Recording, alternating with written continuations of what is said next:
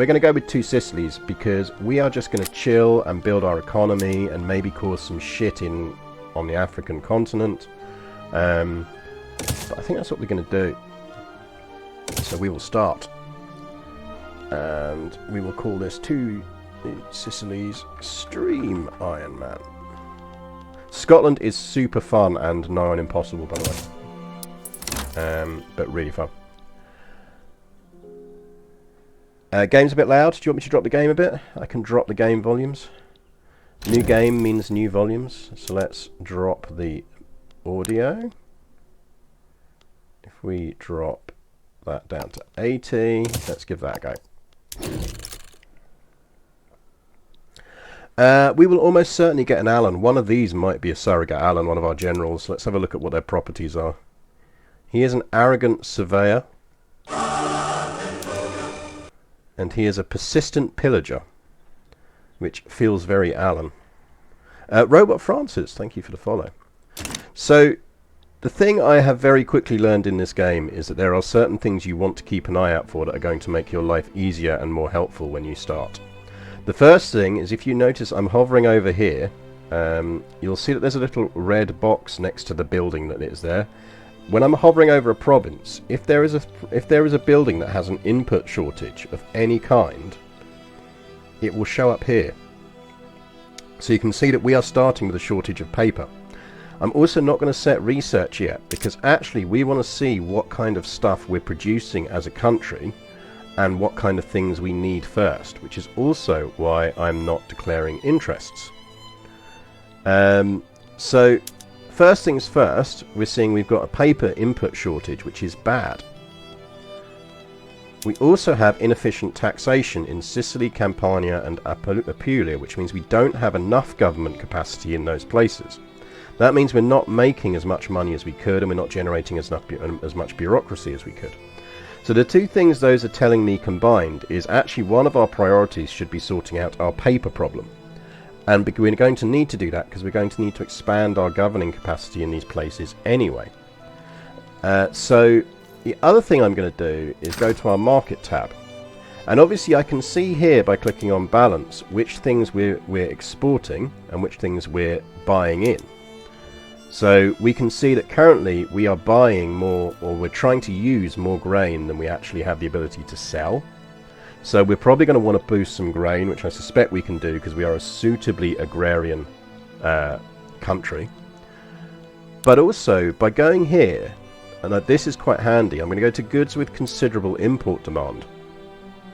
Because these are things that are essentially going to be running with high prices at the moment. And what I can see from looking at this is one of them is basic clothes. Basic clothes is going to be a key contributor to making sure that our lower class are happy and not feeling radical. So actually we want to sort out relatively quickly some way of reducing the prices of clothes, whether we're importing them or whether we're producing them ourselves. Similarly, booze is quite expensive, and that's a basic luxury. So it's not a problem at the moment if booze is expensive, but it does mean we want to potentially consider getting them in.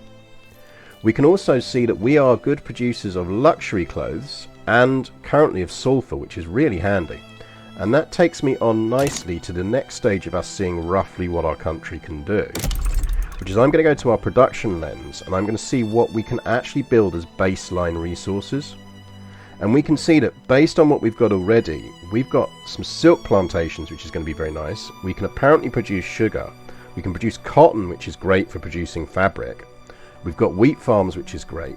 And in resource terms, we can produce coal and iron, which is good, and we can produce sulfur. So the key thing I'm finding with Vicky 3 is you don't want to be thinking of yourself as being able to produce everything, especially early on. But what you do want to be thinking about is what can I optimize around and be good at, and that tells you what your input gaps are going to be early on, and that actually kind of defines where we want to declare our interests, because the areas you declare interest in are the areas you can trade in, but we'll come to that in a second. The first thing we're going to do just before we do that is look at our budget, and we're going to see that we've got a reasonable amount of authority. So even though we're making some money, we are going to put some basic consumption taxes in place. Now there's one very important thing you need to remember with your consumption taxes, and that is that you absolutely do not want to be taxing grain. Grain is a basic staple good, and basic staple goods are vital for everything that you need in kind of keeping your standard of living up. So do not tax grain. I cannot emphasize this enough. There is a nice big button that says, would you like to tax grain? Do not tax grain. I'm trying to make this clear and kind of just as I'm showing you things in the interface, but just if there was some subliminal way I could get this message into your head, I would say that it's do not tax grain. But what you really want to be doing is focusing very much on what you do in what you produce. So what we will do in that regard, yeah, I mean, unless you're Stalin, you know, unless you're Argentina, you know, essentially the problem with taxing grain is, you know, in all seriousness, is that if you tax grain, what you're really doing is you're turning around and you're making one of your staple goods that your poorest citizens require to survive, you're making them have to turn around and pay lots more money for it. That means they're going to get more radical over time because their standard of living is going to drop, and you do not want their standard of living dropping. So really what you need to do is avoid taxing things that are going to make you pay for basic goods. That's really what this is about, ultimately. So it's a slow burn way to utterly fuck up your economy is to tax grain. So we're not going to do that. What we are going to do though is put in a couple of very basic luxury taxes. Because by taxing luxuries, people don't really mind too much because they kind of know their luxuries. So we are going to put in a booze tax. And we're probably going to put in a luxury clothes tax as well. We are playing in Italy, so I'm not going to tax wine. Now, someone mentioned about finding the bonuses that your provinces can do, and yeah, you can do that. The thing I need to remember is actually how you do that. I remember doing that in the PDX run, but if someone can remind me how you work out what is good at producing what and where the bonuses lie, that's useful. But anyway, I think what we're probably going to do is we need to make sure we've got construction. We've got 0.9, which means we do have 2 construction sectors. But I think before we do anything else, we are going to boost our construction sectors by 2. Because one of those things that we're going to do early and it's going to reap big benefits. Ah, is it shown at the bottom of the States tab? Cheers, Mastani. So if we go to the state, is it that it tells you... It tells you the homelands.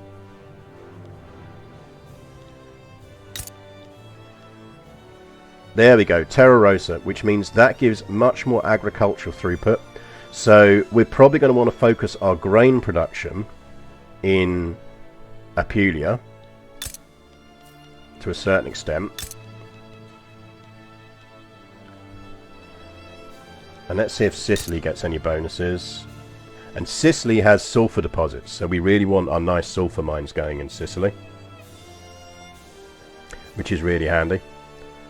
Symbol at the top of the... Oh yeah, look, there you go. You can see it there as well. Gives you a nice little modifier indicator. Yeah, you really have to be a bit fascist to tax wine. We're not going to tax wine. So we've got some basic consumption taxes in. And actually what I'm going to do is we know roughly from this what we need to get early on. We're going to need some paper. We could produce paper and probably should produce paper. So I suspect we will look to produce that ourselves. Not least because paper comes from wood. And I'm pretty certain we should be able to build some decent logging camps. And we kind of probably do want some logging camps around. Most people miss that logs, basic wood, so not hardwood, is a staple good. Sulfur mines is really going to be powerful for us because, yeah, explosives. Things that go boom are going to become very, very important to us. So being able to make things that go boom is going to be very useful to us, especially as we can export them. So I think what we're probably going to do is get 2 more government buildings down, 2 more construction sectors down. We're then going to build some government buildings. We might build some mines first, but I think what we will also do is get some tooling workshops down. And then I think we're going to knock down... Now the question is whether we want to import wood at this stage rather than trying to make it, because we've got to kind of prioritize what we're doing here. In geopolitical terms, and this is where it starts coming in, we want to also think about where we want to declare our early interests, because where we declare our interests is going to define who we can influence and what areas we get involved in.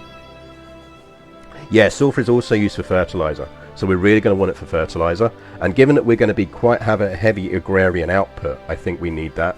So we're going to be focusing on that, which is also why, jumping a bit ahead to research, I think we're actually going to go hammer and tongs straight away for intensive agriculture and nitroglycerin, because food and mine output are going to be our 2 big resources that we can generate early on. So I think let's go for intensive agriculture and nitroglycerin. In terms of where we want to declare our interests, so we should be able to declare our 2 interests, I think. Oh, we've got 2, a maximum of 4. That means we're a major power. So we currently have a natural interest in anywhere to do with Italy. We have a declared interest in the south of France, and we have a declared interest in the Balkans. Now, declaring interests and being aware of your interests is not just useful from the perspective of it's where you get involved in diplomatic plays, i.e. you want to be part of the diplomatic action, whether that's warfare or just pressure or whatever else. It's also critical because where you have your declared interests is where you can trade. And a lot of people miss this. They miss that actually the areas that you can trade with are the areas you have declared interests in. So, and it's not just, to explain that, it's not just can I trade with the countries that are in that area. It's I can also then trade with the countries that are also interested in that area. That's how it works. Martin actually dropped that little factoid on stream a while back on one of the early Egypt streams, I think it was, and I think it's gone a bit under the radar. So if you're sitting there going, I'm trying to import goods and I can't work out why I can't access these markets. You can't access the market because you haven't got a declared interest in it, or you don't share a declared interest with it. So it's important to kind of just do that. So I think you can only create trade routes and do diplomatic plays where you have interest. It might be that that's the case now. They might have tweaked it again slightly, but certainly what they were talking about at launch was you need to have an interest there or share an interest with people. I mean, there's an easy way to test that.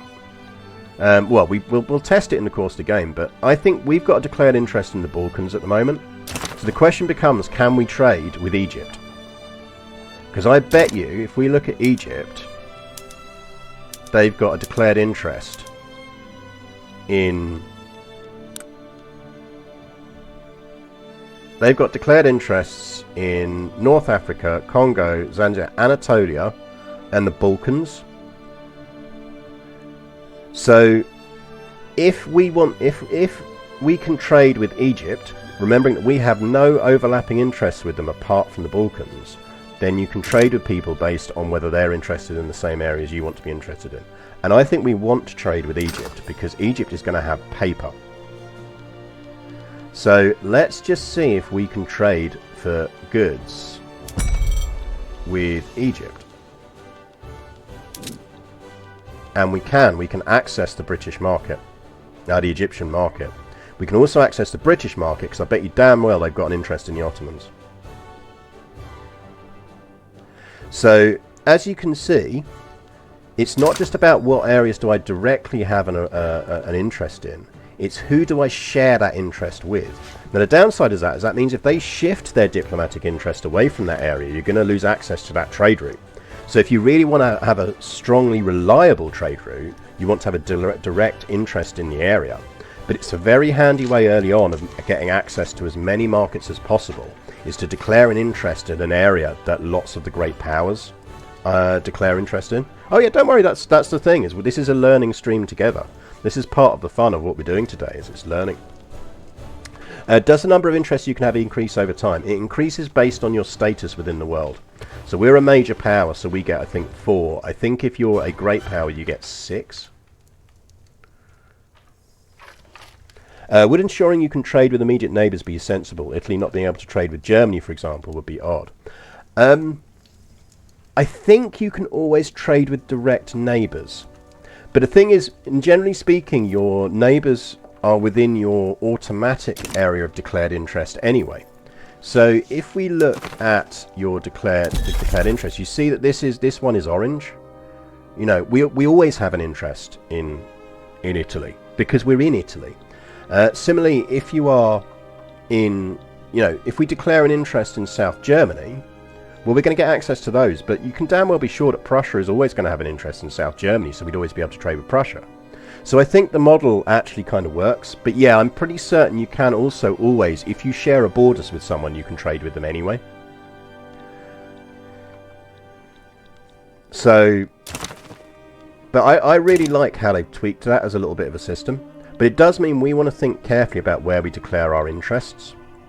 So I suspect, for example, obviously the greater the distance, the more convoys you need to move goods. So we should think carefully about where we directly declare interests. I think we do want to directly declare an interest in Egypt, because shit is going to go down in Egypt, and at some point we are going to want to get involved in that shit.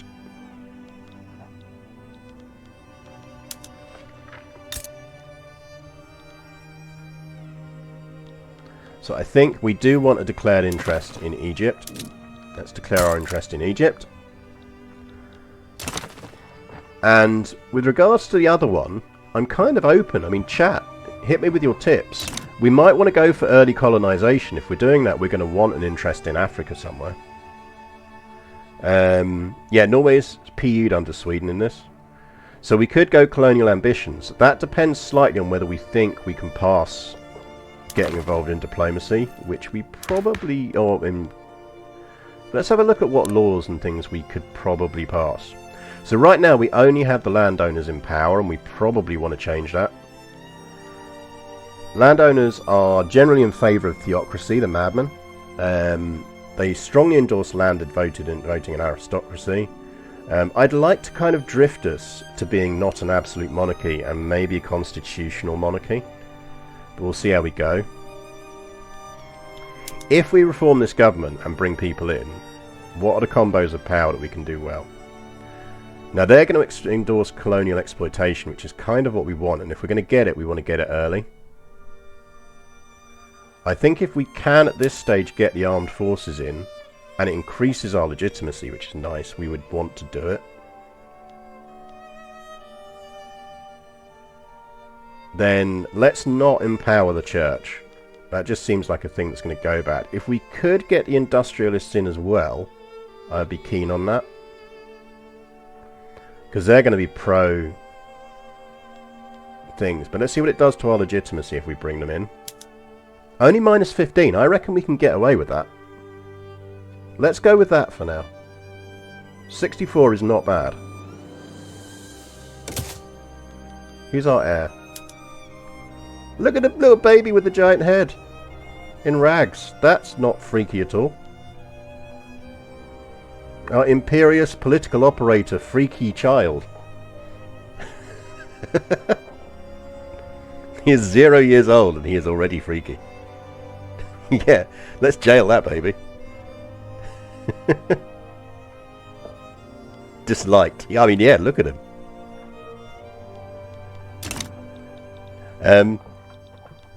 So that means we've reformed our government slightly. Let's actually have a look at that politically. Because this is the thing with this game, is what you really want to be looking at is you can't be looking for short, sharp changes. You're looking for general drifts and change. That's what you want to do over time. So down here we're getting a list of all the stuff that is actually likely to get reasonably well backing. And actually if we look at our current laws, We're on per capita taxation. We don't have any colonial affairs. I do feel we want to be pushing early for colonial exploitation.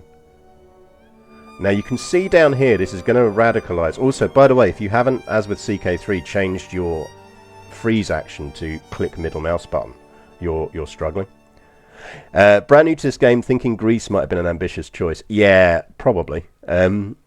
Quite fun, but probably. We're doing 2 Sicilies, and I do think it's a good one to pick.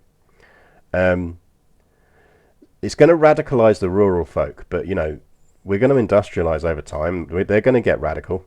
But the industrialists endorse this, the armed force endorse it, and the church actually endorse it as well. The madmen. They're going to be all about changing things. So I think we do want to push for colonial exploitation as quickly as possible. So let's start working on that. Which, as you can see, means every tick we have a 40% chance of actually achieving it. So every 180 days we're going to get a 40% chance of that coming off. Yeah, I would say like the early stuff that where you're not having to do lots and lots of things at once is a good way to treat early ones. It's why Sweden's quite good, because you just go actual hammer and tongs on industry, and Canada is probably a decent start as well.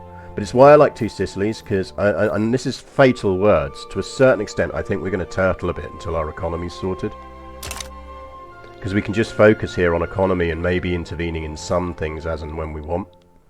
I'm actually going to unpause as we're starting this, because we're only running on the low speeds. So we're pushing for getting colonial exploitation through.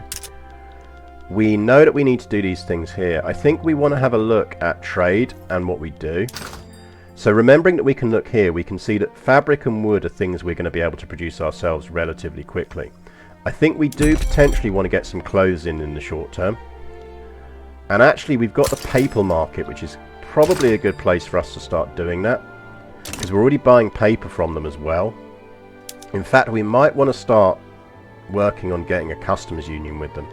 So we're actually going to spend some of our Diplo power, because remember, this is a kind of like continual total you can spend against. I think we'd also quite like France to like us in an ideal world. So let's start improving relations with France. And the more we trade with people, the more they're actually going to start to see us as a valued partner.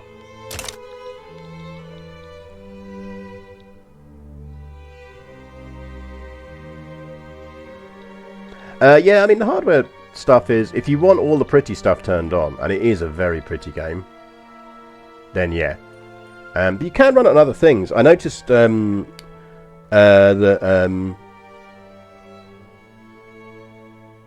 he was playing it on a Steam Deck the other day, and it looked pretty sweet on a Steam Deck. Someone was playing it. Someone I know was playing on a Steam Deck. I can't remember who. But someone definitely was. The new system, especially the war system, might make the levels of micromanagement and micro-simulation constant over a run rather than everything bogging down late. Yeah, I suspect there is an element of that to it. We'll see. Right, at the moment we are building our extra construction sectors, and we're going to drop some tooling down. I think at that point we actually do want to sort out some of our governing capacity here, and that means we need to improve our admin. 2 will do it, and 1 should be enough there for now, and 1 will be enough there. Because actually it hasn't got any, that's why that's bad. Because we're going to build other buildings there. So the sooner we get that sorted, the better. The opium ban and wars are going on. We do have another area we can declare an interest in. So chat, let me know where you want us to declare our other interest.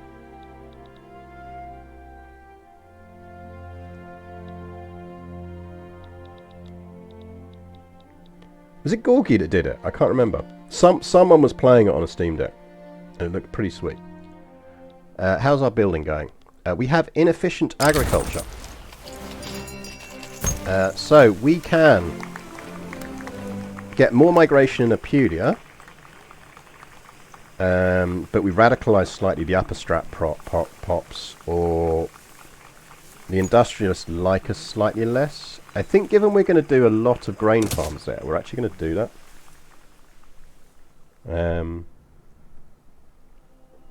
If you haven't read it yet, I highly recommend Mango's biography of Ataturk. Let's get on. My specialty is I'm kind of a mile wide and an inch deep. Right, so the reason we're getting a bureaucratic shortfall here is it's showing that we're actually running out of bureaucratic capacity, which is another reason why it's very useful for us to start building these government buildings, because it'll start ticking that up. So we do still have a paper shortage. I am tempted, at least temporarily, to do an import route for that, even though it's going to cost us, and I think we will take it from Egypt. I think long term we want to build our own paper up, but we'll go with that. But yeah, in terms of my specialisms, it's, if you follow me on Twitter, you can see my threads. I get fascinated by the little things that fall between the gaps.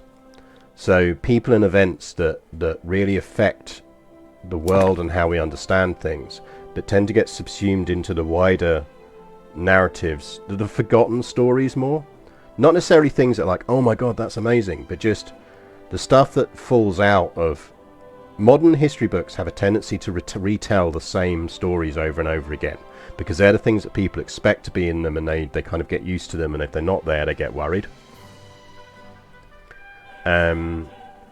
Whereas actually I prefer to kind of just look at the stuff that's out of that. Hence the bookcases.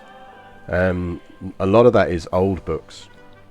Oh, Texas has captured Santa Ana. Trade routes. Yeah, so from what I'm finding so far, generally speaking, this means a trade route will be profitable. And if it's profitable, it's going to work. If it's unprofitable, people aren't going to bother using it, because essentially what it's saying is it costs them more stuff to bring it in than they're going to get value out of it, so they're just not going to bother.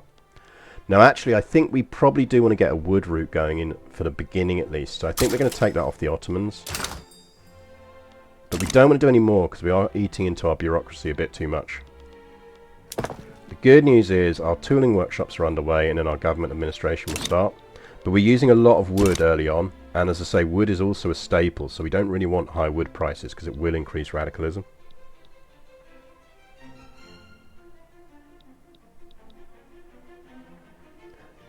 Yeah, 1836 to 1936.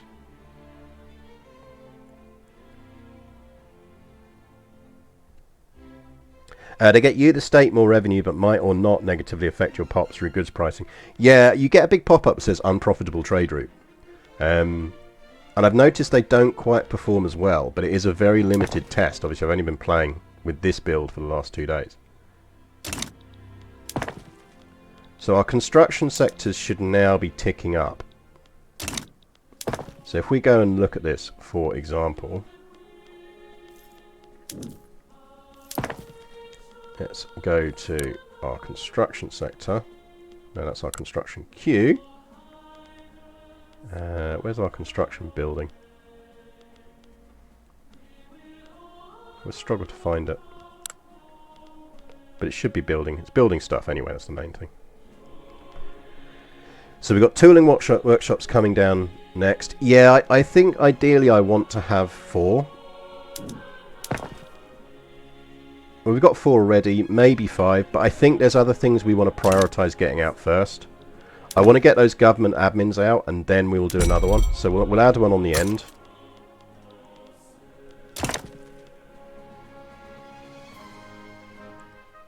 But we are making a profit at the moment, and we are eating into our things, so maybe after the tooling workshops.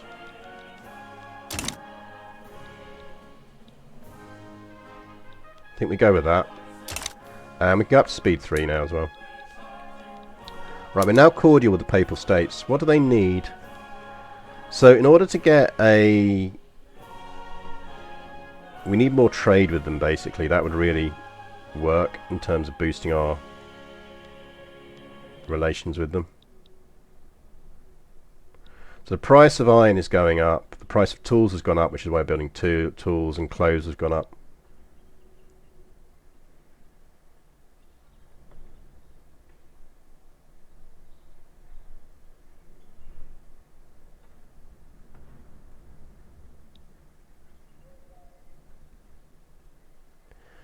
So yeah, we're getting there. We're getting there.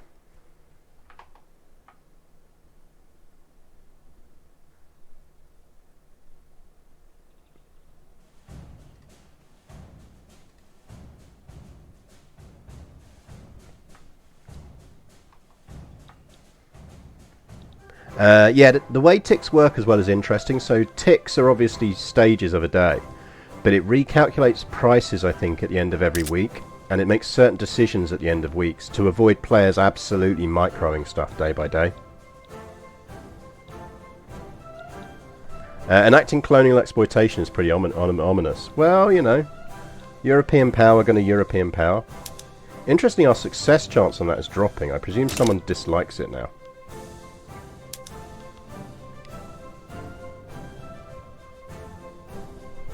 If we're lucky, we'll get some events that will improve that.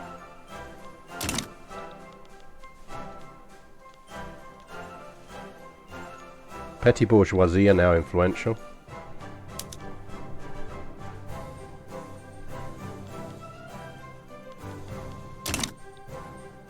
I think in terms of our other buildings that we're going to want, we are going to want wood, grain and mines. I tend to find at the moment that you really want to focus early on just getting your base level resources going.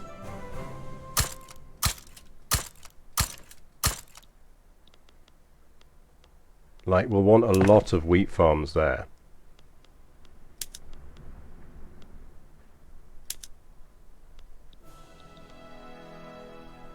Because we know it's going to produce good agricultural stuff. Like, that's our bread basket, basically.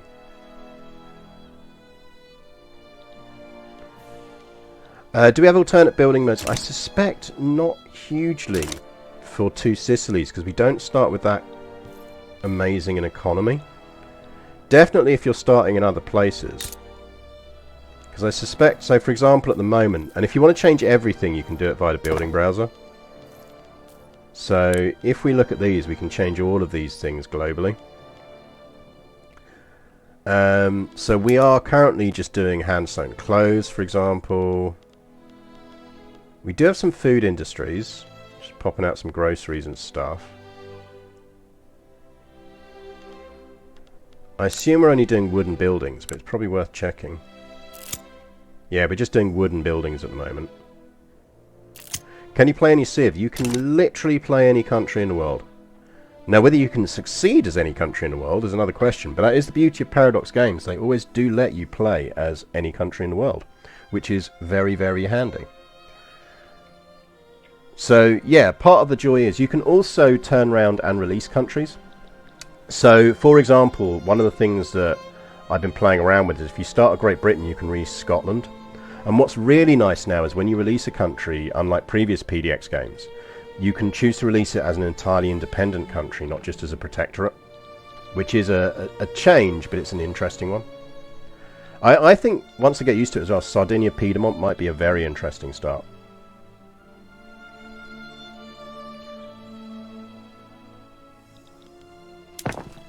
So we're throwing out our tooling workshops, and again this is about thinking ahead, because we've boosted our construction sector. Our construction sector is they're going to use more tools. So we're limiting the amount of what we do with that. We do have the trade unions leader's dead. I mean, that's one way of calling it retired, but colonial enthusiasm. Let's see what we've got as decisions here. The news that the government intends to pass the colonial exploitation law has created great enthusiasm among those who are eager to exploit new and distant lands. Profit and adventure lie in wait for those brave enough to embark with us. An untamed world awaits, just waiting for us to deliver some good Sicilian civilization. And if the natives object, make sure you have your rifle close at hand. So we can go slow down, the law isn't signed yet, so we get plus 20% enactment chance. We can get 2 years boost in prestige, which determines how other countries think about us, and a 10% expectation chance. Or we can get a 10% boost and 2 years of colony growth, but that would be only useful if we were actually guaranteed to pass it on the next tick, and we're not.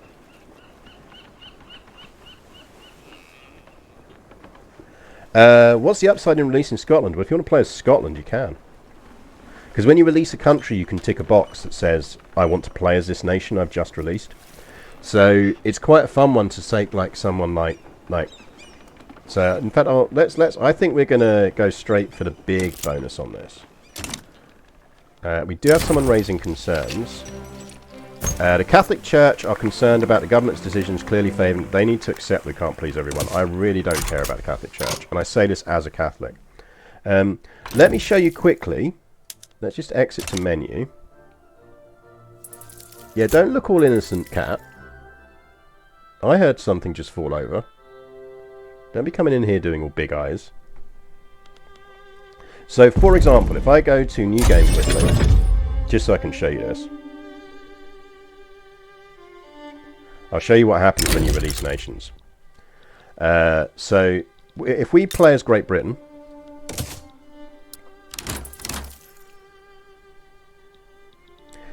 and now if I go to my diplomatic view, you can see I can release subjects. These are all the subjects that at game start I can release. So if I want to play as frickin' Malta, now there's a fun one to do. I can play as Malta. And when I click the button, it says, do you want to release Malta as an independent country? They will receive Malta. They'll be released as an independent state. I can release them as a subject country instead. So they'd essentially be a British protectorate. And I can tick the box if I want to say I actually want to play as the released nation. And that is a little change from previous Paradox games, and it's really nice. It's really, really nicely done. So I'm now intrigued as to what happens if we release as Malta as a city-state. Because I'm definitely going to try that off-stream. I'll release Scotland now. I'm going to play with Malta off-stream.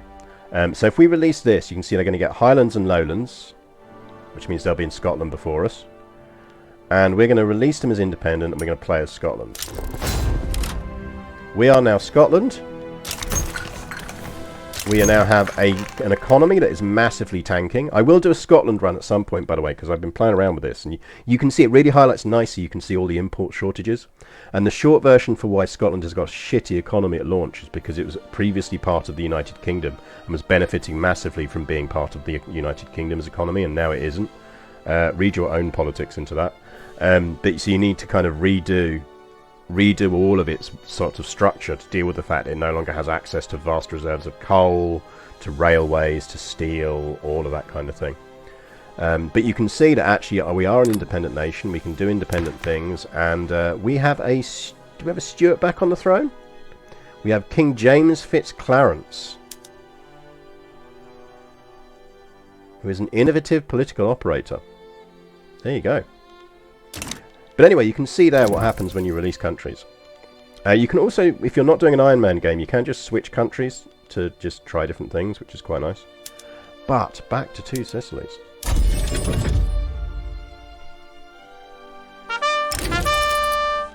She's worked out there's a Dreamies bag in the bin, by the way. Camino Keys, Martunta, Kabooks OSS, Michael Eakins, and Ogazam Sahin. Thank you very much for the follows. Yeah, there is an empty Dreamies bag in that bin, and no, you're not having anything from it. Don't be looking at me like that. Yeah, you don't start with any cash reserves. I think they might change that. I could see them halving it, so you just get half of it. So actually, if you want to play as Scotland, my tip is actually spend a year playing as Britain first. Build 3 construction industries in Edinburgh and drop a couple of coal mines in the lowlands. That's my advice. Right. We will do a Scottish run on stream. I will do a Scotland run. Because I might do some midweek I might do some midweek Vicky 3 on Wednesdays for a while. So we might do a Scotland run at some point. And see what we do with that. That's in addition to CK3 on Sundays, and what I'll probably do is do Vicky 3 on Wednesday evenings, until we finish our Monkey Island run on Mondays, and then I'll flip Vicky 3 into the Monday spot for a while. So anyway, we've got stuff going on. So we've now got a slightly more than not chance of enacting that, which is good.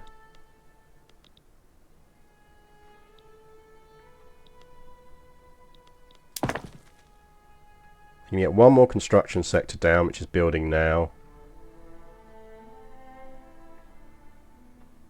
And then government administrations, wheat farms, because we want to be conscious of our cost of living stuff. Cost of living is so critical early on. And that basically comes down to, do they have, for the poorer people, that's do they have access to grain? Do they have access to wood, softwood, which is forgotten, I think. A lot of people assume that's just for construction. It's not. That's absolutely critical, because it's what people use for running their fires. So you really need to kind of make sure that you're not skimping on wood and just sending it all to your industries. So I think we're actually probably going to boost that up to 4. And then I would like, before we start getting our iron mines down, we do want to get some coal down.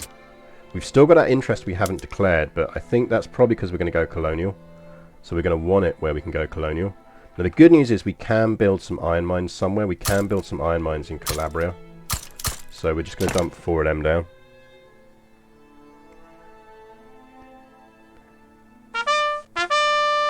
And yeah, this is all... Vicky 3 is about delayed actions and balancing. And I think that's why a lot of people are bouncing off of it, because they're used to strategy games where you kind of click button, thing happens. Doesn't really work like that in Vicky 3. You've got to be thinking ahead. You've got to be thinking, what resources am I going to need before I can build that arms factory?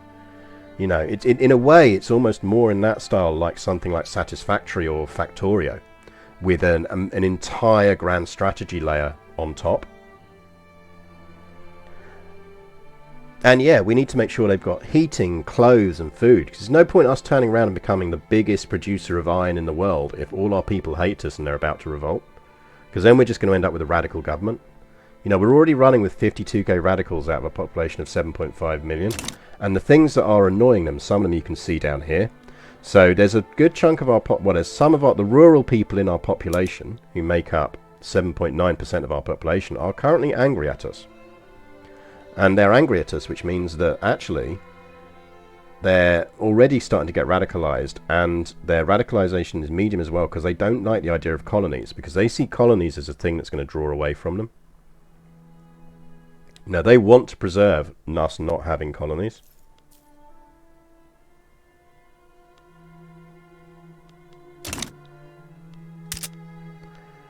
So yeah, there's a delayed failure element to this game, which I can see people getting annoyed at in some ways, which is, it's nice in a way that if you fuck up quickly, and you can see the fuck up.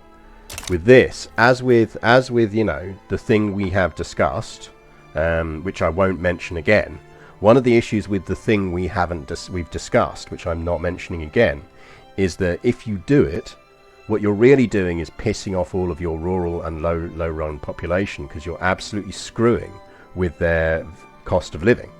And so when you up their cost of living, they gradually, over time, turn around and get really annoyed at it. So I'm not going to mention it, but I suspect some of you know what I'm talking about when I say this. But there's a thing you shouldn't do in this game that everyone is clicking the button for because they don't understand how macroeconomics works.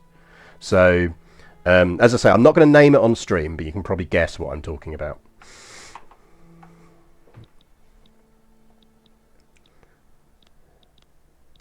The music in this game is really lovely. I'm going to quote Tolstoy. A good player who loses at chess is genuinely convinced that he has lost because of a mistake, and he looks for this mistake in the beginning of the game, but forgets there are also mistakes at every step in the course of the game, that none of his moves are perfect. The mistake he pays attention to is conspicuous only because his opponent took advantage of it. Yeah, exactly. The One Lemon and Alex Gomez EU. Thank you very much for the follow. You are better than the non-EU Alex Gomez. That's my opinion anyway. So we're dropping down these government administrations because what that does is it's going to address our inefficient taxation capacity, which we do have a bit of a problem with, and which is, you know, as we drop these down, it's going to help us do that. Yeah, starving people are more likely to revolt and overthrow you. So are rich people who are pissed off. But starving people are absolutely more likely to.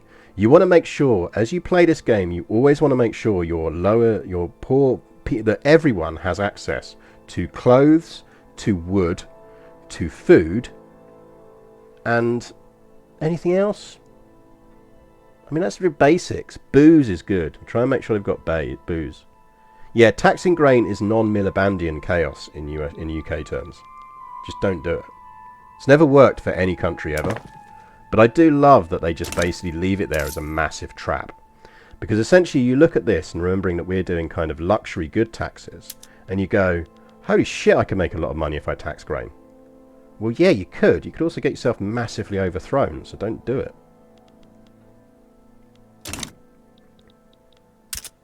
So at this stage, we're just sorting out our base economy. Something to remember here is you see this yellow bar beneath here. Right now, our construction expenses are coming out of that. That's our investment pool. So this is the combined pool that all of our industries are contributing a percentage of their profits to, which we can then reinvest in building buildings, factories and mines. So this is offsetting the cost of construction for us at the moment. When this pool runs out, our monthly money is going to go down quite a lot, because it will be coming, our direct costs, these costs down here, will be coming straight out of our budget. So stopping periodically to allow your investment pool to restore as long as your economy is solvent is a good idea.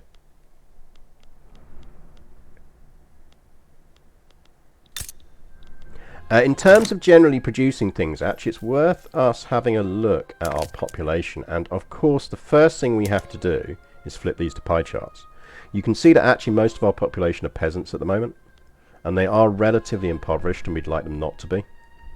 That the lower classes are struggling, and the way we need to do that is to just get the prices of goods down.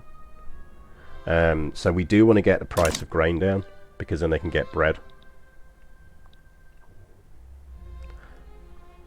Is there a hotkey to toggle the current situation dialogue? Probably. I just haven't worked it out yet. How are we doing with the Pope? They're gradually starting to like us. Their attitude to us is genial at the moment.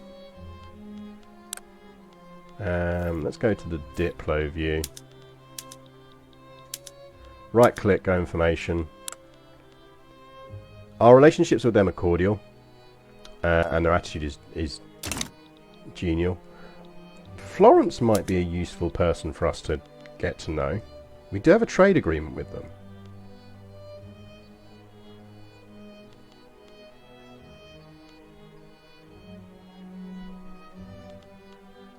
What did Tuscany think of us? Cordial and genial. I mean, we've got the influence at the moment, so there's no harm in us just gradually improving relations. I think we might also spend some points on doing that with the British. I know we're doing it with France, but... And remember, we can do this because we've got shared overlapping interests in different places. I wouldn't mind Podgorica, it would be very nice. Now, we could actually just try and conquer them, but I don't think it's going to work very well. I wouldn't mind Montenegro. Lovely place, Montenegro. Great place to go for a holiday.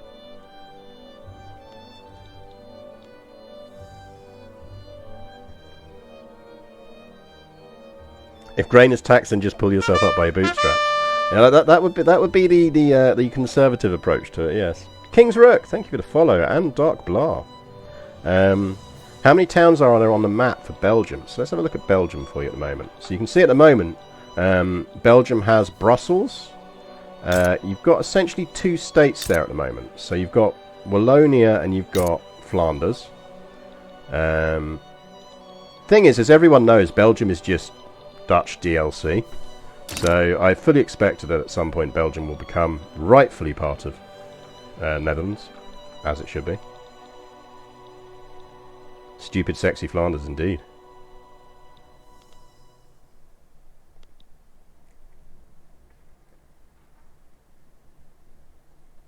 So real heavy on the economics. What are the military systems like?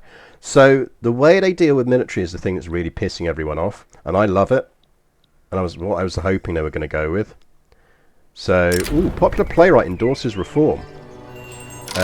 This is going to give us some options. We can get 10% enactment success. We can make it increase people's membership of the industrialists. Or we can permanently increase our prestige by 20. I mean, standard rule of any game applies. If you can get a permanent bonus, you absolutely take the permanent bonus.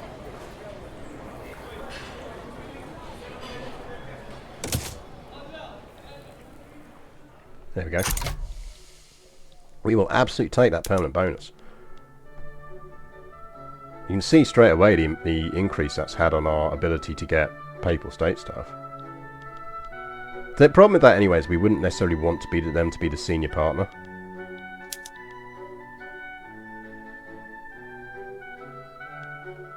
By the way, one thing you can do when you're doing these things is you can offer an obligation.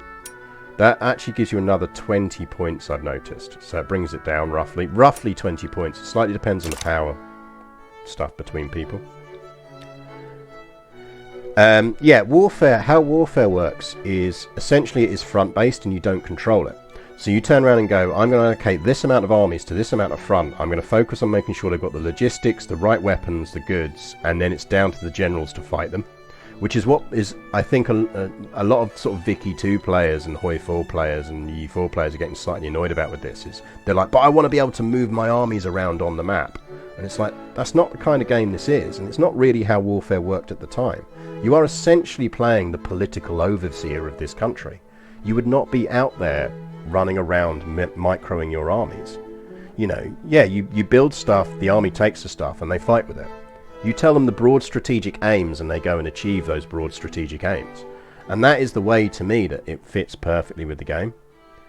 You're glad not to have to micromanage your armies. Yeah, I mean, I think it makes a big difference. And it's like, ultimately, if you want to go micro armies, go play EU4. And I say that as someone who has, like, 6,000 hours in EU4. I love EU4.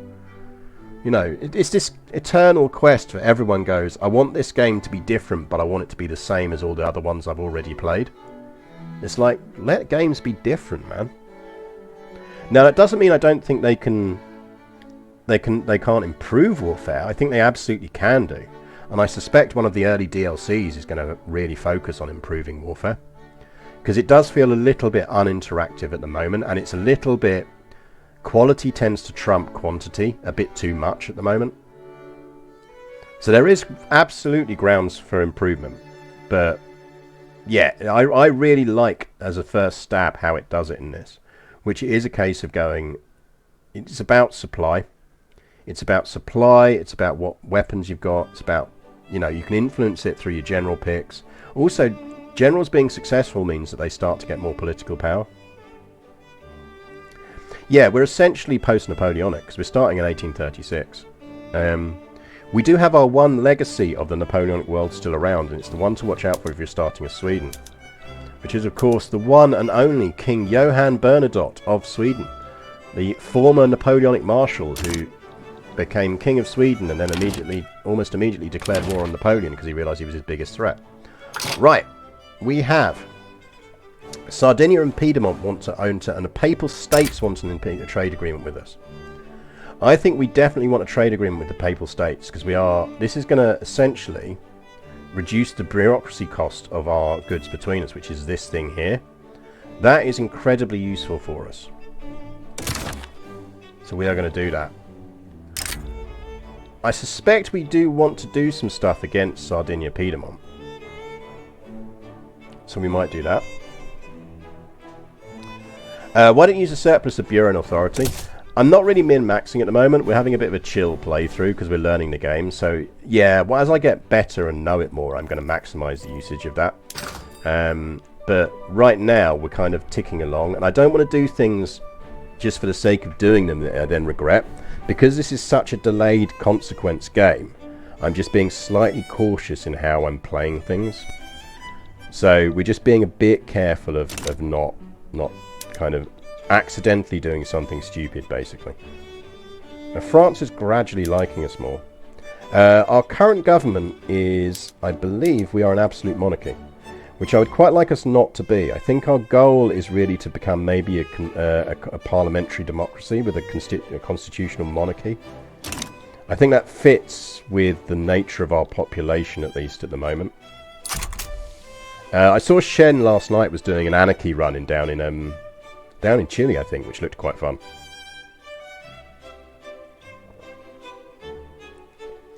You hope they keep that principle for warfare? Yeah, definitely. Is trade only via diplomatic routes, or is there a world market pops can get their needs from? So to give people just joining now a run through of how trade works, I'll give you the 2-minute version. So the 2-minute version is when you trade, who you can trade with. So for example, if we were looking to get some grain, who you see that you can trade with is based on 2 things, or 3 things, like the Spanish Inquisition, 3 things. It is based on, are they a direct neighbour, so we can always trade with the Papal States, because they're a direct neighbour. Or, it's based on your diplomatic interests. So when you declare interests in areas, this is something people don't realise. What you're actually doing is not just saying I want to be diplomatically involved in this area. You're also saying I potentially want to trade in this area. So that's your second stage of who you can trade with. So we could trade with anyone who also is based in the Balkans at the moment, with France because they're based in there, and with anyone who is based in the Nile, which is Egypt, Darfur, and all of those things. The one that people miss in terms of who they can trade with is it's not just who is in this area, it's also who is interested in this area as well. So we could trade, for example, even if we weren't interested in the Nile area where Egypt is, we would still be able to trade with Egypt, because if we look at Egypt, if you have a look at Egypt, you will see under their diplomacy view that they are also interested in the Balkans. So as long as they remained interested in the Balkans and we remained interested in the Balkans, we could trade with them. It's also, frankly, why we can trade with the British, because the British are interested in shared areas, in areas we share. So you both, yeah, exactly. If you both have interest traders going to embassies in the region, you can hook up with each other. So that's absolutely how you can do it. You just need to make sure that you share interests with people. It's a really nice system, and it's better than a global market. It also means that we've got one interest we can still declare because we are a major power. And the question we're going to be is where we declare that, but that's also going to influence our ability to colonize. So the reason we haven't declared our final interest at the moment is because we're trying to enact colonial exploitation. At that point, chat, you're going to have to decide where we're attempting to colonize. In terms of buildings, as I say, we're just gradually ticking up, and you'll notice our bureaucracy is increasing as we've increased these out. But more critically, you notice our inefficient taxation is disappearing.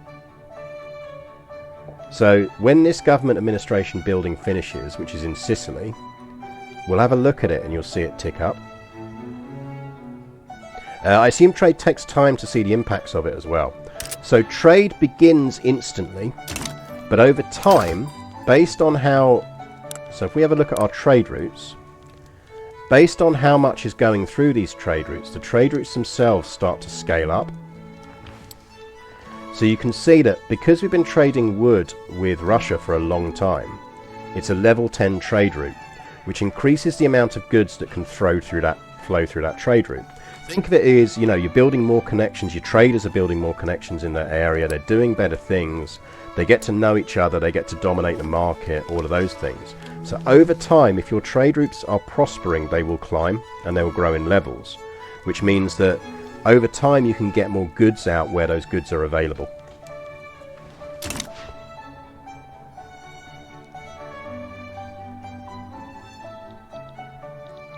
So yeah, it's why if you really want to just open up a shit ton of trade routes wherever you're playing in the world, just declare an interest in Great Britain, because you're going to open up so many trade routes just by doing that. So basically they grow when they get more out of trade. Yes, exactly. Now, I've not pressed the full limits of that and how this goes. Like, when I'm telling you these things, I will tell you if I don't understand a thing. I've never believed in the whole thing of, oh yeah, no, just pretend you know it. If I don't know, I will say I don't know. If I think I know it, I will say it, and if I'm wrong, correct me in chat. I will not be sad about it. But, you know, this is based off of me playing this now, and playing it a little bit before, and playing it at PDXCon. So I'm only coming into this with about a 30-hour head start on the rest of you. Tops. And, you know, this is a game I already know I'm going to put an awful lot of time into. So, if we look now, you see our government administration, that one we built in Sicily, is finished. So let's have a look and you can see what's happening with that over time. So it has already disappeared, our inefficient taxation capacity. Right, I'm going to wait for the one in Apulia to finish, because then I'm going to show you what happens when that happens. That's 14 weeks, so you'll see it tick up. And again, you can see our bureaucracy is increasing, but so actually slightly is our money, because we've just opened up the access to be able to tax these people, which, given that we're building more buildings in there and we're hoping for migration, we're going to need anyway.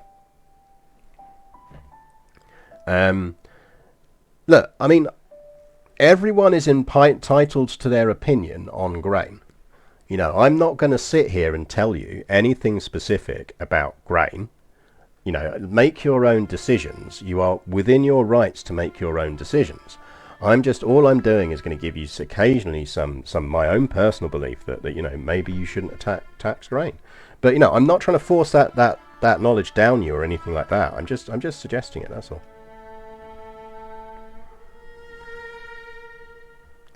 Right. How's that looking? Are we close to finishing that yet? 10 weeks. And again, for late joiners, a serious point. The reason you don't tax grain is one of the key things that your lower strata are going to use to live. And if you tax grain, you're gradually over time lowering their their standard of living. And I mean, tax grain if you want a communist revolt. Do buildings take time to ramp up? This is one reason why I want to show you government administration when it finishes, because then you'll get to see that in action. Because yes, they are great. They accrue workers over time. It's nothing in this game is instant. Nothing happens instantly in this game, and that's the thing that catches everyone out. Nothing happens instantly in this game. Tea, yes. Don't forget, tea. Today I am drinking Lift Me Up Angel, which is absolutely lovely. And I highly recommend it. It is a great tea. Tea link in chat. If you buy tea via Bird and Blend, via that tea link, I get a bit of money. They continue to sponsor my streams. And you get free tea if you use the code GariusTheBrit. They will include free tea for you. You know, other streamers will push energy drinks at you. I'm pushing tea. You know, go for it. Does it make a difference if you have a trade route from direct interest or through mutual interest? As far as I can tell, no.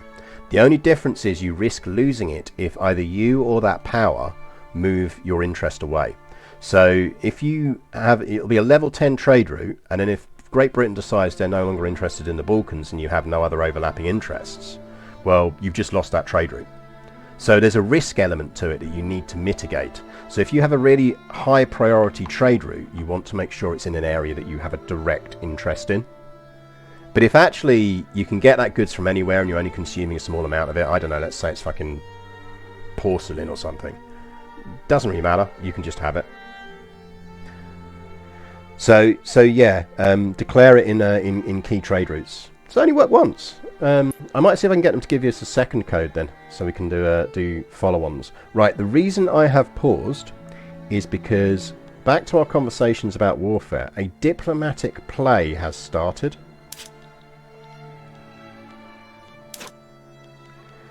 Diplomatic plays are things that happen when you want to start a war. So, rather than it kicking in straight away, that you just click a button and bosh, you're at war. Remember, everything happens gradually in this game. Then what actually happens is a diplomatic play starts. So over time, things will happen. So what's happening right now in Arabia, and we can't, in fact, actually, here we go. And I won't be able to get diplomatic interest in it in time, I don't think. If I had a diplomatic interest in Arabia, I would be participating in this play, but I don't. And what that means is, right now, the Ottomans are saying they want Lebanon and they want Syria. Now, we're in the first phase of this, which is escalation. If this was West Side Story, they're dancing at each other and clicking their fingers at the moment. So they're saying Ottomans have flagged up that they really want Lebanon and Syria. Egypt, in response, could have just given them, well, could just give them to them. But right now they're saying, well, you might want that, but okay, fine. We want what is it, Eastern Thrace, and we want the other side of the straits, which I can't possibly pronounce properly. At the same time, you can see that there are other powers who are interested in this area. So the British have got an interest in Arabia, the Trucial States, Hijaz, Najd, Khwarizmid, Mara, Oman, and Lahe. Either because they're in the area or they have an interest in it. Any one of those parties could intervene on either side because they have an interest in the area.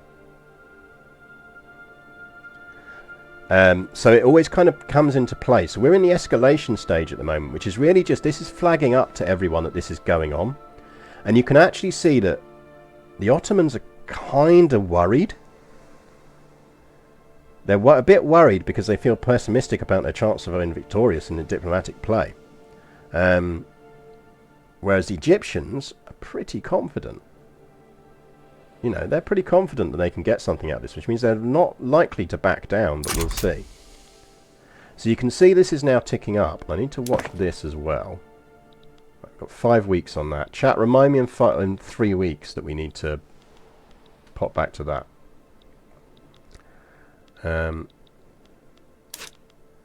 Let's get our diplomatic play back up. Oh no, I cancelled it. Ottomans. I think if we go to their diplomatic view, we can see it. There we go. So this is the escalation stage. And you can see here who's leaning in which directions. So at the moment, everyone is on the fence. Everyone is on the fence about this. Are they going to intervene? Are they going to stay neutral? What are they going to do? But the Jabal Shammar is leaning towards the Ottomans, getting on board on the side of the Ottomans. The Ottomans can try, and you as a player can try and persuade people to come in on your side by offering them things. You know, so people will be offering stuff. Something Ukraine, indeed. Right, how are we looking on this? 2 weeks. Right, we're going to move out of the escalation phase in a minute. I'll show you what happens then, but just for now. And we've got colonial exploitation. It's just passed. So we get minus 25% subsistence output in unincorporated states. This means that people who are just working kind of random farms on the agricultural territory are not going to produce as much for us. They get lower starting wages in unincorporated states. And we get attention delay. But we get more throughput in unincorporated states, and it enables the colonial affairs institution, which is what we wanted. So we will come back to that in a second. It does remind me, actually, we need to remember how to incorporate, because I'm pretty certain Abruzzo is an unincorporated state. Oh no, it's incorporated, that's fine then. All of our states should hopefully be incorporated. Yes, that's good. How's our building doing? 2 weeks. We're just back, and Clenio1, thank you very much for the follows. Right, 1 week. It's been 1 week, chat, since you looked at me. So we're going to go, where is that? That's the one that's building in Abruzzo, isn't it? So remember, Apulia. So remember, in Apulia at the moment, we do not have a government building. Or we do, but we only have one level of it, and we don't. We want to get a level of it. This is about to finish. So I'll show you what happens when a building finishes. Because remember, nothing is instant. Is that someone at my door? No. The benefits of having an office immediately above the front door is you can go, is that someone at my door? No, it's just the postman. What's incorporated mean? Means it's kind of an official part of your country. In EU, for closest equivalent would be coring. Is it a core state?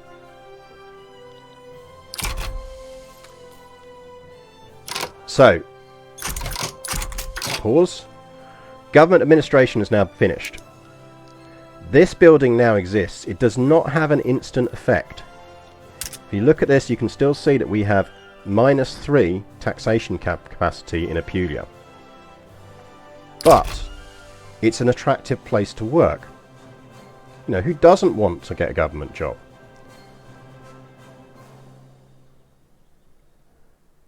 So over time, we now have 500 people working in that building. And because they're now working there, they're now generating stuff that we need. You can see that it's also telling us that we've got it's using paper and we don't have enough paper, which we know anyway. Is this game out? It is. It came out yesterday. Came out yesterday evening. So you can get it on Steam. So we now have 500 people working there. I think that should already have cancelled out. Well, not quite yet. Bit more and it will cancel that out. Might take a little build over. Meanwhile, Napoleonic warfare has unlocked for us. We did not research. We're not researching Napoleonic warfare. But what you will notice is we've got it, and then we've got that because over time, as states around us learn things, there's a kind of knowledge drift that kind of comes in. So now we have actually unlocked some better soldiery things we can do. Right, I just want to see when this ticks up to 1,000, but we do want to keep an eye on our diplomatic play as well, so we can show you that. Okay, yeah, so look, here we go. So, this has now moved into the escalation stage. Once you're into the escalation stage, that's when people start going, oh shit, this is serious. This is serious, and we've got to start doing things about this. And you can see that, essentially, others are starting to declare what they want to get involved, and they're getting involved. So, Tripolitania has got involved, and they're saying that actually they want, as an outcome on this, they want Hejaz liberated. Whereas the Egyptians have said they want the Ottoman market opened up to them. And Hejaz have come in on the other side and said, well, fuck you, we want some more reparations then if we're going to do this. It does have sort of struggle overlaps. So what you can get is we're now in the escalation stage. This is the point at which people will be starting to lean and get off the fence. So you can see that currently Jebel Shammar is leaning towards the Ottomans. That means that Egypt could still pull them back by promising them an obligation or similar, but right now they're leaning towards it. More critically, you can see that the number of people who are on the fence has decreased.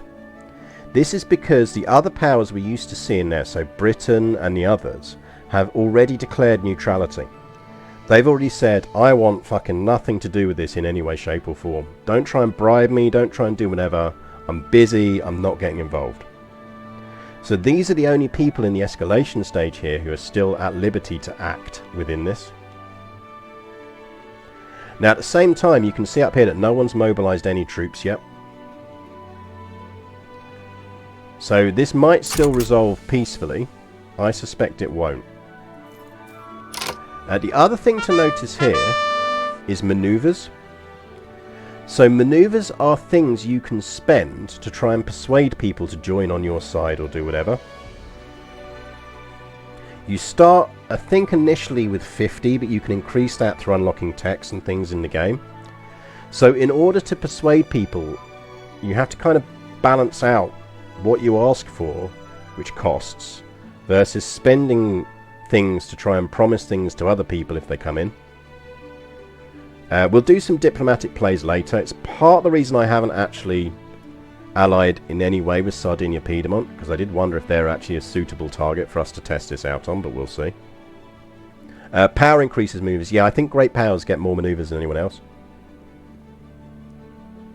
So I really like diplomatic plays. They make diplomacy so much more complex and interesting.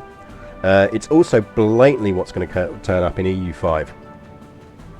You know, if you look at the things they're taking from different games that are going to go into the future games, this is 100% going into EU5, no question about it. Right. So yeah, so this diplomatic play is going to go through that stage, and then this is the money where the mouth is stage. So we will see. Never tax cat food. Definitely never tax cat food. So you can see how knowledge spreads. So knowledge of paddle steamer is spreading to us. Right. We also, because we passed that law, we can now look, and we have colonial affairs as an institution that we can do stuff with.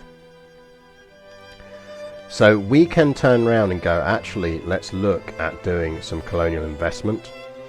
And that's probably what we're going to want to do. But at the same time, I think this should now mean that we can colonize, which I will admit is something I've not tried yet. So if people in chat have already tried colonizing, let me know how this goes. Because my understanding is, what we need to do is we need to decide where we're expanding to. And we need to pick one of these, which is essentially a decentralized power. So they exist as people, as a sort of shared grouping, but they're not a kind of centralized government, which is why we can encroach on their space. I really like this rather than kind of declaring everything into two different areas of kind of civilized and uncivilized. It recognizes actually that isn't and wasn't a thing. But what it does say is what you've almost got is this centralized versus uncentralized effect that's kicking in. So that's really what it's replicating. I don't know. So we've improved our government capacity massively, and you can see the impact that's starting to have on our economy. It's a lot more stable, it's a lot more reliable, which is all helping.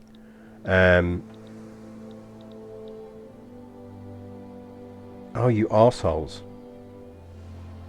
Chat, you're all arseholes.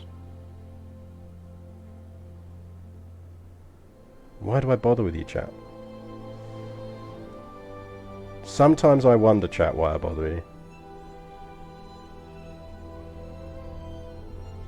I'm not ordering both. Right. So, investment pool. So how the investment pool works, and this is my understanding of the investment pool, is the investment pool builds over time based on the profits that your buildings are making. Your buildings are owned by capitalists and all of that kind of thing. So let's pick our food industry in Calabria here. So you can see it's got cash reserves. When these cash reserves contribute to the investment pool. And this is essentially a share of the profits over time that is accrued for reinvestment in the business. And the amount that is accrued and how quickly it's accrued can be changed by different laws and by different technologies that you unlock. What that means is when you then build buildings, by default the money first, as you can see from this menu, is coming out of the investment pool.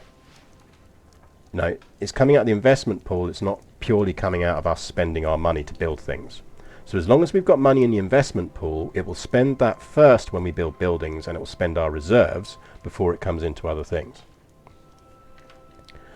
But you can also turn around and set things to automatically expand. So what you can say is, if you are continually making profit with this factory, as long as there is you've got access to the raw materials enough to keep generating a profit, just keep expanding this business.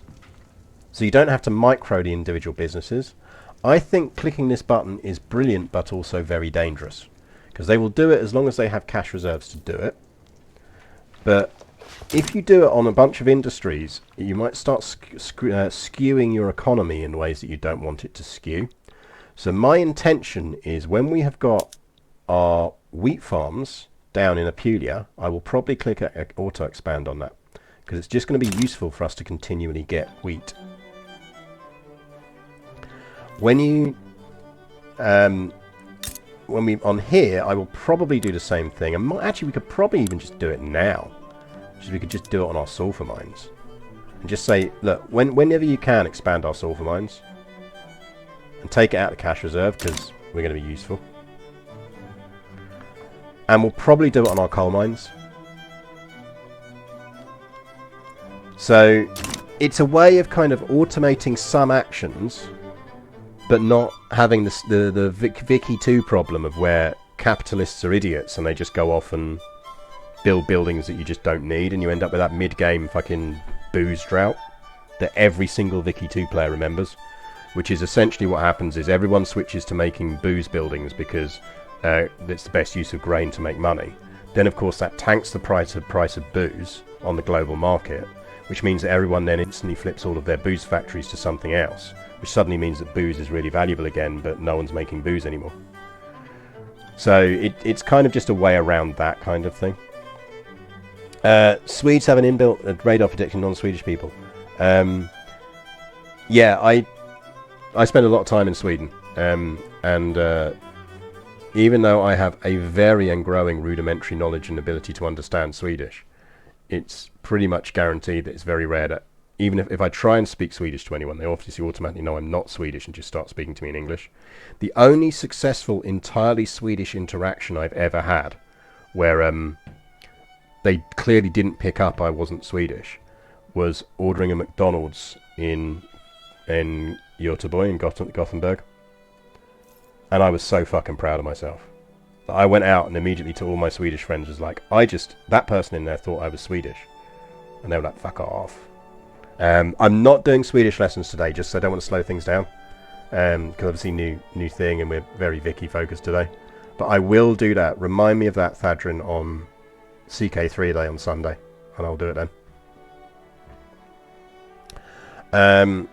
Bandit Path from Italy. Ah, well, there you go. We are in the better or worse part of Italy, depending on your opinions.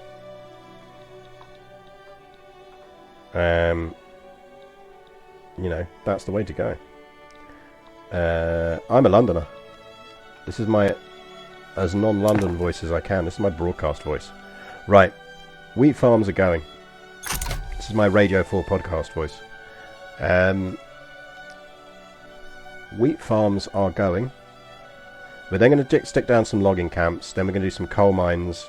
Then we can really start to think about how we tailor our economy. Because at that point, I'll feel like we've got the base buildings down that we need to just actually do things. And actually what we're going to do is start looking at what we're doing for grain. So Apulia now, you can see this is starting to kick in. They're up to 2k employment, which means that, and there we go, we've just looked, it's just disappeared. We now have effective bureaucracy in all of our places.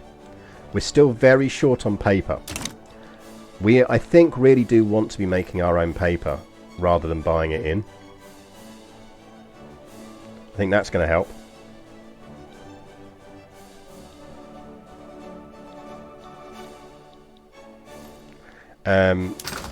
So I suspect we are going to make paper. We've unlocked lathes. Like, of the things here, so our market price for grain is still quite high. This is what I want to see drop before we start doing anything else. Because we really want to start getting the standard of living up for our lower strata. Lower grain prices and lower clothes prices will help massively with that. We might even want to start importing some more clothes. We'll take it from the Ottoman market. Right, what happened with our... Oh, here we go. We are now in the countdown to war stage. We're in that last stage. Interestingly, neither party has mobilized any soldiers yet, which seems a dangerous thing to do. But they are now on the route to war. No one can back down anymore. This is going to war. And you can see here, kind of like the people who decided to come in. And we've just done our bit of research, which is intensive agriculture, which we did want. Let's just go straight for nitroglycerin. These we're getting because they're going to boost the key resource industries that we know we're relying on, which is our mines and our food. So that's why we're operating on that. Yeah, so if you look at the attitudes on it, they are now uncertain rather than worried. There is still time for them to back down. I don't think Egypt is going to back down because they're confident. And there we go, they didn't. It's kicked off into a full-blown war. So what you can see now on the map is these kind of glowing lines are where the fronts are. And they'll be assigning troops to these fronts and fighting on these fronts. And over time these fronts will move and they'll leave some devastation behind them. And devastation scales as the game goes on. So as you get into more mechanized warfare, devastation becomes a bigger problem. But essentially they are now fighting a war.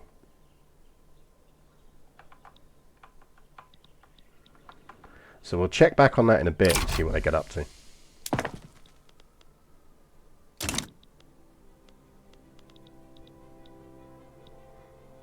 Ah, best music. So the fronts start at borders, and yeah, and they move from there. You can also navally invade places, and in which case you can start a new front. And what you really do is when you're telling people what to do, so you'll notice, for example, there's another front here, because the Ottomans actually, because that is one of the people who came in on that war. We get rid of that, that's Tripolitania. They came in on that war. So that's why that front's kicked off there. You've got a front down there. Everyone can be assigning all the different troops to those fronts, and you can kind of pick a stance on it. So you can say, I'm going to be offensive on this front, or I'm going to be defensive on this front. And you have to assign a general to it and troops. And the general goes and the troops follow them. And you don't get to say what you're doing. It's now, once the general's on that front, it's down to you to kind of prioritize supply to it, whatever else, and the general to decide what they're doing.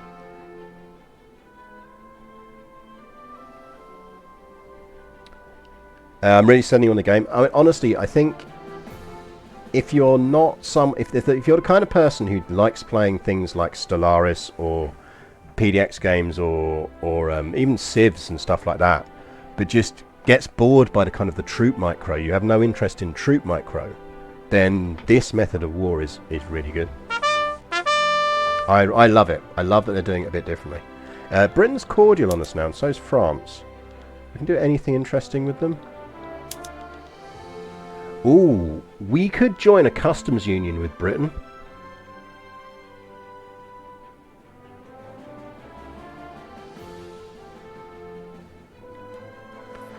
So we would be a junior partner in a customs union with Britain.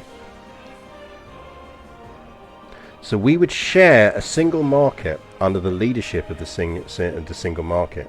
We could essentially get into the British market without having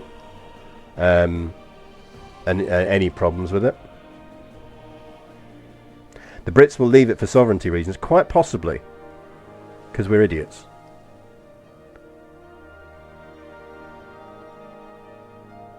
But that would be very useful. That would essentially give us access to the British market, if I understand it right.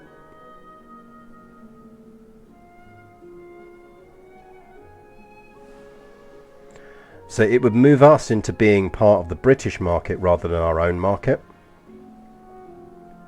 Now, to be honest, I don't think we want to do that, because this is a bit of an experimental game, and we're just trying to learn things, and we want control of our own market. But if we were a smaller state than we are, let's say we were Sardinia, Piedmont, or even if we were playing as Malta or whatever else, then that would be potentially incredibly valuable for us, because it would allow us to join the British market, have access to all the goods within it, and all of that kind of thing. But what we'd be sacrificing is our ability to kind of determine what market we could do things in. So be aware that that is a thing you can do. The other nice thing that would essentially do is, over time, it would actually increase our ability for them to like us, and the more they like us, the more likely they are to turn around, for example, and ally with us, which would be nice. Now at the moment we can't do that because we don't have enough Diplo power, but they'd still say no anyway. But only 59 off.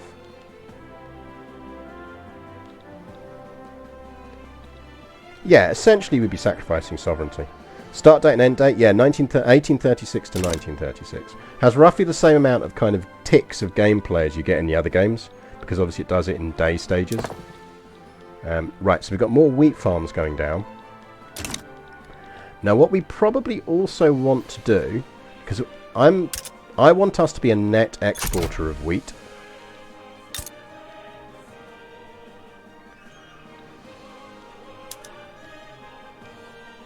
Because we know we can breadbasket this because we get the state bonuses from it. And actually what we probably want to be doing in Apulia, at the very least, is, do you remember we were pushing on our other farming things? Well, we could now go with soil enriching farming. That would mean we'd start consuming fertilizer in addition, but all of our farms would produce an extra 80 grain. So right now they're producing 120. If we tick that, every single one of our farms is going to start producing 200 individually when they're fully staffed.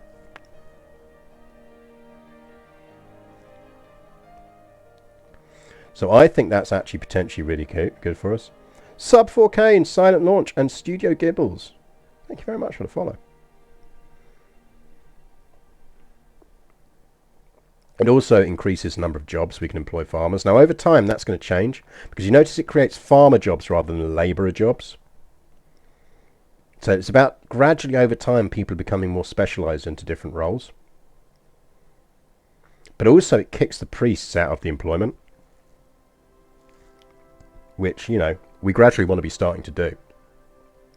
So I think at the very least in Apulia we're going to push for soil enriching farming. Now if we wanted to do that across all of our farms, we could do that by going to the building browser, going to rural, and on here where it says wheat farms, whatever we set on here is going to apply to all of our farms. So you can see that at the moment we have farms in Sicily, Campania, Abruzzo, Calabria and Apulia. And so what we could do is say on a global level we want to do soil enrichment farming. Now I'm not convinced we want to do that, but I'm open to chat's ideas. Maybe we do. Maybe we just want to go full breadbasket right now. Ooh, my sandwich is 5 minutes away. Maybe we just want to go full soil enriching now. Does the suitability of land for different crops follow the actual distribution of land types? Kind of. They've not gone absolute ham on it, although you can get ham. But what you'll find, for example, is we're very good at... So if I go to here, you will see we can create livestock ranches and wheat farms. If another fun one to play if you're starting, if you want to start somewhere smaller and somewhere fun, do Hanover. Hanover's really good fun. You'll notice in Hanover they've got rye farms. Rye farms produce grain, but they also produce booze. So if you're in Hanover, your farms are going to produce booze and a bit of food and less food. Whereas our wheat farms are producing lots of just pure grain. So essentially food. Is fertilizer a limited product? Yes. Fertilizer is produced by factories. And this is again about the thing I was saying about you thinking ahead and where you get. Because if I just click that button, which is the temptation to do in games like this, you go, oh right, now I can just go to soil enriched farming. I've unlocked the tech. Well, now I'm going to need to consume fertilizer. And the question is, are we producing fertilizer? Well, if we look at our building industry and we go for urban, we will see that we're not currently producing fertilizer. So before we click that button, we need to think carefully about that would mean we're going to need to import a whole bunch of fertilizer. Could livestock ranches produce fertilizer? That's a good question. If we have a look at livestock ranches, we can see they produce fabric and meat, not fertilizer. Fertilizer is produced by chemical plants. Chemical plants you can make once we unlock that tech that we just unlocked. So we have multiple routes to getting fertilizer. We can either make our own fertilizer, which is probably a good idea because we're going to need a lot of it. It consumes iron and it consumes sulfur, and we know we've got sulfur mines. The other thing that chemical plants will produce is explosives, and we're going to want explosives because we've got mines. Could we get fertilizer on the markets? We absolutely could, because other countries will already have unlocked that tech, Britain in particular, and be producing it. So if we joined the custom unions with Britain, we would have access to the British market, which would be giving us access to their fertilizer supplies if we then got a trade agreement with them at a discounted rate. So you can start to see how all these economic mechanisms kick in, and they start to kind of work together. But you have to, sorry, I'm going to put my desk up. My standing desk is going up. You have to think about them properly before you act. Because what you don't want to do is everything is interconnected. And if you just start making random decisions, you're going to do things that you suddenly wouldn't want to do. So if we clicked that button now and said, let's just fertilize all our farms, we're suddenly going to need a lot of fertilizer that we don't have in our marketplace. We're going to drive up the cost of fertilizer coming in, and it's going to cost us a ton of money. So actually, before we turn that in, we can make explosives so we can become Europe's breadbasket and armory before World War II breaks out. Well, yeah, we can turn around and we can now start making explosives, which we're going to be able to then upgrade our army with, and we've got the sulfur mines to do it. So this is that thing I was saying about, I think where people are struggling a bit with this game early on is they're trying to make their country do everything, and it's not about making your country do everything.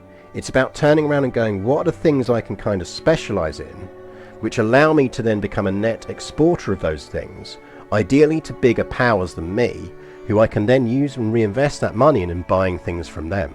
So for example, I think it's unlikely that we're going to start making men of war, i.e. ships. What we might actually do is just buy them off the frickin' British. Or the French. But we can offset the balance of payments of that by turning around and actually then becoming a net exporter of, say, explosives or ammunition. Ammunition is going to be really powerful.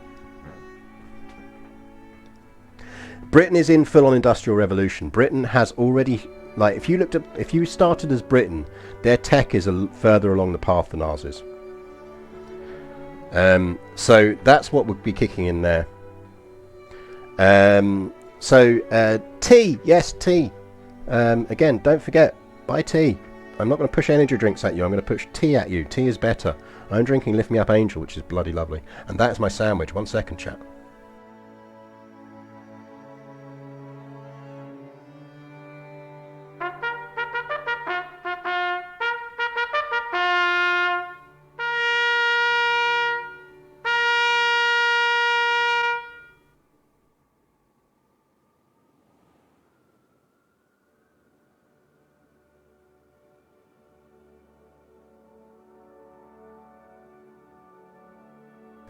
Raid! There is honestly nothing scarier than being raided whilst you're at the front door getting your Just Eats lunch order and you just hear it over your headphones. Midgeman, thank you very much for the raid. I have just acquired my lunch, my sandwich. Today we are eating a halloumi and Turkish sausage sandwich, and we are playing lots of Vicky 3. But yeah, welcome raiders. Hope your stream went well. I assume you were too, indulging in a bit of Vicky 3. So yeah, so for those joining us, what I'm doing here is it's a bit of a slow play, and we're talking through concepts and everything else and game things as much as I can based off of what I've played with it so far.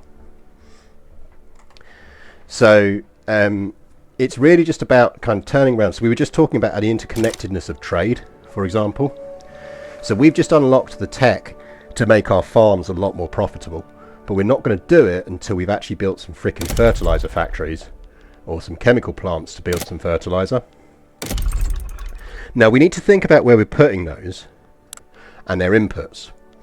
And so the inputs for fertilizer are iron and sulfur. Well, we know we've got sulfur. Iron we can produce, and we're producing a bit of it, but we already have a shortage of. So I suspect we need to secure ourselves, at least in the short term, a really good route for iron. But that might mean that in colonial terms, we want to be looking at somewhere we can colonise that actually will give us a lot of iron. Because that might actually be really useful for us.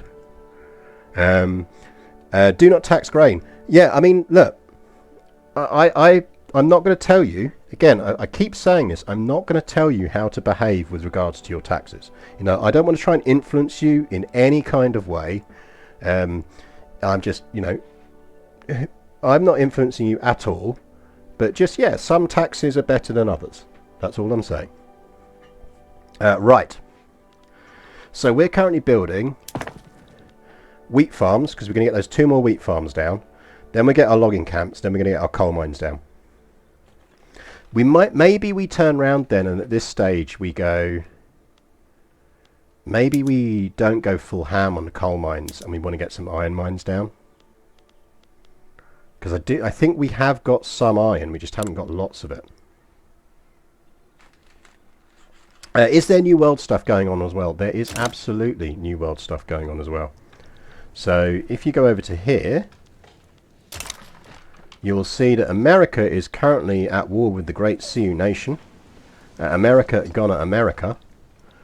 Mexico didn't win the Texan War. The Texans are now part of the US. I would suspect America is on the way to stuff.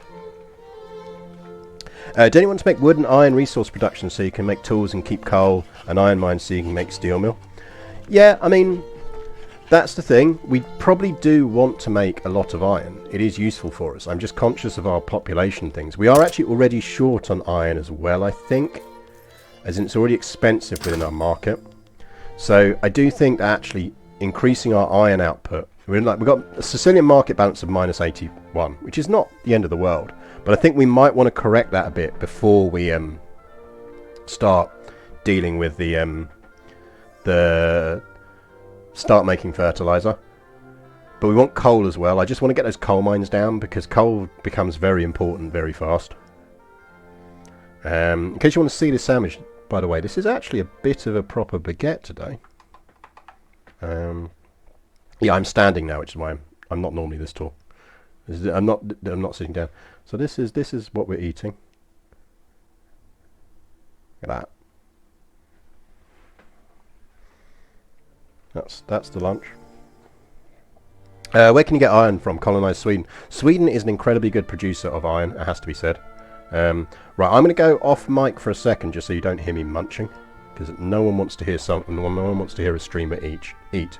But while I'm off stream, what I'm going to do, or off mic, I'm going to queue up our iron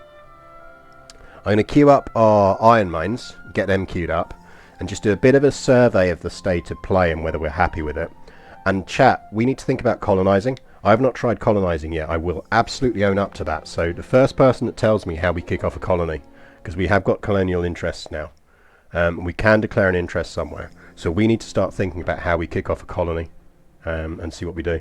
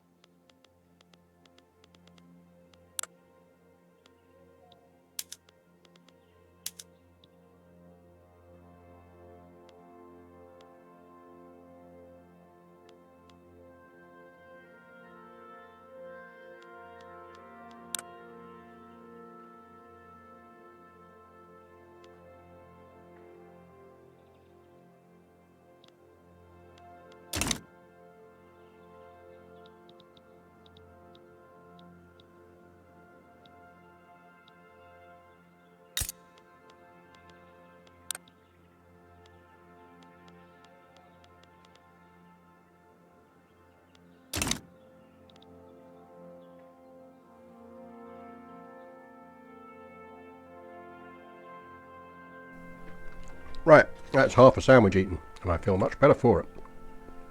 Yeah, our air is still incredibly ugly. So, I did a quick whiz through there of our nearest viable neighbours, to my mind, for potential amicable or hostile acquisition. And that's what it looks like.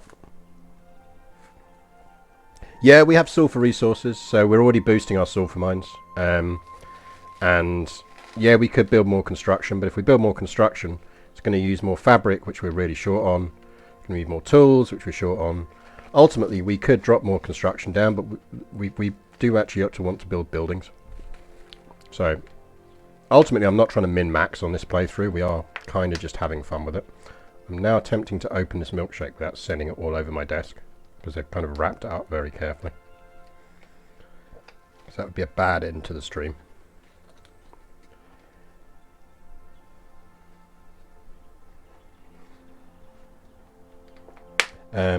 So yeah, I think when looking at it, I think Sardinia, we could kind of look at what we do with that. And we could go with, right, actually, that's really what we want to do.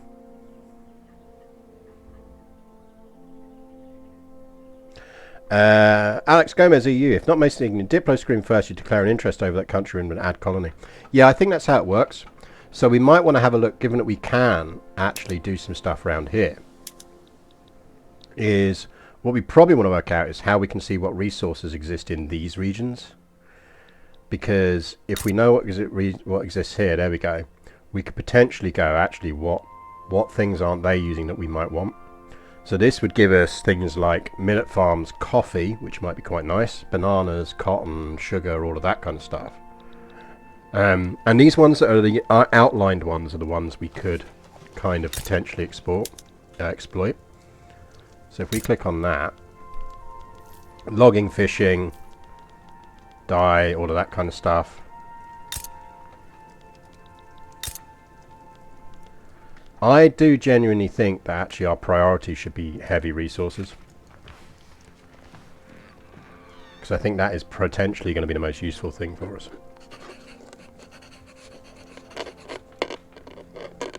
Oh, they do good milkshakes. So while I eat the other half of my sandwich, I'm just going to click around here and we'll have a bit of a look at what these places can produce. Now I believe there's actually a resource view as well, isn't there? I presume there is actually a resource view. One assumes there is. Maybe not.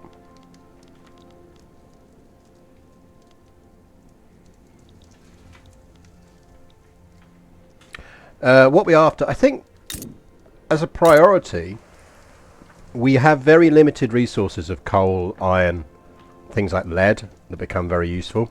So heavy industrial goods would be useful, because ultimately we are quite agrarian. So we do kind of want to think about that. If you open the info screen on a resource, you can see the map. Oh, right, okay. As in, if we go to there and go coal, where do we get to the info screen on a resource? Because I'll do that. Go market and then click on the resource. That makes sense. So if we go to the market, so if we want iron, for example, it's only going to show stuff within our sphere, maybe?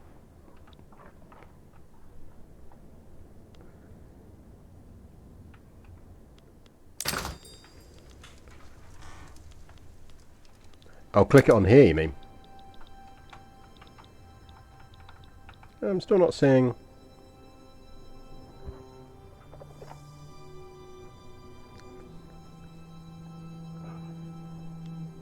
Ah, show potentials on the map. Show production on the map. Oh, it's the colorations, isn't it? I'm looking for symbols and it's the colorations. So actually, yeah, let's have a look at that while I'm eating my the rest of my sandwich. So bear with me for a second. Sound will be off for a second.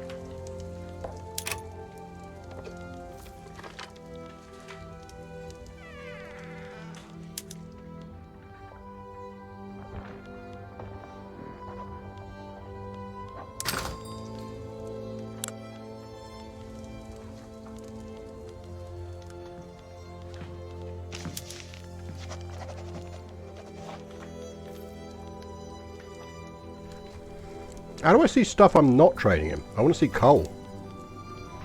How do we get to a bit where I can see coal?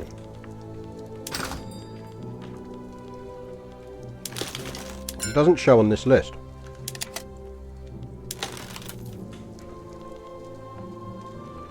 I feel like I'm missing a bit. Because I can see these because I've already established trade routes for them.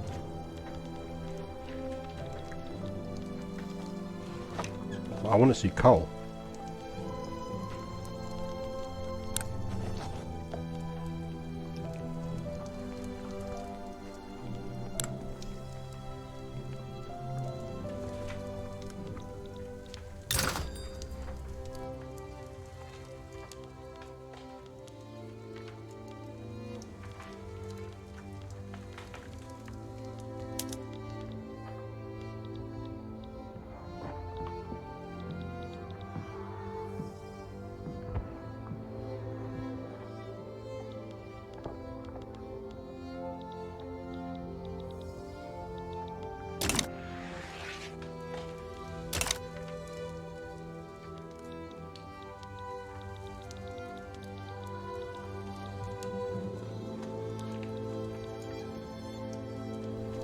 I'm definitely leaning towards Herrero.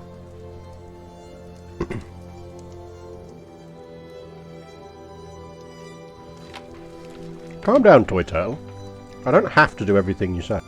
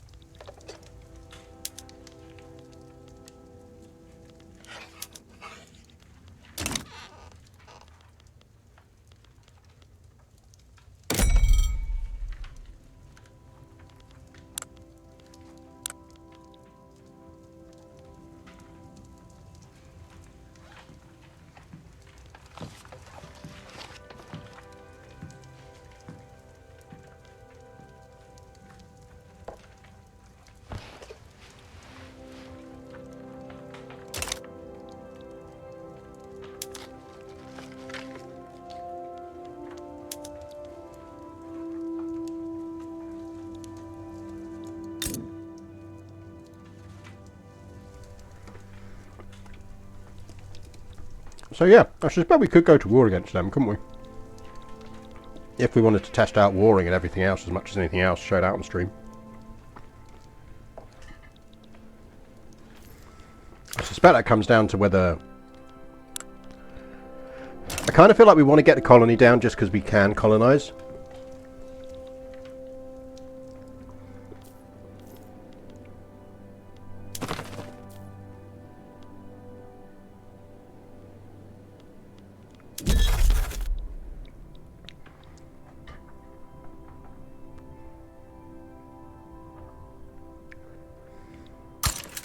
Because if we don't get into that area, other people will. So it just feels like we should.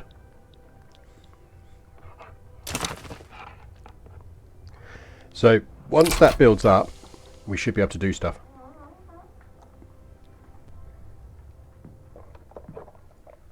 I think there's an achievement in EU4 for controlling both ha-ha and hee-hee, isn't there? We can see there's some fighting going on actually here, so shall we have a look at what's going on? So these are the fronts and what's going on with them. So here you can see that there's a battle going on the Hail Yemen front, which has 38 units trying to advance against 12 defensive units. They've got poor visibility. They're in an aggressive maneuver. They're winning. Herrero Rocher, well yeah, that's where we'll go. So we're basically waiting for that to build up, because as with everything in this game, it's not instant, which is good. Is Egypt winning? I mean, they're not losing. Essentially, it's, if you look at, so how this works is when war support hits 0 is the point where everyone has to peace out. So you want to be the person who doesn't hit 0 first. So at the moment, it's pretty even, to be honest.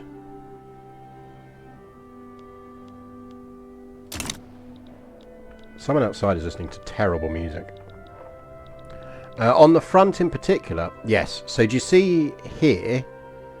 You can see that actually Egypt has advanced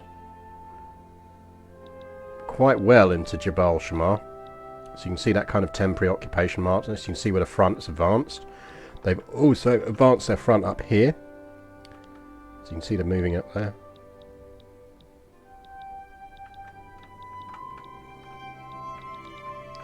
Egypt probably is massively bleeding money. Because, and this is why we want to get our arms industry going, is because war is incredibly expensive. Because you're creating, you need ammunition, you need small arms, and the better the weapons you are that you use, the more they cost you. So we really, really, really need to focus on sorting out our arms. That is a good milkshake. That is a very good milkshake. So, how is our... So we now have our interest in Southern Africa. Now, that should mean, I think, that if we go here, I believe we can now colonize into this area, can't we? Or do we need to do something first? Now, I suspect it depends on malaria as well. Because malaria is the way that kind of the game kind of limits how well you can colonize places. Yeah, which affects fertilizer, which affects grain. So I think that's basically what we'll be doing is especially as we've got the sulfur mines, we do want to optimize around them. Yeah, completely agree, Toy Turtle. I think that's what we're really trying. I think if we're not focusing ourselves on being a bit of at the very least an ammo producer, we're kind of missing out. Yeah, I think pharmaceuticals and going down this is gradually going to reduce the malaria problem. But firstly, I do need to remember how we actually colonize the area. I quite like that they use that as a blocker now to doing stuff rather than other ways. But yeah, suggestions and reminders on how to actually colonize taken, because I've not actually done that yet. And it might be we can't do it though. Or we might have to unlock something first, which is entirely possible.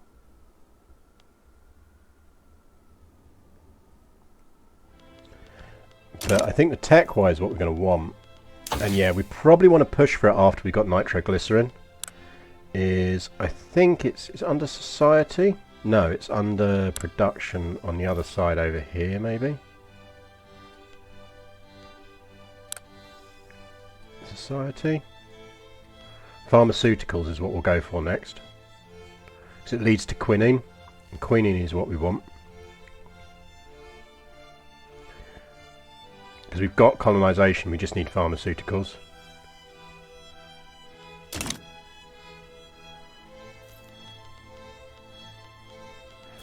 So in terms of government types, because we've got colonial affairs,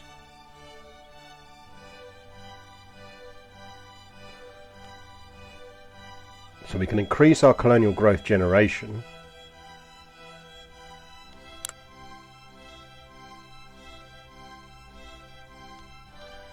Yeah, we want to beat the British and the Dutch to gin and tonic. I think we kind of really want fair trade as well.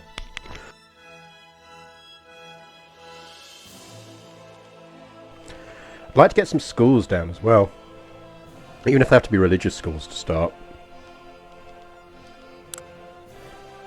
But yeah, colonisation, answers on a postcard.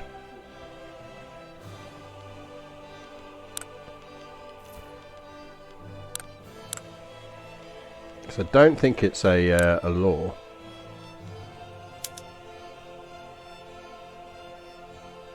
Because we've already got the max on that. Yeah, essentially the do you have a flag option is what we're after.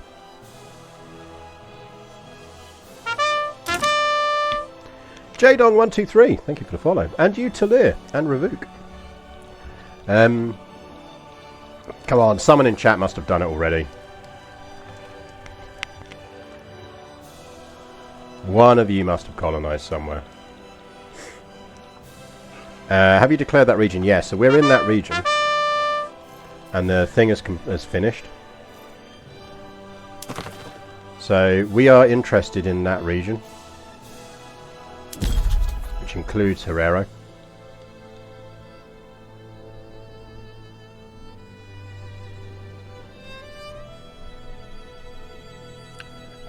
Pretty sure I saw established colony in the same overview you declared interest in the area. Oh yeah, right click might even do it. Am I being an idiot?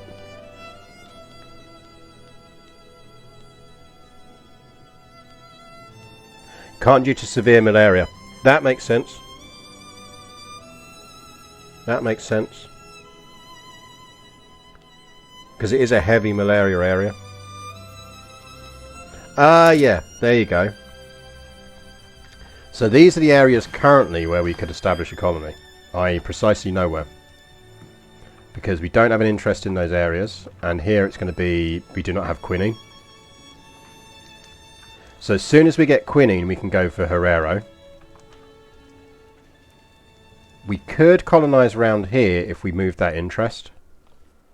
So that might be worth it, because we'll get... I think we do that and we push for quinine. So I think we switch our Southern Nile one to here.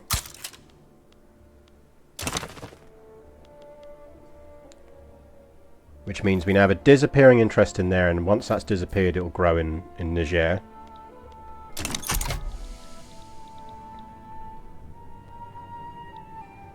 Interesting, won't let you go and die of malaria. Yeah, I quite like that. And thanks everyone for pointing out the regional actions. That was exactly what I was looking for. Right, in the meantime, I think we focus on... Let's get our armies better, because then I do think we might make an attempt on... the Marina Kingdom.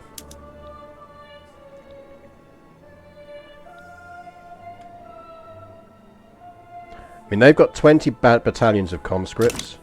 I mean, we do have money in the bank, so we could potentially... Though I'd just be much more comfortable doing it after we were making some stuff. Papal States wish to enter... I think we might do that. Because they're offering to owe us an obligation if we accept. Oh, okay. Right. This is a good opportunity to talk about obligations. So if you played CK3, you know about hooks. So hooks are a thing you can offer and say, I will essentially owe you a favour. The Papal States are offering to give us a favour for use in future in return for us agreeing to go into a defensive pact with them. And we can use that obligation for anything we like within certain kind of predefined limits. Given that we're next door neighbours, I don't think that's a bad deal for us. I mean, the only issue we've got is if they get attacked by Austria, we're going to have issues. But, I mean, I'd be surprised if anyone, if one of the other great powers wouldn't come in if that happened.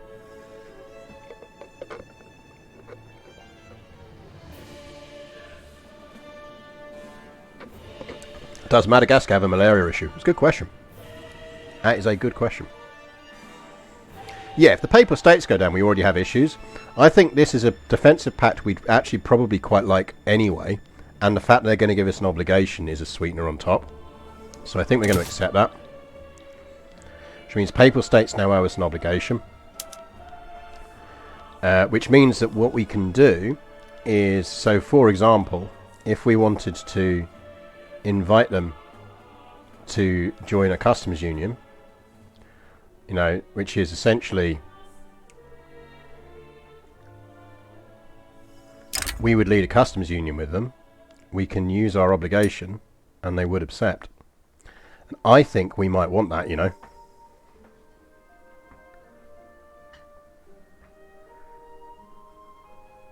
Because we're buying shit off of them.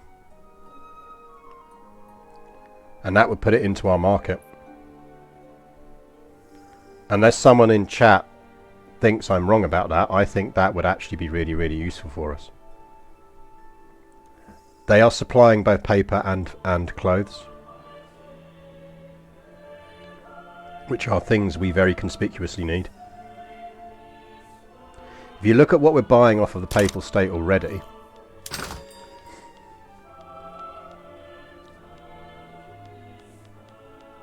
so we are currently buying paper from the Papal State,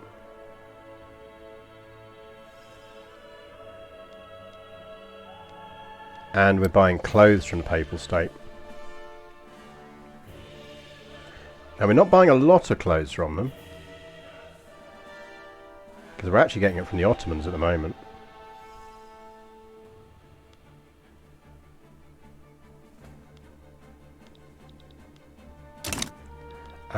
I'm not declaring war on the Pope. Now what would be really nice is to make them into a protectorate, but they're not going to do that. No, not as far off as you'd think. But they've got a -10 because we don't have a customs union.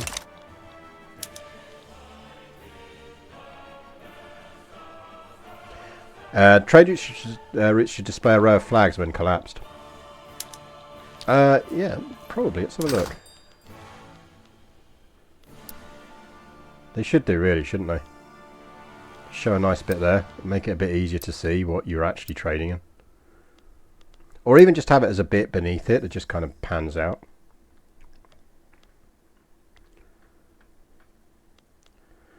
Well, Tunisia is the other one that we might want to go for. The main problem with that is, so Tunisia has lead mines and sulfur mines, both of which would be useful for us. They can also do sugar plantations. The main issue with that is whether the Ottomans get involved.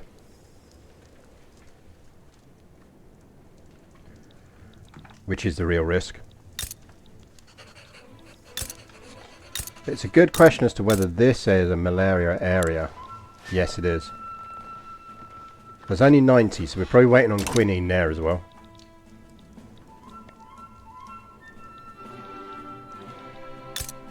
But I think it is in our interest to get the Papal States potentially into a customs union with us. Because I think it sets them on the path to being a protectorate, which, if we're not forming Italy, is what we want anyway. And I'm not particularly inclined to form Italy.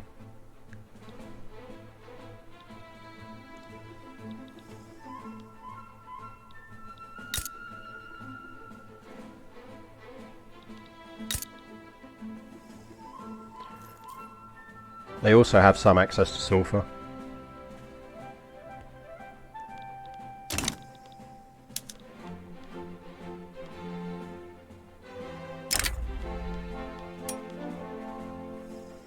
I mean, the other thing we can use it for is to drag them into a war.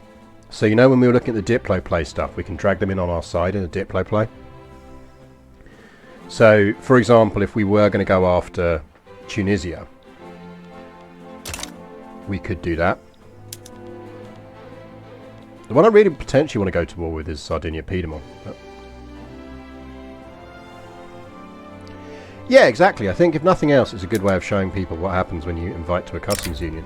So we're going to invite them to customs union, and we're going to use the obligation they've given us, which they're going to accept, which gets them in. And because we went with invite rather than join, when you join a customs union, you join the other person's customs unions. You join their market. When you invite someone, they join your market, which then means their goods become available to you regardless of whether they are a neighbour, you have a declared interest in the area, etc., etc. Sicilian industrialists are interested in making investment in neighbouring papal industries. That would improve the relations with them.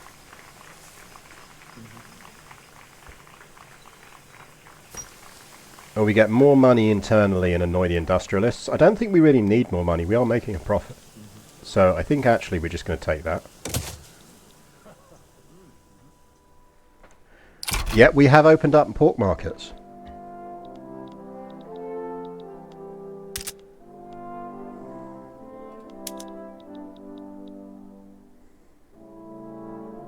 But yeah, paper is our biggie.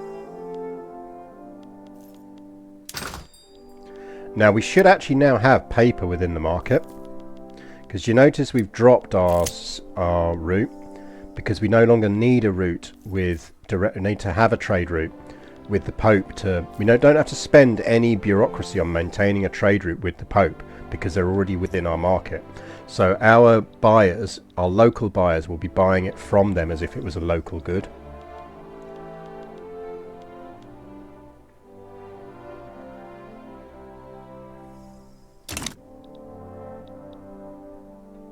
So I think that has worked out to our benefit. We do still need more paper.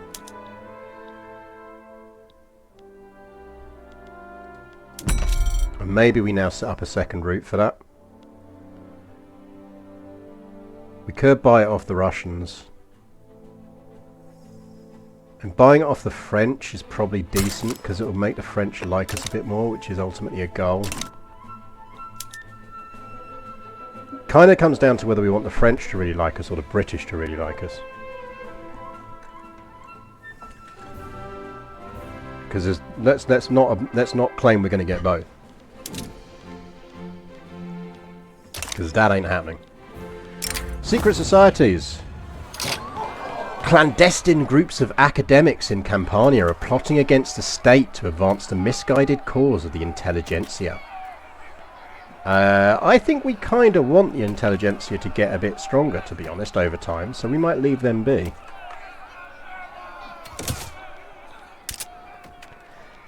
Yeah, paper price is already going down, so if you look at the market price on paper, it's already starting to drop. It's still expensive, but it has at least dropped slightly because we've gained access to that market. I suspect if we look at clothes, it's the same.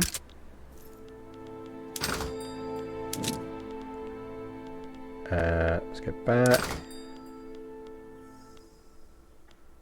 Close. A slight down tick.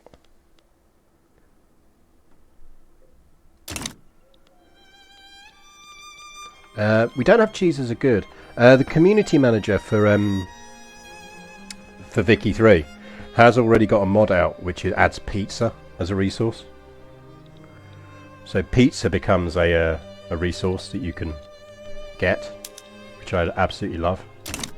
So we've got logging camps are underway. Then we're going to get our coal mines, our iron mines. I might move that up. Let's do that after the logging.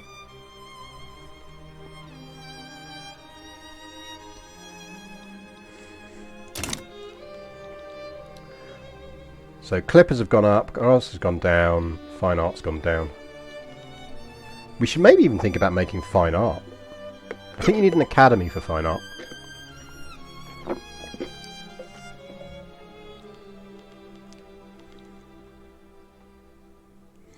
But we could turn around and start doing clothes and things. But all we're really doing in this kind of first stage is we're just building out our staples. We want to get our staple industries down so that we know what we're creating. Pizza gets added, pineapple has to be added as well. I think the discussion I had with him at PDXCon was that whether pizza with pineapple was a separate trade good that is only that starts in Canada. You can only get it from Canada because obviously that's where pineapple on pizza was first done. Either that, or you make it a type of war that can be declared by anyone who has actual pizza, can declare war on anyone who's producing pizza with pineapple on it to make them stop producing it.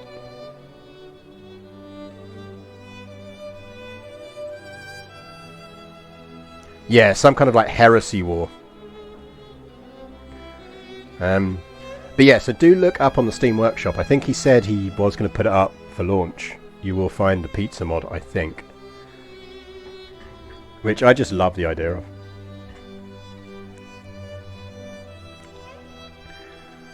But on a serious note, it was one of the interesting discussions about coal. Because in real history, in real terms, the type of coal was quite important. Jesus, the Ottomans are not doing well here, are they? So the Egyptians are being pushed back on the Tripolitania front.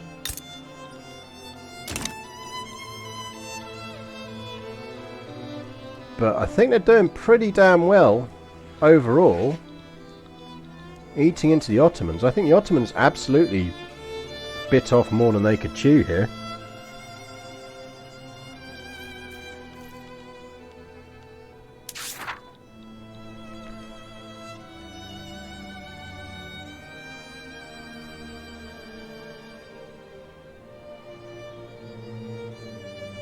I'm not sure if triggers the event official nationality. Wonder what that does.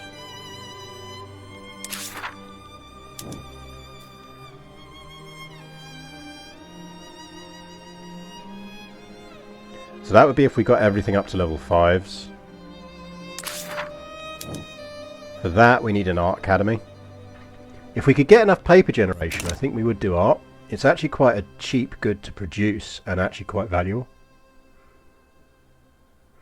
Week 1 of the game being released and the 4th most subscribed mod is anime graphics. I am not in any way surprised by that. This is my massively unsurprised face.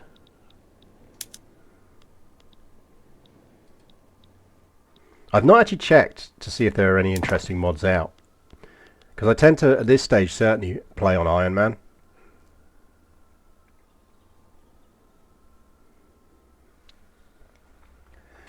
And if you're playing an Iron Man, you're mostly doing it so that you can get achievements. And you can't get achievements if you're running mods.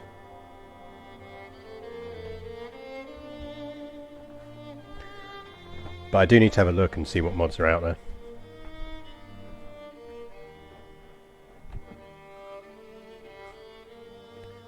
Napoleon is having a snooze, I think.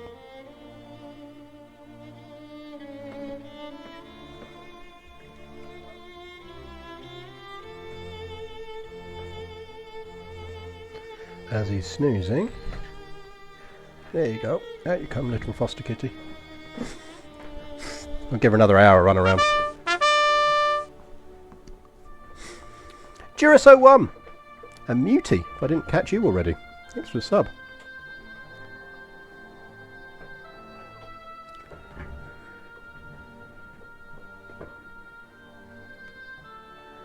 Catboy Starfleet Uniform Player Avatar Ahoy. That is indeed one of my alt accounts on Twitter. And welcome Jers01. The original Jers. But yeah, no, the little foster kitty is now back. She is intrigued by everything that's going on. She's doing me I need more snacks face. She's like, more snacks please. Snacks. Snacks o'clock.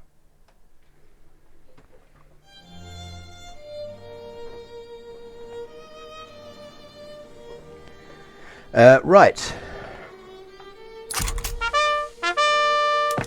I mean, we are pretty much getting there now with our starting industries of what we want. So in 2 years we'll have done all of our coal mines and iron mines. And we'll kind of at that point... We want to get our fertilizers down, don't we? That was an is the camera edible look. Yeah, quite possibly. Panandric! Thank you very much for the follow. She has wandered off, which is always dangerous. She will be up to shenanigans somewhere. Yeah, paper and clippers. Clippers we might want to produce ourselves. But as with everything else, to produce clippers you need to have things that you will input. So if we're producing clippers... what do shipyards require? Fabric and wood.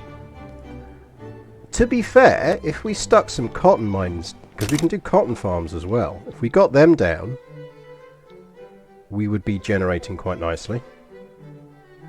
Still a foster. She's sort of, she's a foster to adopt. So we are gradually seeing if we can get her used to Napoleon. Because if they get on, we will adopt her. Because she is a lovely little kitty. She's a pain in the fucking arse. She's an absolute nightmare. But in a fun way. And she's not mean with it. She's just like... she will try and jump on everything. And she will try and eat everything. And she will generally cause mayhem. But she doesn't do it to be nasty. Yeah, she's just an agent of chaos. And to a certain extent, it's nice to have that as an absolute contrast to Napoleon, who is very much not an agent of chaos. You know, Napoleon's an ex-feral cat. I mean, she's ex-feral as well, but just a different personality. But he is... what? Stop looking at me. But she's an ex-feral as well, but a very different personality. And that means, I think, that he's very much a kind of... I was a feral on the streets for 2 years. I've done my fighting. I don't want to do any more fighting. Leave me alone. Whereas she's just really curious and explorative. Amusance. I see what you did there. For example, she has just spotted that I have a sandwich on my desk. Yeah, now I can see what you're doing there. I can absolutely see what you're doing.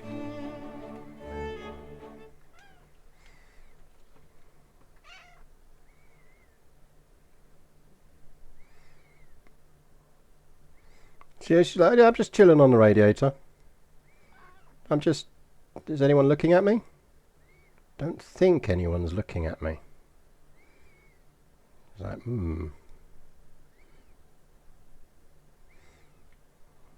Yeah, I can see. Hey!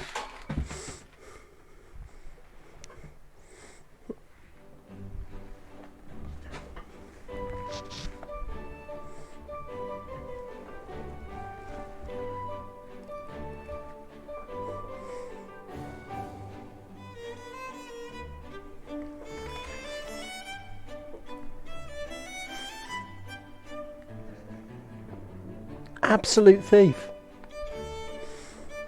Rip the rest of my sandwich.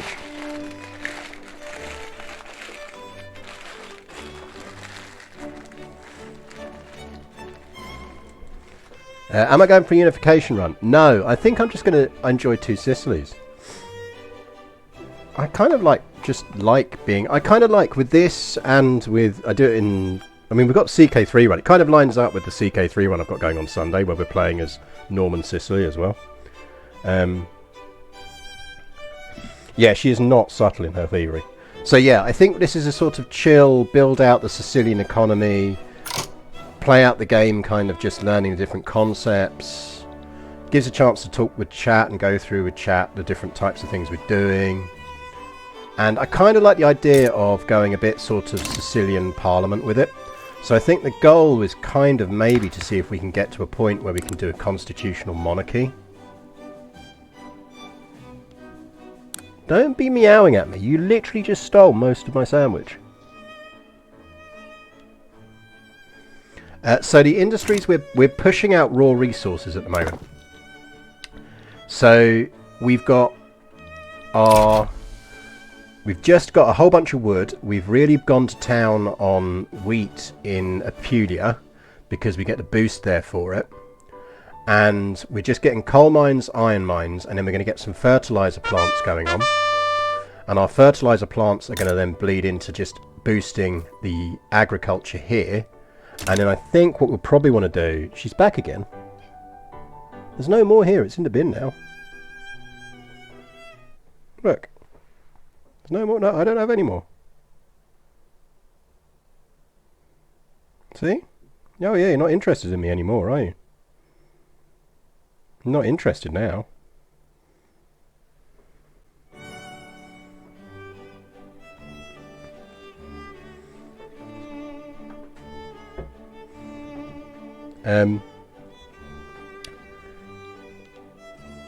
Oh, Napoleon doesn't thieve. Napoleon kind of expects to be given stuff, which is very different. She is an absolute thief.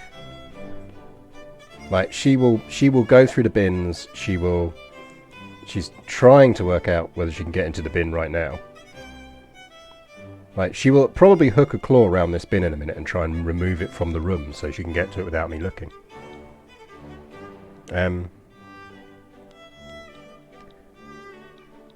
And yeah, you're just if you in any way leave a bag of cat snacks on the side, you'll just the next thing you know about it, if she's around, is just her running out of the room with it in her mouth. Right. So yeah, so our industry's going down. Sorry, I'll stop talking about cats now. So we've got the coal mines going down. We're going to get some iron mines down. I think we do want to get our chemical plants down. I also want to get some cotton down, because cotton is just pure fabric production. And that's just really, really useful for us because it would allow us to go native with our clothing industry. I just don't necessarily... If we could build... I mean, Apulia has got scope to really be our massive agrarian area. So maybe we just do it there. We've got the labour for it.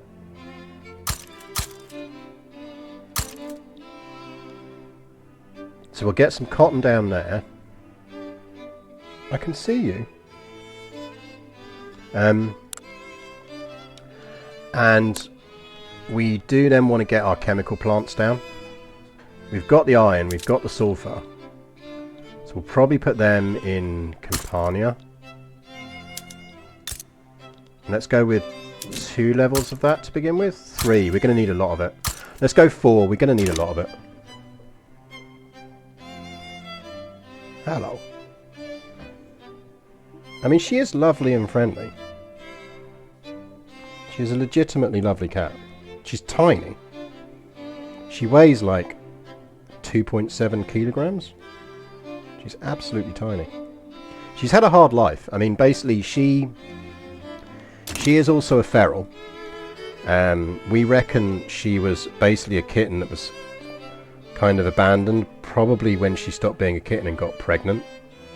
I'm reasonably certain she's part Bengal. She's a sort of tabby Bengal mix, because she very much has the boldness and behaviour of a Bengal, and some of the colourings, and just the ears. Her ears are bigger than a tabby's ears should be. So, but the person who found her, or first started feeding her when she was out in the wild, noticed that she was pregnant, and she must have been pregnant at the earliest point a poor little kitty can get pregnant. And we do wonder if that's when the kind of person threw her out. But then she fed her, but then next time she found her, she was not pregnant, but she couldn't find the kittens. So we don't know whether she lost them or whatever else. So she's had a hard little life. So I'm inclined to give her a nice life.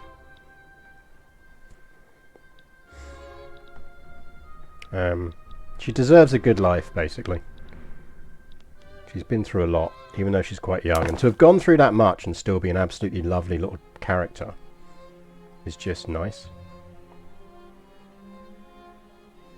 Does it help to put them close to the input? So there is some element of shit moving around on the roads. But given how compact we are as a nation, I don't think it's really going to affect us that much. What we should be looking at is whether we can get something else through politically. So let's have a quick look at what we can do.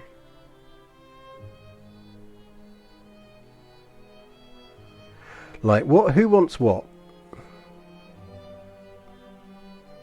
I'd really like to get some education reforms going. Either voting reforms or education reforms.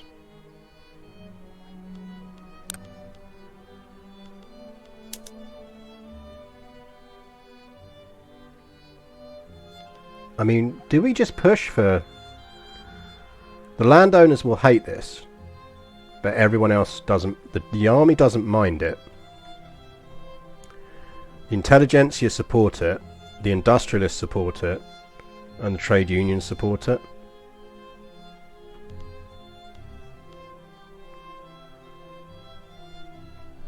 Or we go for landed voting.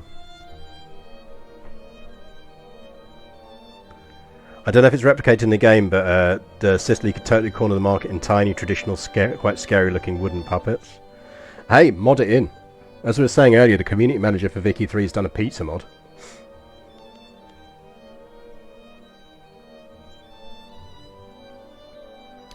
Do we want to piss off the landowners yet, or do we just start reducing their influence? Because this is something we haven't talked about. Could we build a government without the landowners?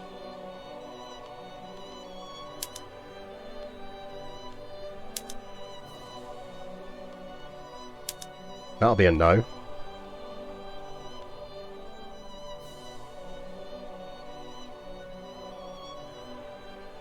As I've watched and learned in other streams, suffrage only benefits the lower strata and their power. If you want to empower the lower strata, I say it's a good idea.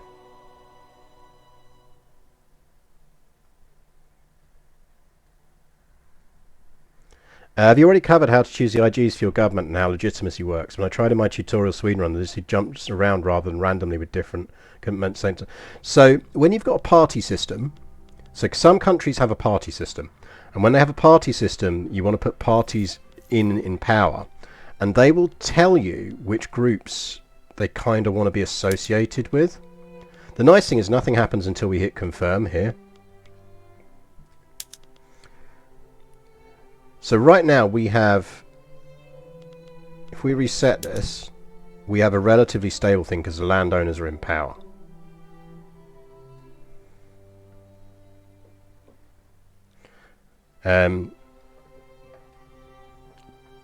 Tax grain before not fucking the oligarchy.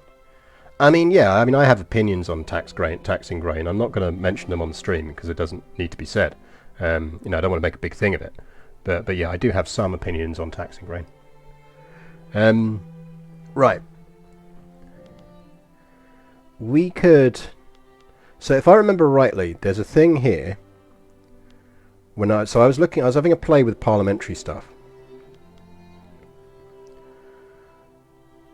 And with parliamentary stuff, you can see who wants to be in power with other people. But not always. So I'm still learning it is part of the thing. But generally speaking, I think there's groups that kind of accrue to each other and groups that don't. What you doing? What you doing?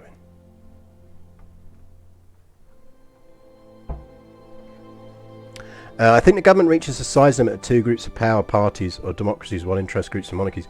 That would kind of make sense. Yeah, so essentially if you have 3, because that would increase our legitimacy. What if we did that? That wouldn't. And I guess because they're the biggest interest group. So my guess would be that because they're the biggest interest group, outside of the armed forces, they need to be in that government.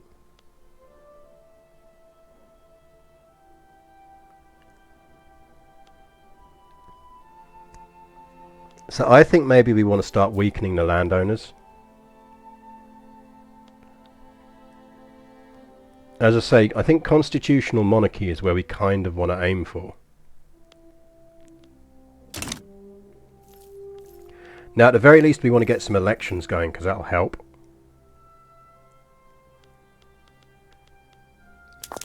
Now, if I remember, what we can do is, if we go to these interest groups, get out of the bin. Don't be so embarrassing. Is we can suppress or bolster. And you can only suppress if you haven't got free speech, and we've got free speech, which I quite like. But we could spend authority to start bolstering, and we've got spare authority. I kind of wonder whether we want to start pushing. Fight the Constitution, long live the King. Yeah, but have you seen our... Look, you wouldn't be saying that if you'd seen our heir. Do you really want the murder baby in charge?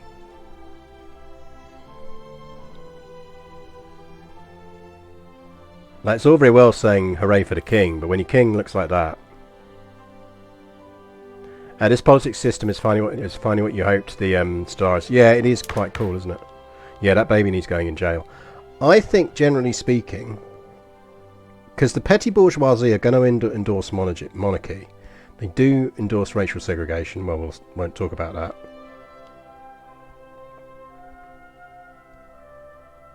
Whereas the intelligent are just kind of like are really against monarchy type stuff in general. Our industrialists are quite powerful anyway.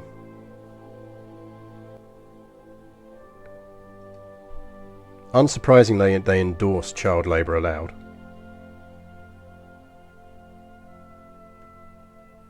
He is the Mussolini murder baby. You're right.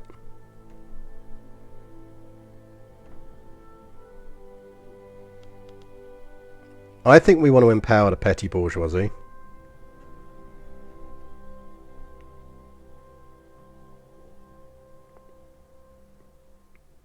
Probably.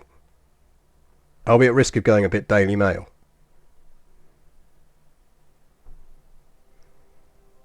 Mussolini Murder Baby is my new band name. Well, yeah. I think because we want the landowners out.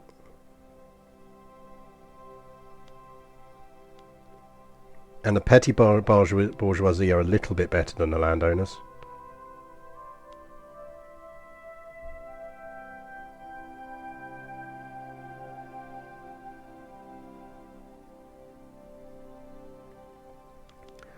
So if we switch that out, it's because our government isn't big enough. So it's because we've reduced the size of the government. That's giving us a minus 20. So in percentage terms, it's because we only have a government that's of size 41-ish, 43. If we brought the petty bourgeoisie in, we're now getting a minus 60. So that's because it's gone up. Does that mean actually if we just had one party?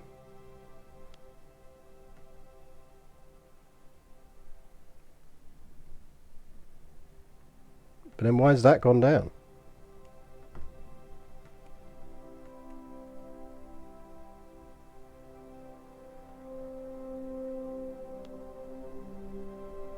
His interest group is the landowners. That's why he wants them in.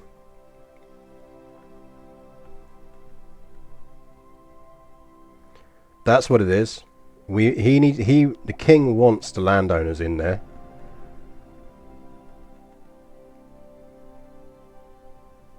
So he would be quite happy if that was the government. And actually we'd be slightly more legitimate.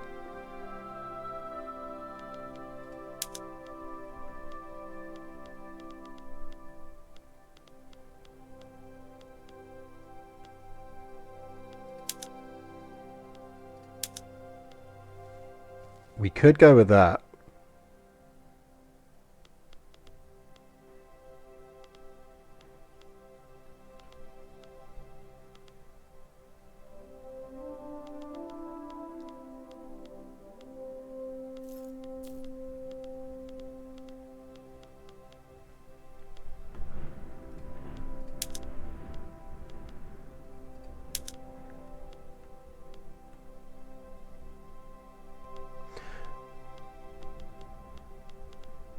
I mean, that would give us a bit more legitimacy. I just like the army being in there because there's some army stuff we might want to do. Stop licking the desk.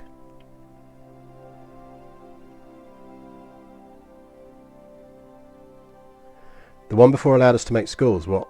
Landowners only?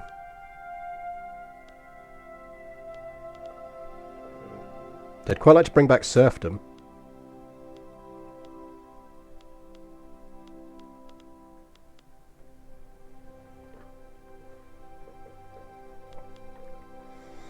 Oh joy, she's worked out if she sits in front of the screen I pay her attention. That won't backfire in any way.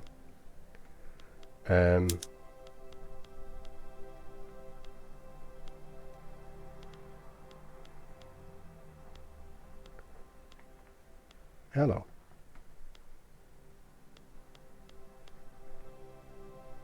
Don't be pretending you're a lap kitty, you're not.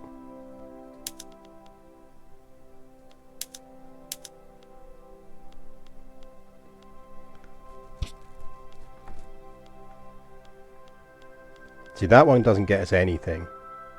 Well, landed voting, well, that gets us... We need to not have a state... Oh, because we need the church schools if we're going to do that. Right, we need to get... I think we need to get church separation of church and state.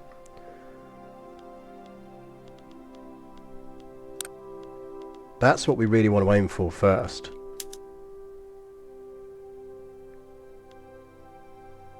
Maybe we want freedom of conscience.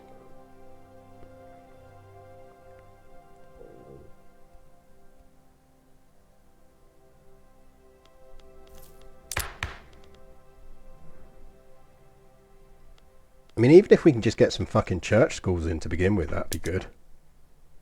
We could go for religious schools now.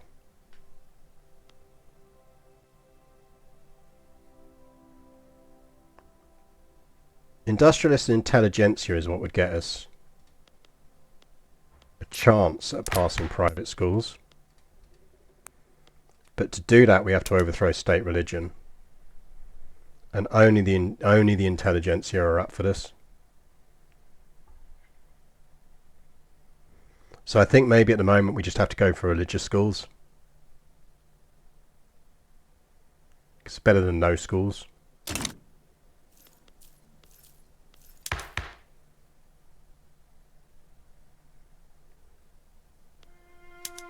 Kind of feel like we want to get National Guard in.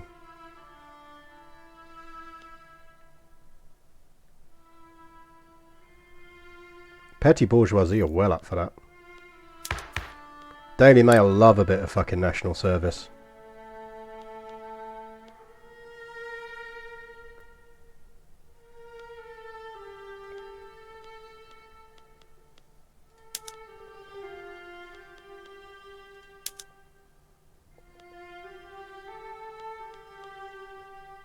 Doesn't really increase massively our chance of getting religious schools, so...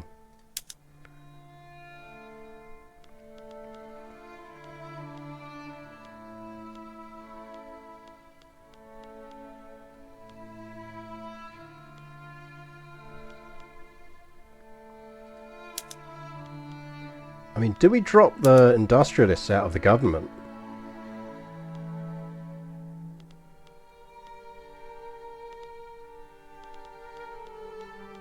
No, because then we can't do religious schools. I think they're in favour of religious schools. Yeah.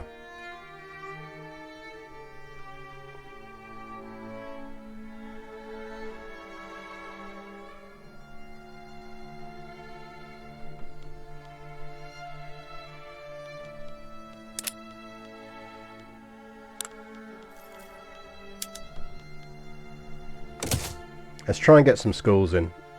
It's not a huge chance, but hopefully we get some events.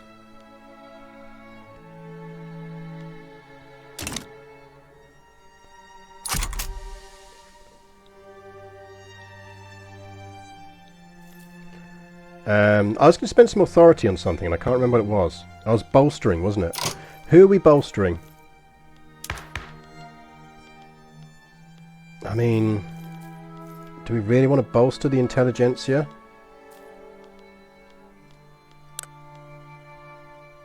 I think the petty bourgeoisie.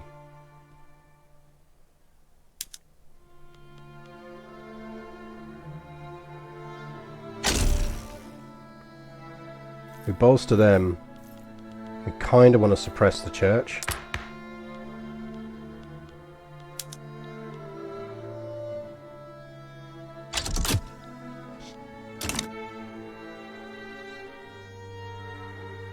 Yeah, I do want to get dedicated police in, you're right.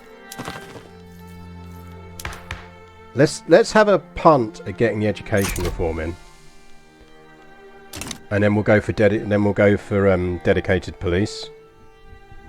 Ship, yeah, trains around somewhere as well. We need to get trains.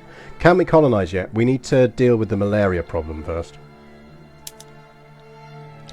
So what I want to do, Sardinia-Piedmont wants an alliance. What I'd really like to do is invade Sardinia-Piedmont, but I don't think we've got the ability to do it, have we?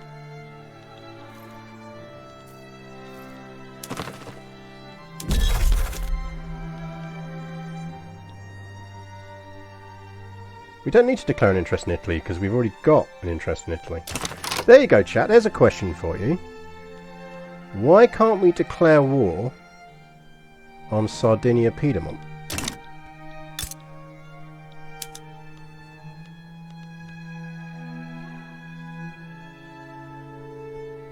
Because they like us too much. That's fucking annoying.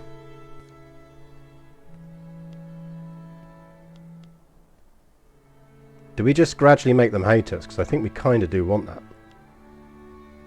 Because they're never going to agree to be a... Maybe we don't do that at the moment. There's not a lot of benefit to us at the moment, is there? Oh, hang on. We could just work on getting them into our customs union. They're offering us an obligation. Because that would...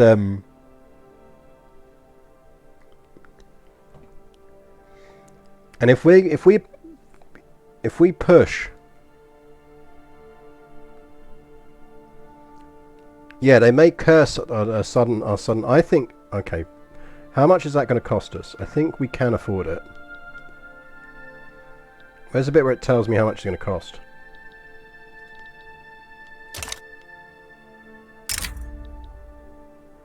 Game, tell me how much this is going to cost. Fuck it, we're doing it. Because that means, with a bit of work, we can get them into our customs union.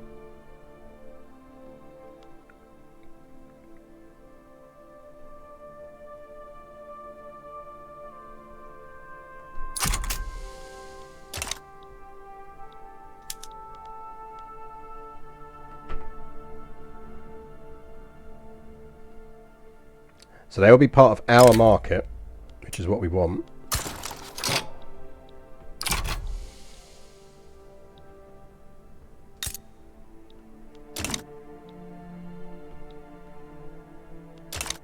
The benefit of that is that's added a whole ton of cheap, or should have added a chunk of their cheap raw resources into our customs union. And once we power project better than them, we might be able to just deal with them. So yeah, we go with the annexing them through love option.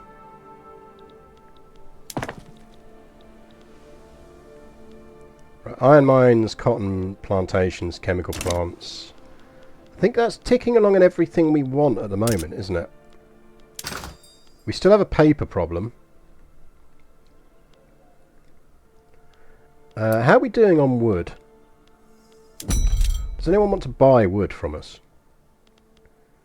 Because we are now creating quite a lot of it.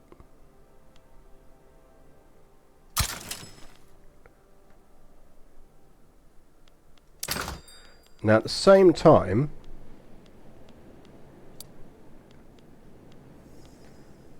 well actually we can probably get rid of these now because we're importing wood, aren't we?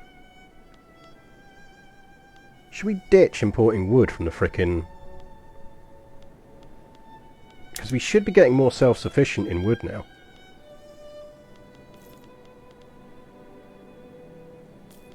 We are absolutely grooming Sardinia.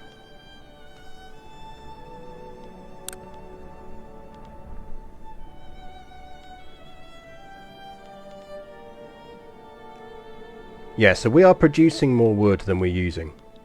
Which is fine. We have wood for someone else's sheep. Apparently we can declare another interest. We probably want it in here.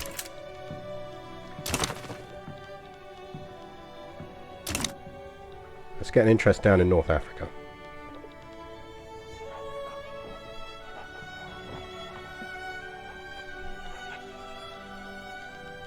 So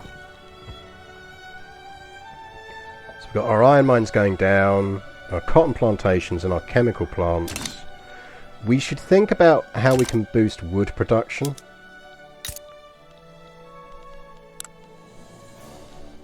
So this is our kind of logging camps area at the moment.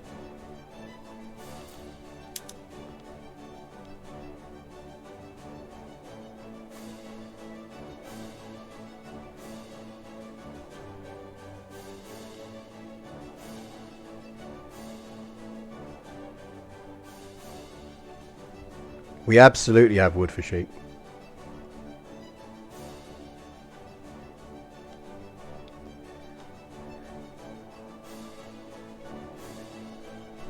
Can offer brick. Oh, I don't need brick. I've got brick.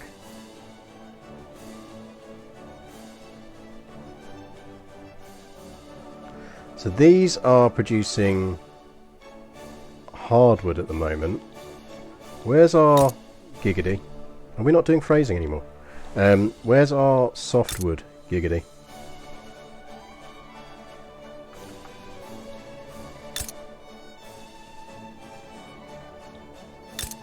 Are we not domestically producing softwood? Are we only producing... Oh no, we're producing both.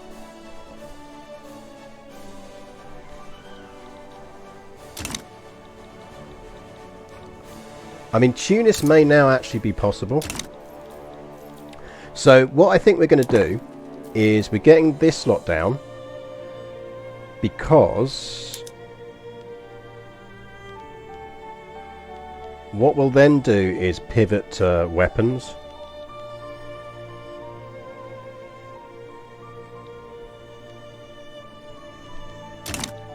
Because I do have my eye on Tunis.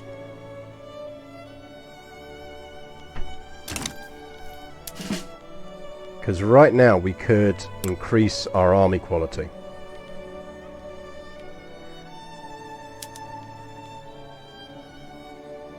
We just need general staff to go to skirmish. But we could go to mobile artillery.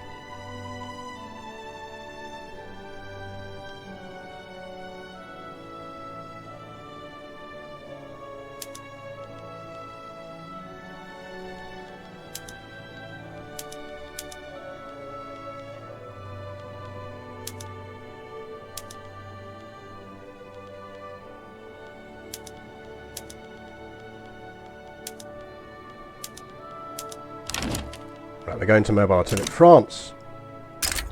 France! You beautiful people. Yes, absolutely.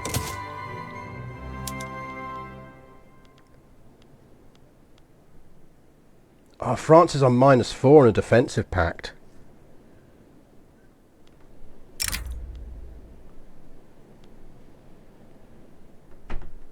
Do we owe an obligation to France in return for a defensive pact? Would the Ottomans back Tunis? There is a chance they would back Tunis. Which is part of why the diplomatic play on that then becomes fun, because you see who comes in and who doesn't. On the other hand, they do quite like us. And maybe we should be improving relations with them.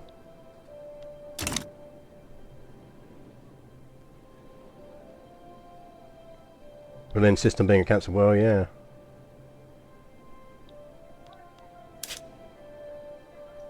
Mexico's going after the Navajo.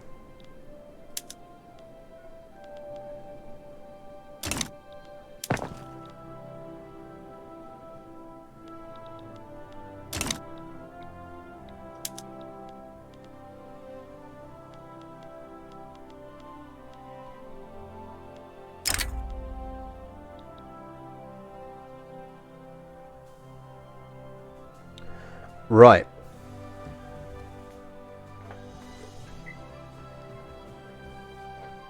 This is what we would face. So it gives us a bit of a warning as to what might happen.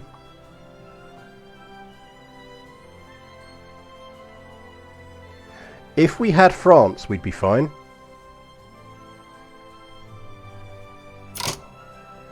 And we could start from the French border.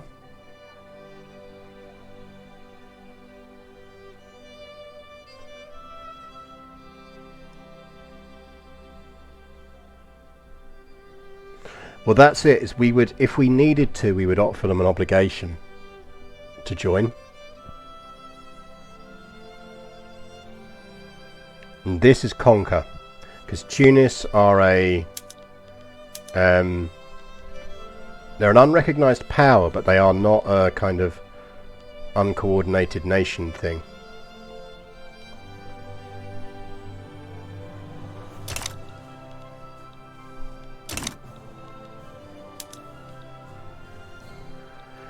So we currently have... Oh, he's an explorer. 45 battalions, basically. With France...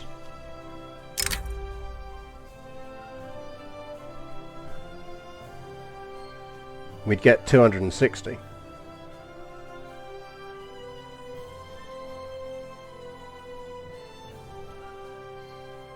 And if they mobilise, they get another 80.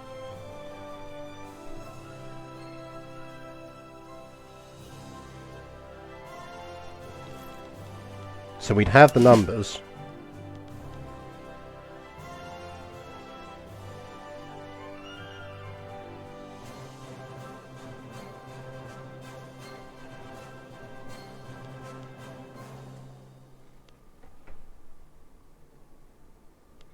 I think the Ottomans may cave if we can get France.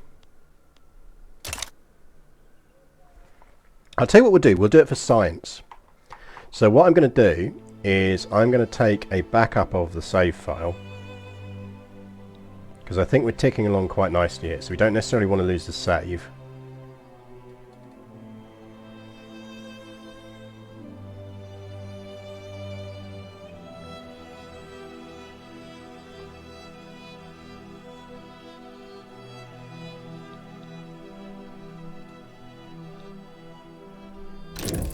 So let's go back to main menu.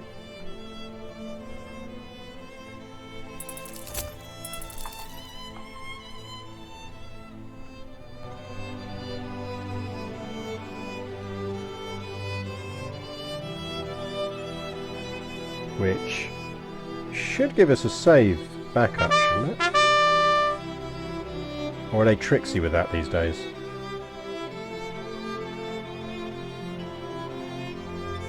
Ooh, I think they're tricksy with that these days.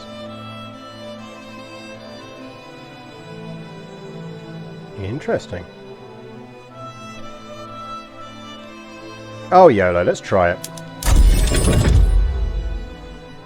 Let's try it. The Artful Dodgerer and Fumachi. Thank you very much for the follow. And Gustav Enk. I didn't see you there. Right, I think we're going to try this.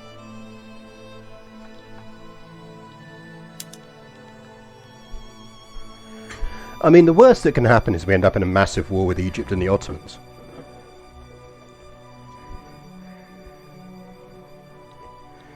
I'm glad they're doing it. If they're discouraging save scumming, I'm really happy about that.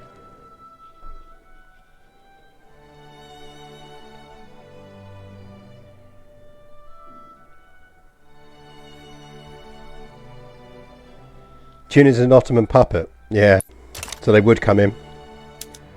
So we would be at war with the Ottomans. In which case, maybe we want to hold off slightly.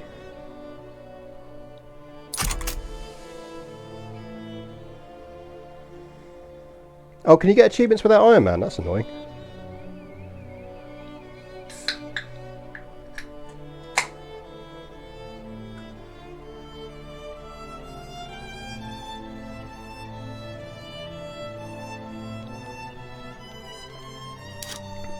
Some broken rivalries.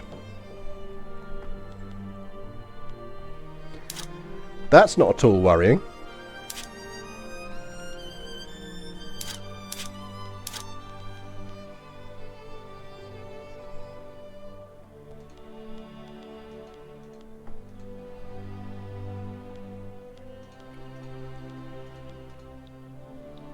Right, well, let's carry on building stuff out, because we're gradually getting towards the end of our build queue here. So let's speed this up.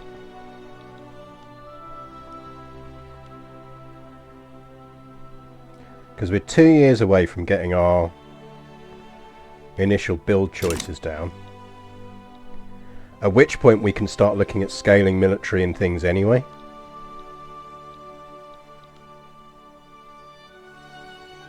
And we may want to try and pass National Guard, so we've got some people we can call up.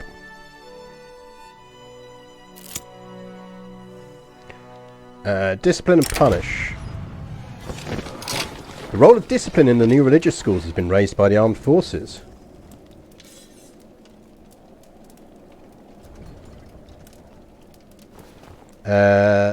Two Sicilies gets discipline focus, while religious schools is being inactive.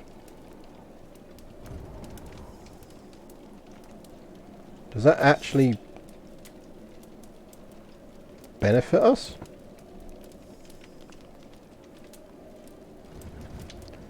We get less time, but the army hate us a bit.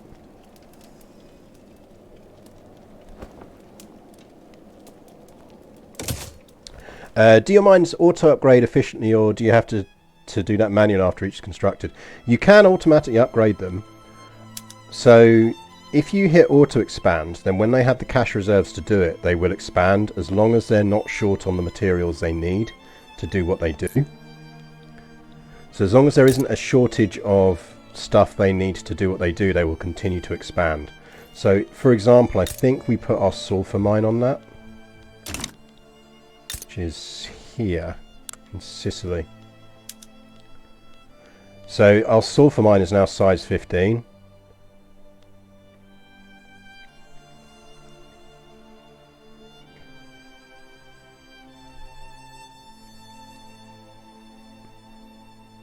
We are the second most productive sulfur mines in the world. How much sulfur are we producing now? Well, we need a lot, so...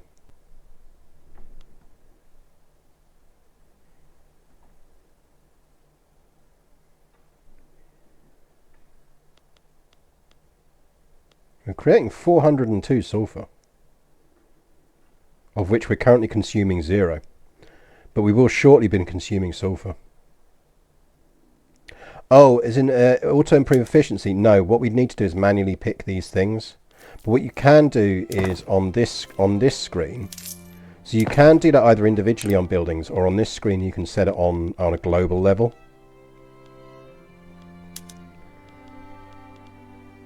So you can do it on 2 levels basically.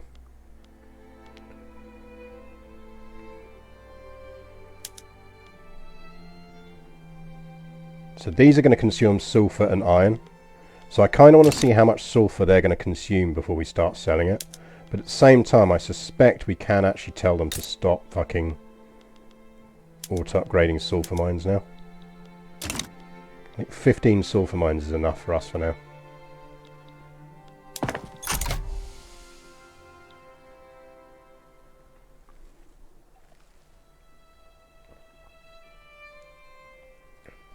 If I remember, if a pot meets all its demands, the interest group they are part of gets stronger, right? I believe so, yes. We probably don't need to do that, given that ultimately we're going to go to war with them for Tunisia.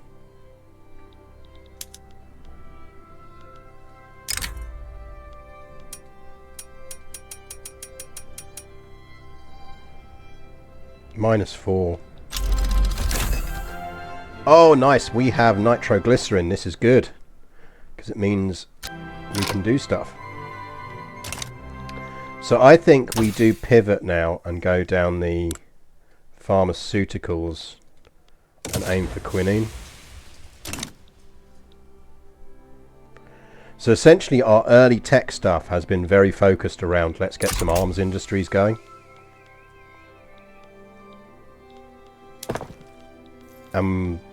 Probably then we want to get our chemical plants going before we get our cotton plantations going.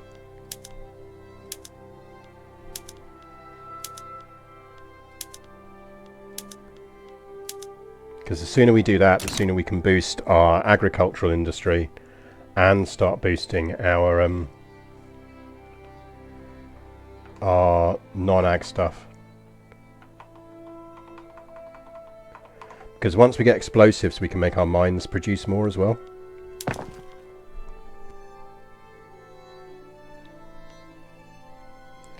So chemical plants are underway, which is good.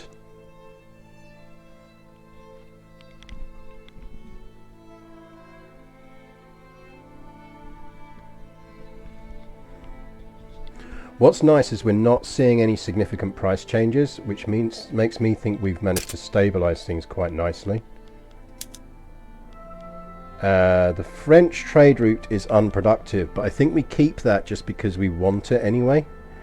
Because the more relay things like that we have with the French, the better it is. Man o' wars are pricey. We should probably be buying man o' wars off of someone. Probably the French, to be fair.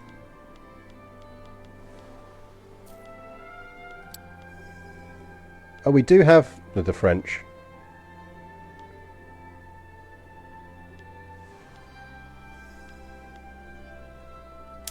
I think on hardwood and wood we want to be protecting the domestic supply.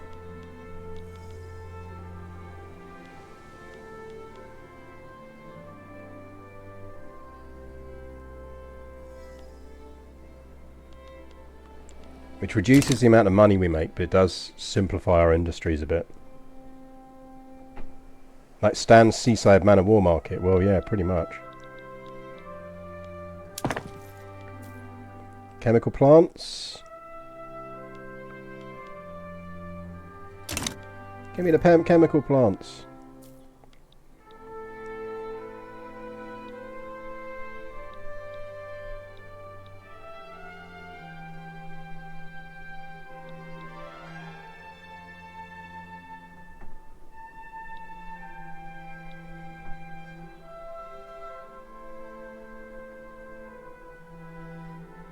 Yeah, so we're building up, we're researching tech towards quinine.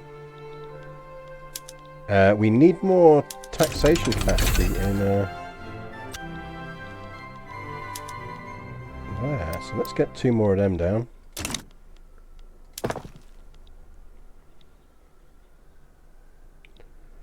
We might want to get another construction sector down after all of this as well.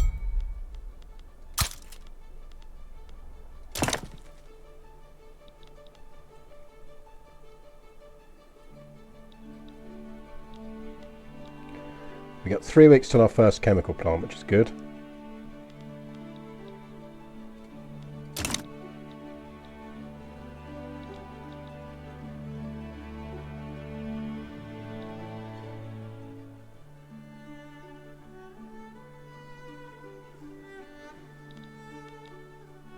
Price of fine art and wine has increased. We still need to increase our lower class. So they're paying +2. So what are they paying a lot for? It's booze that's doing it.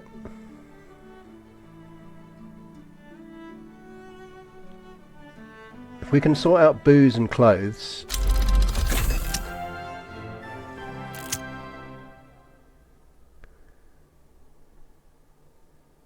Booze and clothes would be good.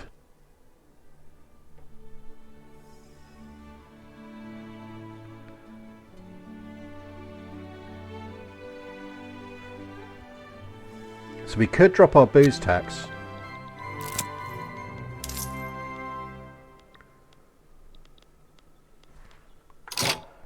We could drop our booze tax.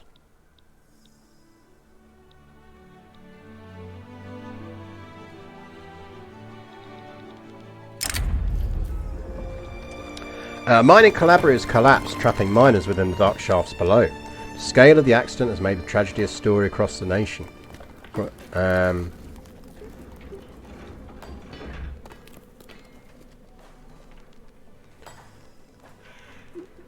So we get a lot more radical pops, and the industrialists gain support.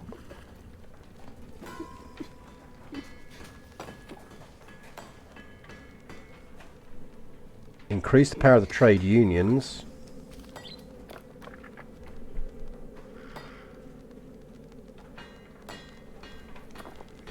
I mean, the other ones we've got lurking are...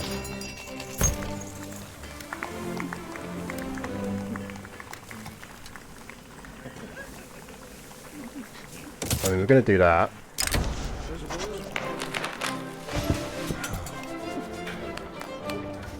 That's going to decrease their membership.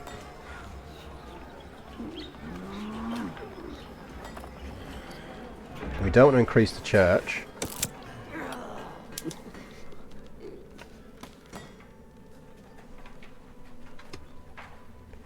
So those kind of counteract each other. I think we want stronger trade unions. Yeah, I think let's alter our tax stuff around. Let's drop our booze tax.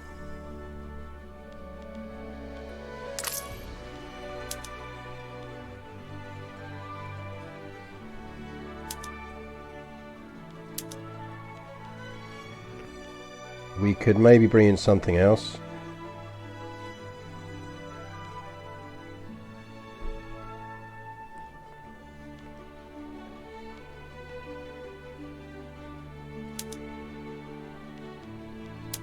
We did wine and luxury furniture. We're running close on authority.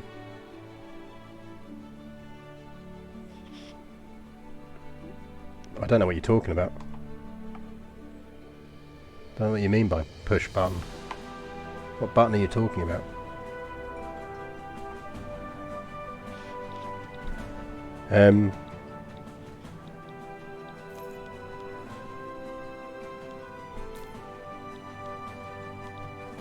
Yeah, who needs luxury furniture anyway?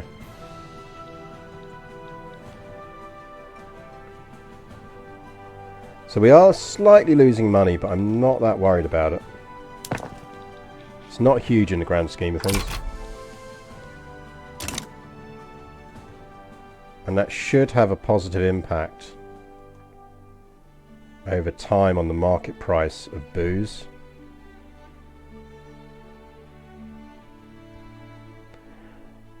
But we do maybe need to do booze production.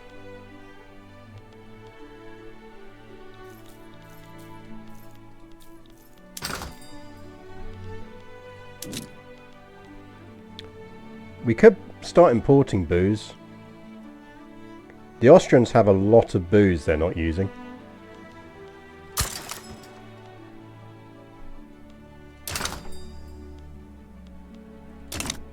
Boozy people, yeah, exactly. Essentially what's happening is I think it's just coming out of the pool, isn't it?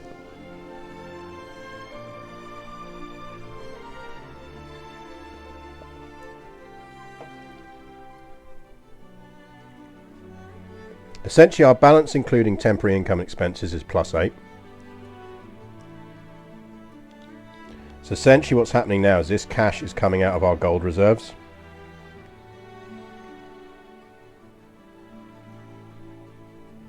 It's like, that's fine.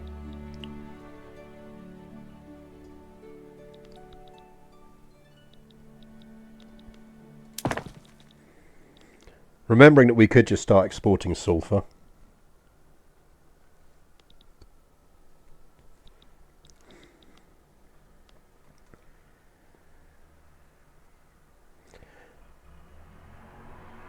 So we're getting our temporary net is minus 9.7k construction. We're getting a bit from the national debt. There, see that we're already creeping into positives again. Yeah, I mean look already. They're now just impoverished. Liquor's cheap. So if we get some clothes factories down and we boost our grain production, people are going to love us. Yeah, the investment pool's empty, but we've got money in the gold reserves that it can come out of if needs be.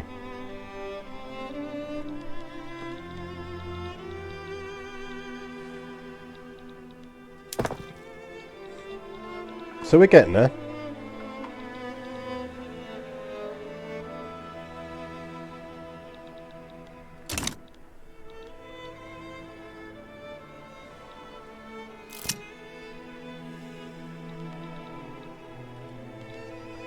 So grass and service prices have gone up, that's fine.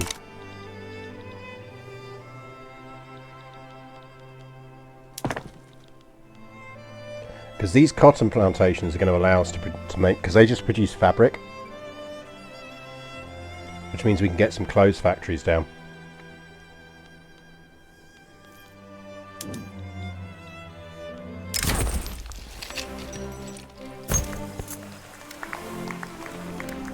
The intelligentsia are worried about the... do we want... We'll probably go with that option, because don't the industrialists like us quite a lot already? Yeah, they're plus 17. That's fine.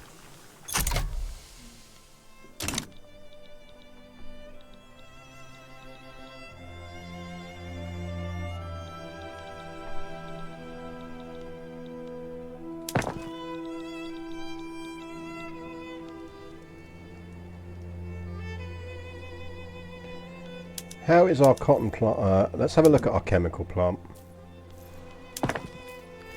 So, let's find our chemical plant here. So, go to... They're producing... So, this is going to be producing totally 270. And it's going to be using that. But do we want to flip it?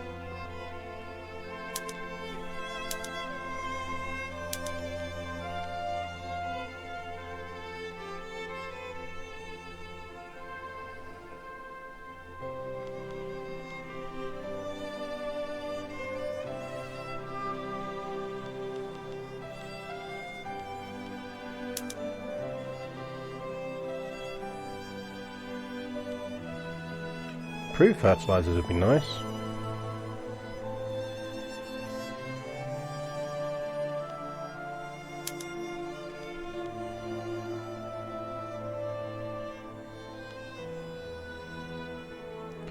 So we could go with the LeBlanc process, which is going to drop. That's the Matt LeBlanc process. It was invented by the guy from Friends. That's going to need a lot more engineers, so I think at the moment we just go with that.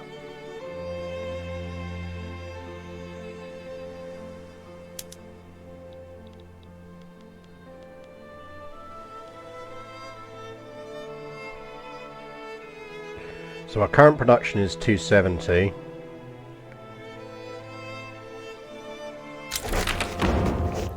Oh, nice! We passed religious schools.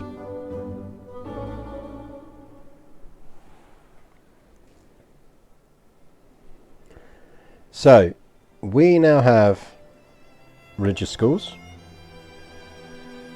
Russia is colonizing West Sahara.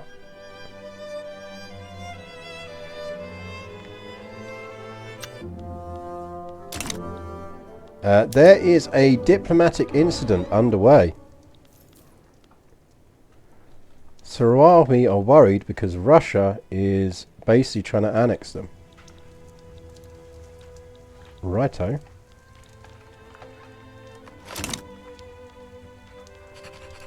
Sure, that'll go well. Right, we're now producing 270 fertilizer, which I think means we can go to our farms, our wheat farms. That's going to consume 100 fertilizer, and it's going to give us 400 more grain. It's going to cost us a ton, allegedly.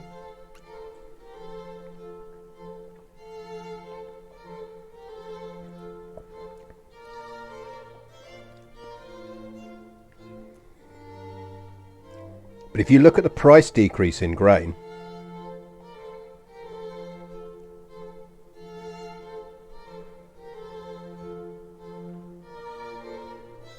like essentially grain in our in Sicily is going to drop from being 22.8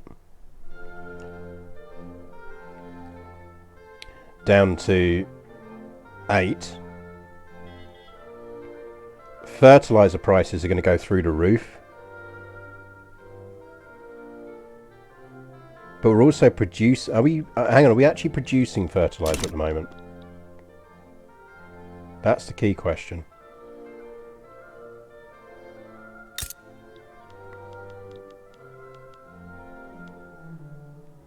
Because whilst we've got the factories, are we actually producing it?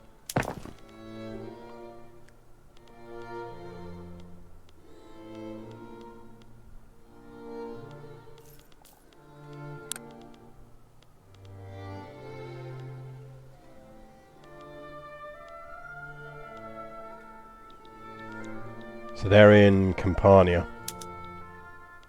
So we need to wait until they actually get some workers.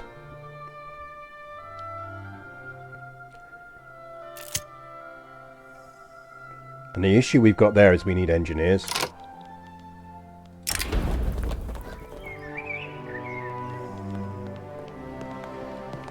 %, of middle strata and upper class become loyalists. +3 minimum expected standard of living for the upper strata. I mean, they'd scrape over it.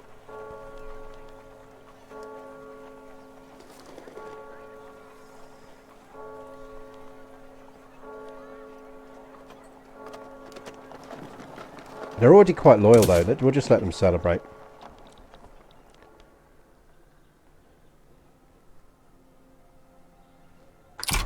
So this is what we need.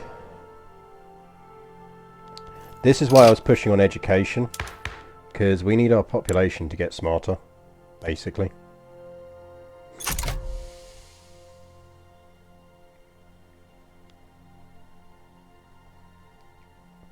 Don't want to increase landowner political strength. We could actually do with terms of laws.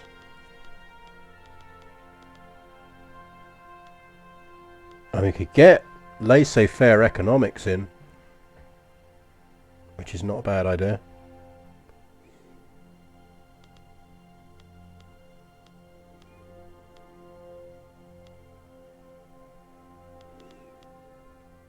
I mean, we want National Guard in, and we want dedicated police force.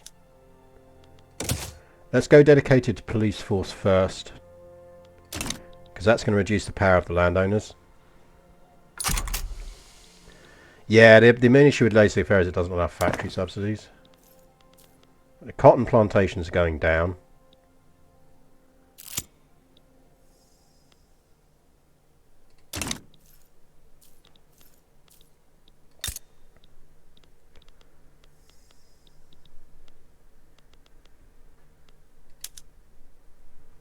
Right, we're gradually building up workforce there.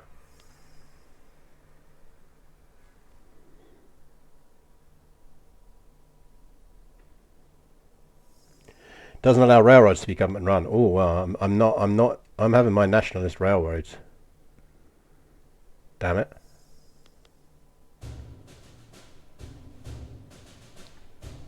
So we've got 5 explosives. We're getting there. Let's subsidise that.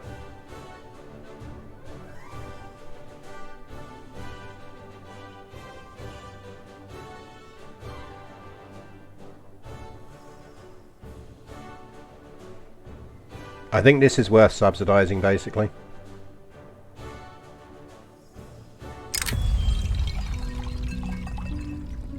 Donation of knowledge. Wants to create a university. And the industrialists get stronger. Free university? Yes, please. Do it, dude. We should be alright on sulphur. Aren't we producing like 400 sulphur?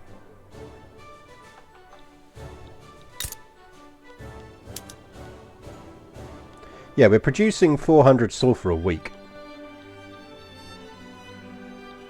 Basically, if we've set this up right, we should be good.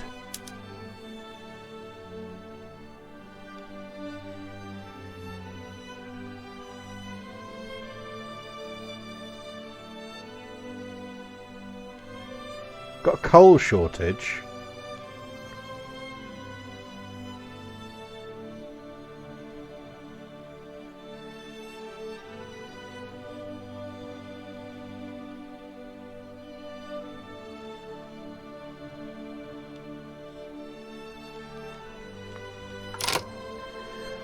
So we're now producing... So our coal shortage is what's doing us. Yeah, but turning off the subsidies would sort that.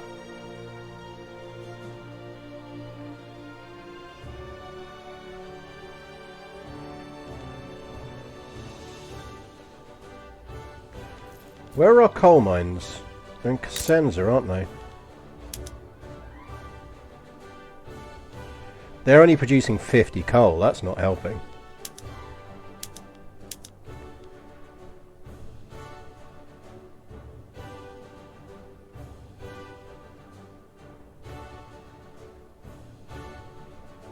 So this is where we get into the cycles of stuff supporting other things. So if we switch to nitroglycerin, it's going to give us 30 more coal in total.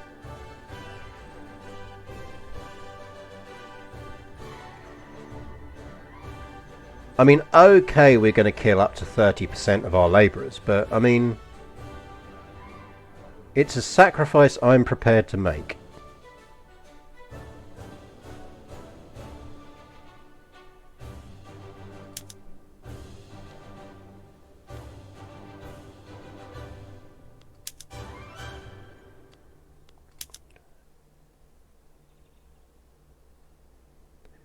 I think we're researching at the moment atmospheric engine pump as well. I do think that means we want to get this up a lot more. We're going to need it. Is there any way to decrease those mortality rates? I think you bring in safety stuff. So you decrease automation, but I think... Yeah, so basically we're just lobbing nitroglycerine around at the moment. The moment we can start using dynamite, we lose those penalties. So once we have more reliable explosives, we'll be fine. We just need to invent dynamite. All hail Lord Farquaad, yeah. I mean, we could implement workplace safety laws, but let's not be unrealistic about this. Right, our cotton plantations should also now be throwing out a good amount of cotton. So we should now be producing fabric.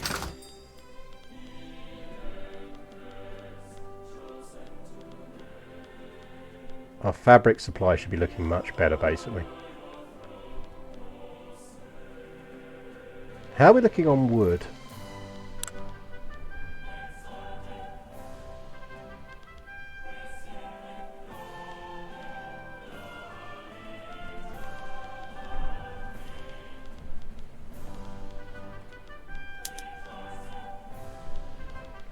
So we do have excess wood.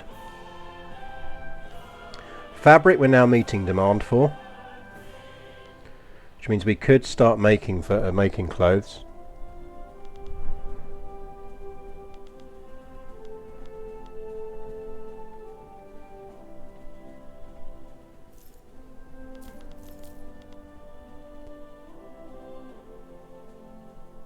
Because we're not actually doing anything with our fabric.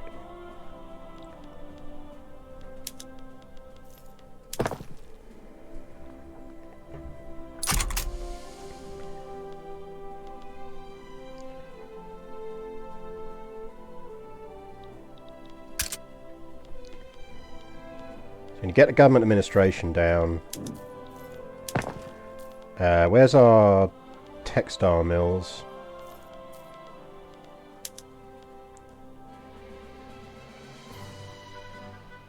Yeah, let's not do that.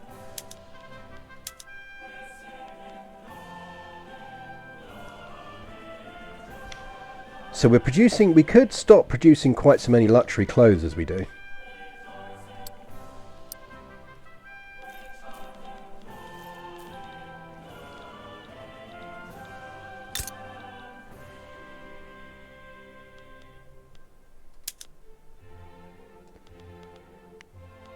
Let's get a textile mill down here.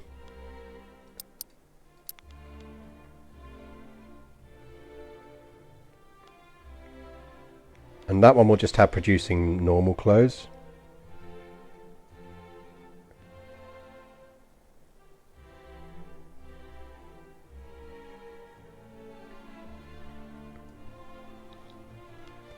the thing is, remember, I'm not killing like 30% of the entire workforce. I'm just killing 30% of the people who work in the mine. You know, shit happens.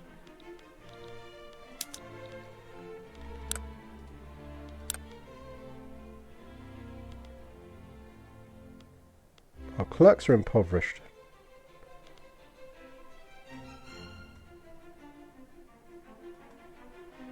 So what goods do we still need? Yeah, so the thing is, if we drop, the moment we drop clothes prices, we could get some furniture imports going on. We must be able to get some good furniture from somewhere. Because part of the problem is we don't have enough convoys for clothes.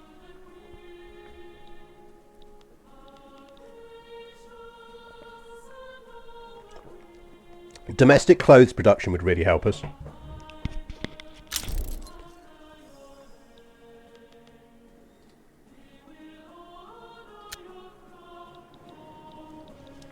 Well, look at that little Russian colony. How is the world looking?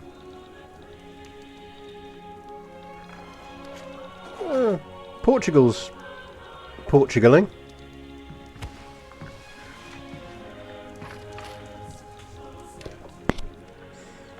Relatively stable in world terms, though.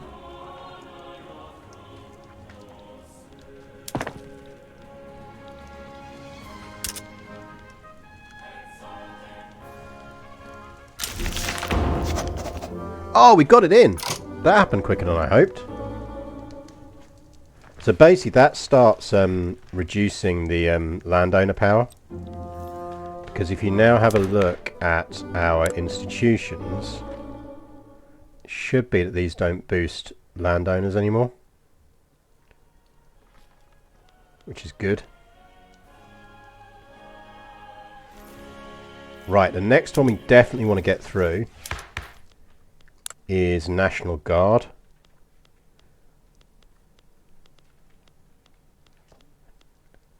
Because that is going to give us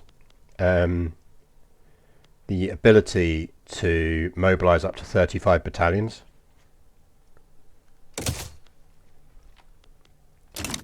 So for our war against the Ottomans, which is brewing, fuck me, Egypt got Constantinople. Damn it, Ottomans. What are you like? Yeah, British East India Company is doing its thing. That, by the way, is essentially a semi-independent vassal. There's a bit where you can look at the world powers. The East India Company is currently the 7th largest power in the world. It has the 2nd largest GDP in the world.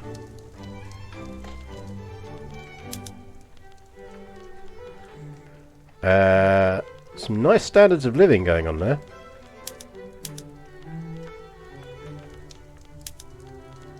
We're not doing badly though, because we're ranked 9th. We're creeping up on Spain because of our GDP increase. Yeah, National Guard reduces revolution gain, which is really useful, because I think we're going to need that when we want to get the political ones in. So when we try and go constitutional monarchy, that's going to require us to be a bit smart about it. But it's also why we want the landowners to get a bit suppressed. The sooner we can kind of get the landowners out of power, the better. But that's awkward because our king is only 33. I mean, he is hated because he's an imperious bandit. Essentially, at some point, we're going to have to do some very unpopular governmenting in order to flip some rules. But so be it. Right, so Campania is looking much better now in terms of its government capacity. Ooh, logistics, nice.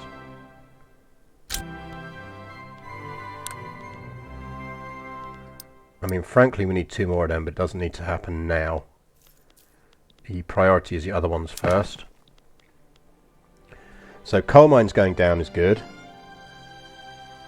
As a player represented in this game is a bit of a god simulator. You're not individually represented, no. You are essentially just shaping the state of the flow of how things go.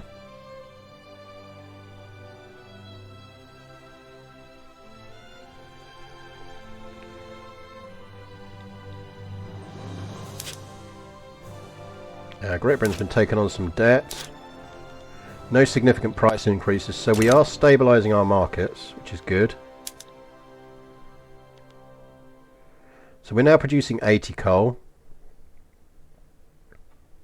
So there are 122 buy orders, so a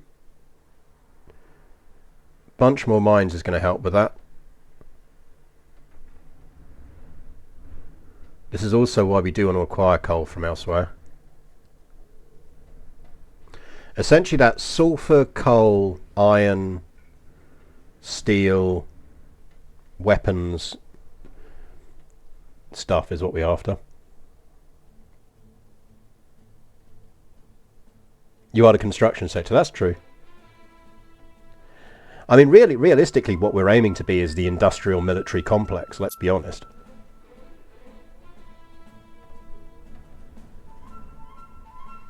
That's what we're going for.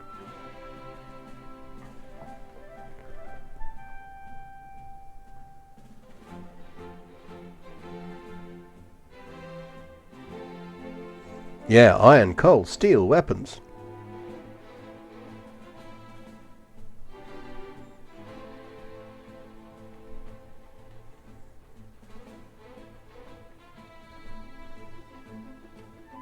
Right, one more of them and that should balance out.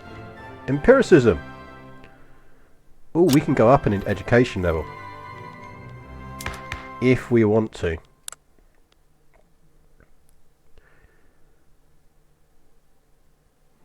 We probably should do it.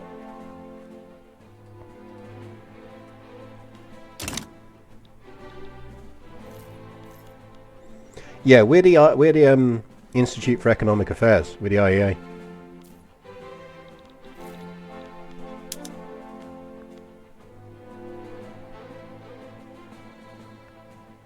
We're about to balance out our coal, which is great.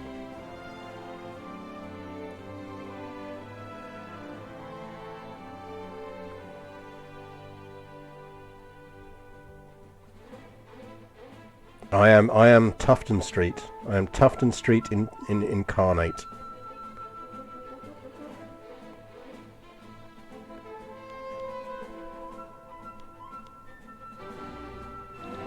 I might drop less of them for now. Let's not get carried away. Oh, Jesus, we've been really lucky on these wars. Right.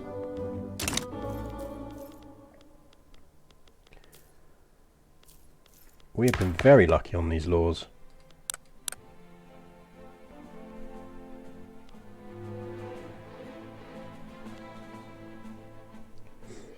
So we're suppressing the Catholic Church. The landowners are now neutral.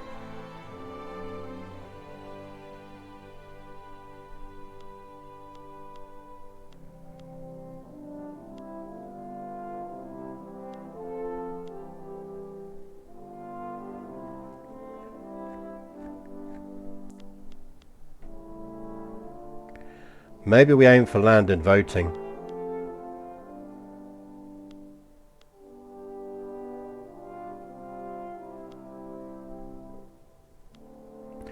We could go wealth voting. The landowners oppose it, but they don't hate it.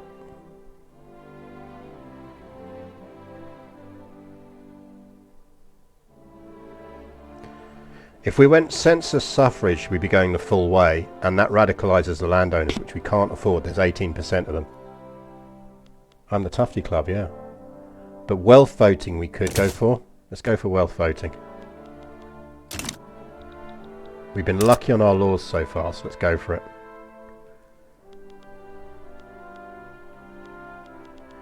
We're going to start needing more clippers as well. But if we can produce clothes, that reduces our reliance on overseas clippers. You can see how all this works, though. It's all about kind of the balancing the inputs and the outputs. Right, now we're actually losing money. But where's our chemical plants? Because shouldn't we be able to stop subsidising the fucking things now?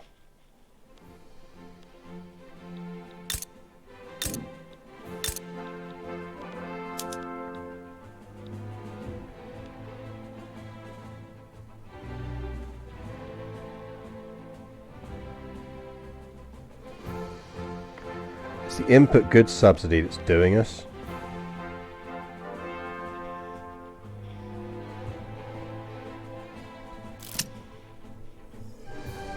Can the landowners be put out of the government? I don't think we can yet. Remember, the king really likes them. We need more coal. Once we get more coal, we can get away with this.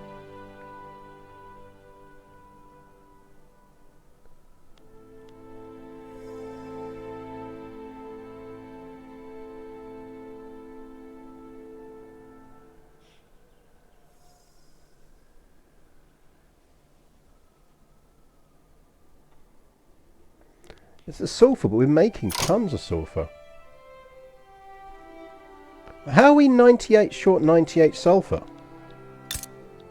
Why are we making tons of sulfur?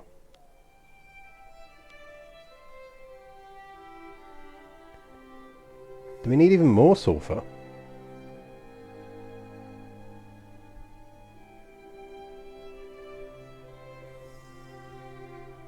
Like, where's that sulfur going? We're the #1 producer in the world of sulfur. Why is that sulfur not reaching?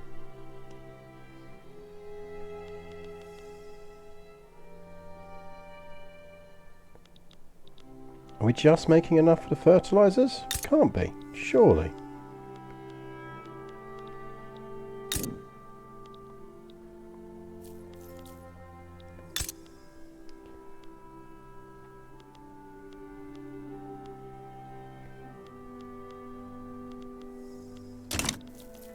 Are we selling sulfur on the open market? We are. We're shipping out 398 sulfur. Let's not do that, shall we? The fucking French and the British are stealing all our sulfur.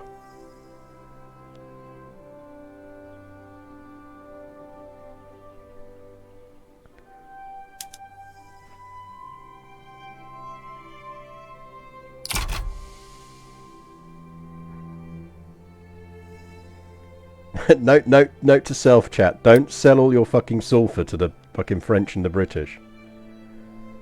I mean, they are paying for it, yeah, but I'd quite like to actually have our own sulfur.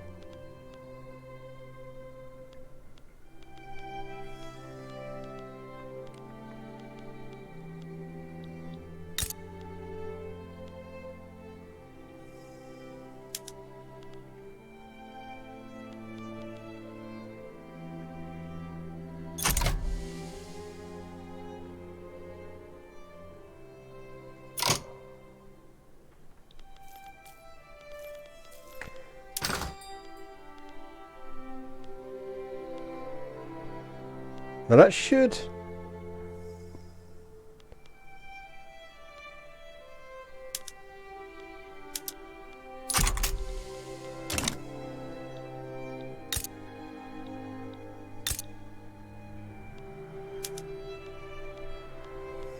That's a bit better.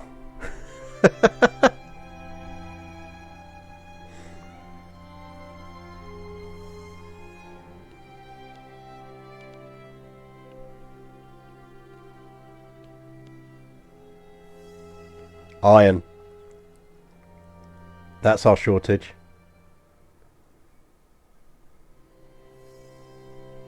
Yeah, since I'm no longer exporting all 400 of our sulfur. So I thought that with export stuff... Who are we shipping iron to? We're shipping iron to Tuscany. I don't give a shit about shipping iron to Tuscany. But I thought if you did that, protect domestic supply, that should make it so that it's cheaper for your own industries to buy iron.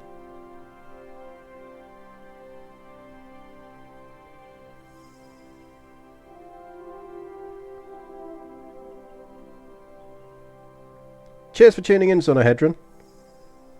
I think that should make it... See, my assumption was, if we did this, because we're doing protectionism, it should be better, more economic for... give me the quinine. For our internal markets to use them. We're going to let the intelligentsia get stronger.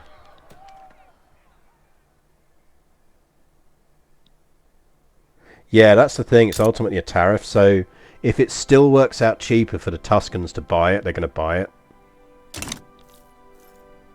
I think maybe we just need to not export iron.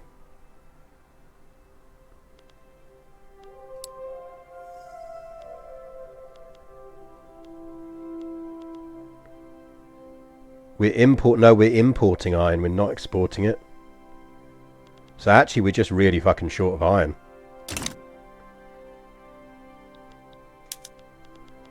We also need to increase road maintenance. What we really need is railways.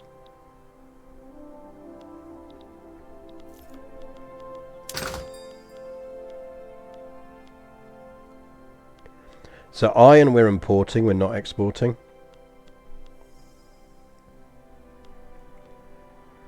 Tools we're exporting. Small arms and some furniture we're exporting. Lead we're importing the bit we need.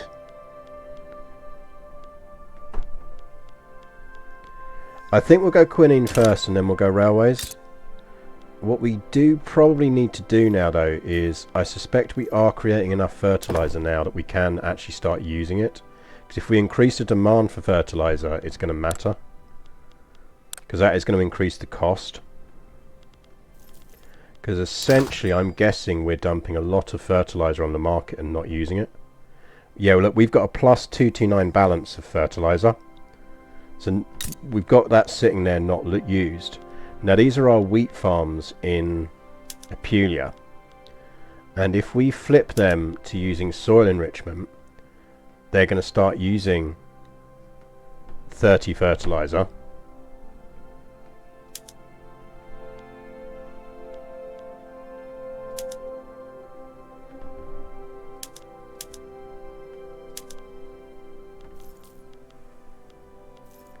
And in fact, actually, we might as well, with that level, we can do it globally, can't we?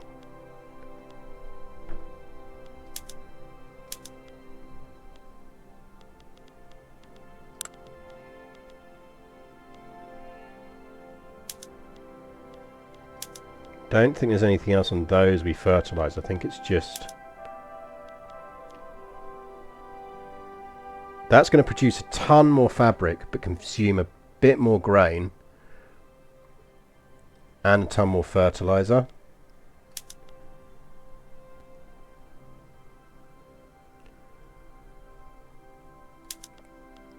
Right, that's just increased fertilizer.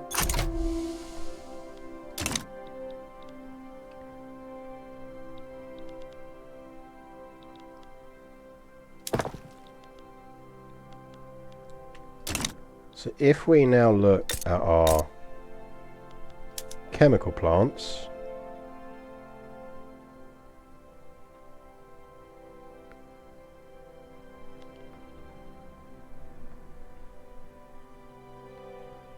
I think we've got enough fertilizer that we can turn around and just use this.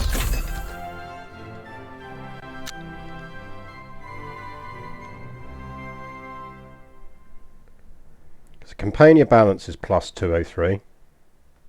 The Sicilian market balance is plus 121. So actually, if we turned around and flipped our livestock ranches, they're going to use 140.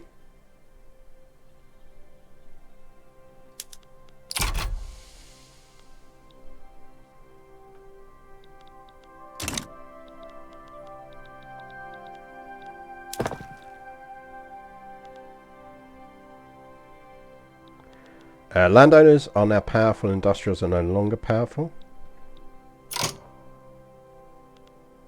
Tuscany is ending... Oh, Tuscany have broken our trading agreement. Bastards.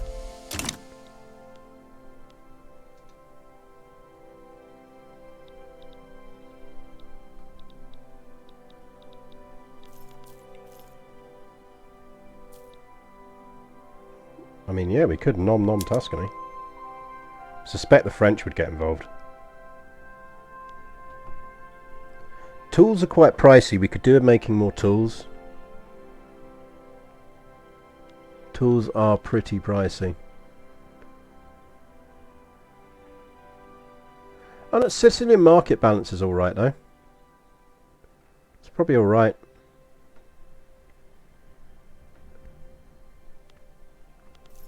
Oh, is it producing fertilizer? If it's producing fertilizer, we definitely don't want to do that.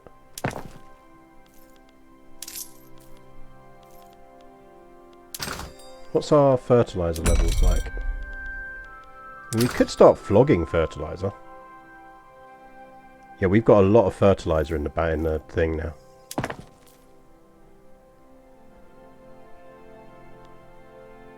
How are we looking on food? We're importing food again. I don't listen to chat. How very dare you. That is, we need to undo this. It's not actually helping us. If anything, it's harming us. There's too much cow shit around. We need less cow shit. We will do that though.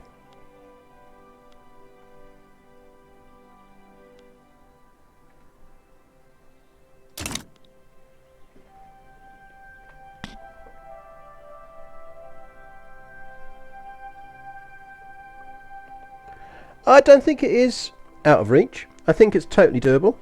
You know, as from this stream, even just like watch this stream back for the rewatch. And I talk a lot at the beginning about how to get going. So it's easy enough to do. Right, Kitty is having a snooze, so I might see if I can move her into her room. Yeah, I'm going to try and move Kitty into her room so that I can let Napoleon out. 1 second.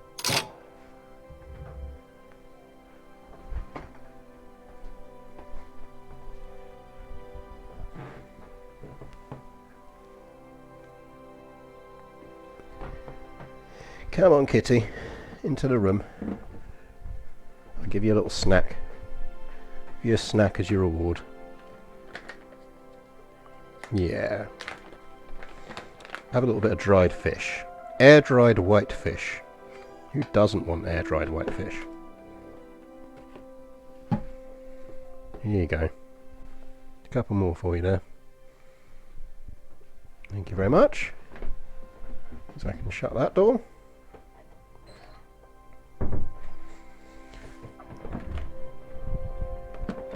You right now, Napoleon? Yeah, he's okay. He's on the bed. He's happy. I just have to try. I don't want to try and leave him locked in or shut in the bedroom when he's not snoozing.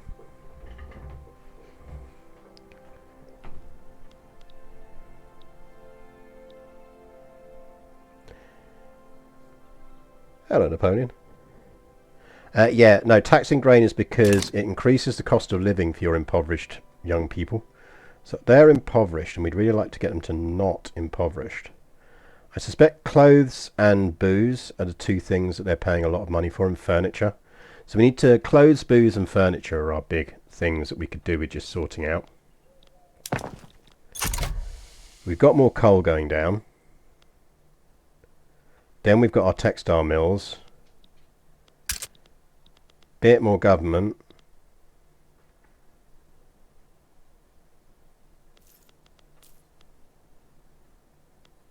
We are low on authority. We can always gain some back by no longer suppressing the church.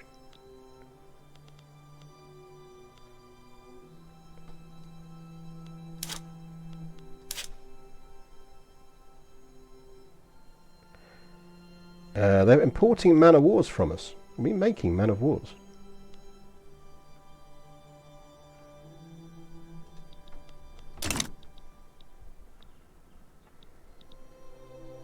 I think it's a paradox stream. It started originally, yes, as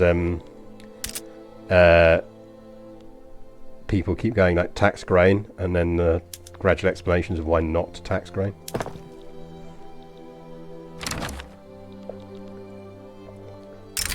Holy shit!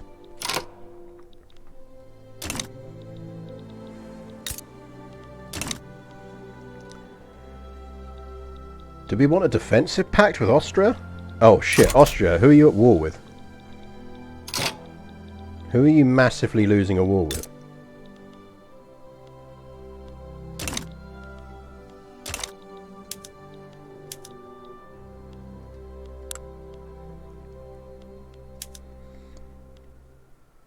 Yeah, Austria, you're busy losing a war with Prussia. How about no? Yeah, grain is quite literally the bread and circuses. Right, we're going to need to actually increase our port size here.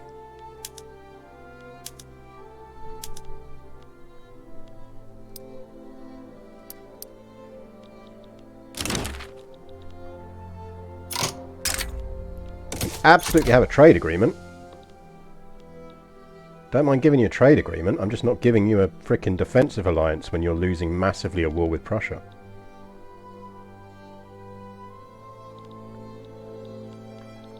I mean, that's a pretty brutal war if you look how far they've penetrated into Austria. What's it even over?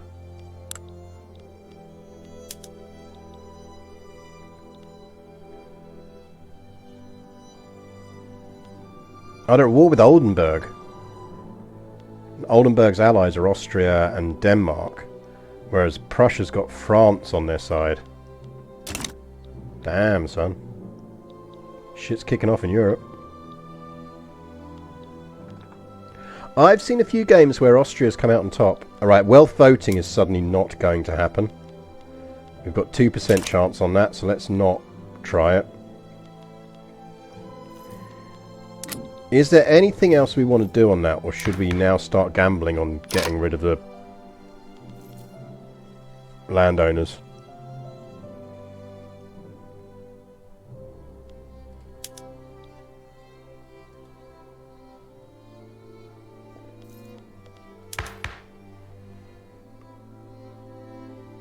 We really need elections.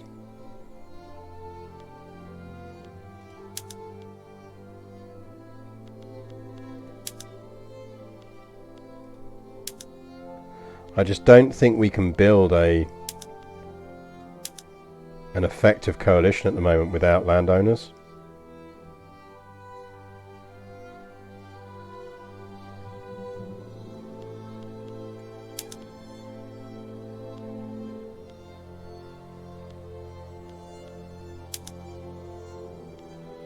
Which is a pain.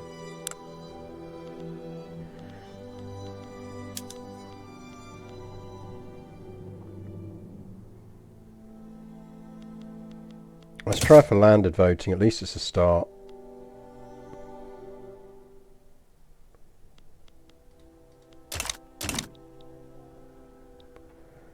Yeah, it's just we can't build an effective government with them at the moment. Yeah, we've got massive iron shortages.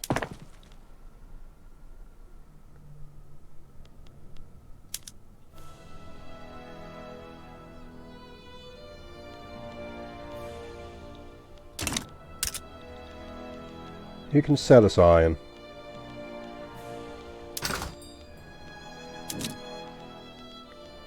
I could get off the Austrians. Kind of rather get it off the British. We wouldn't need any convoys to get it off the Austrians, though. Give me Austrian iron.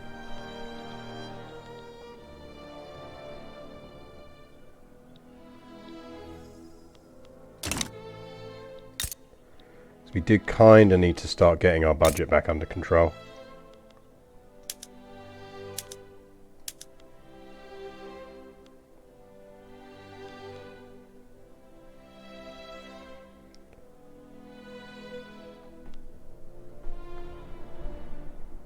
We've got enough coal now, we're getting the sulphur in. We're not producing enough fertilizer or explosives. How short are we? Well, the fertilizer's fine. We've got... Oh, it's just because the shortages are resulting in the production of less. That's all it is. I don't see how you can remove landowners as long as your king has it as an interest groups. I think that's the case. I think at some point we might essentially have to foment a revolt by the landowners. And if we're going to do that, I want the army ready to do it. You can try and unify Italy. No, we're just playing with the economics and a bit of the war, so it's not a priority at the moment.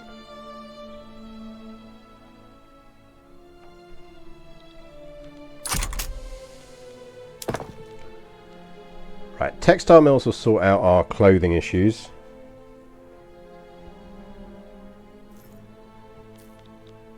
As soon as we can get some iron into the market, that'll help.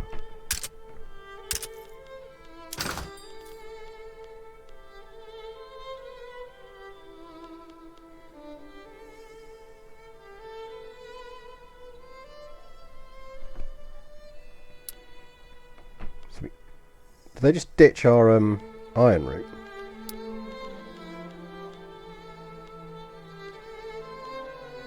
They did, motherfuckers.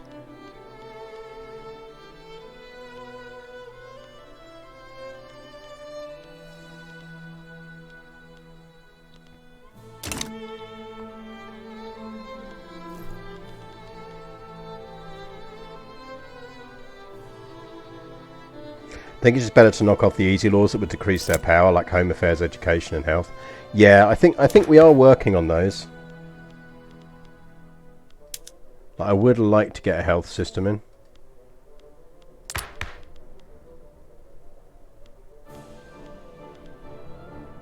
We've got dedicated police force as well, which is helping.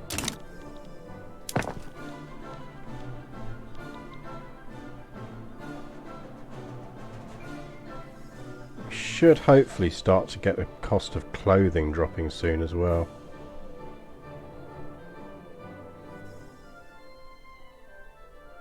Grain is slightly high priced, but not too badly.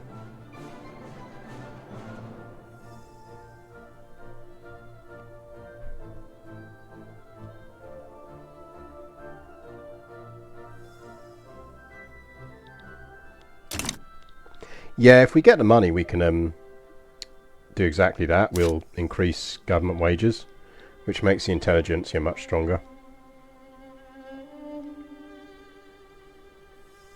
Right, good news is we're now within the range where if we weren't building buildings, we wouldn't have a deficit, which is a good place to be. So our textile mills are going down, as in they're being built.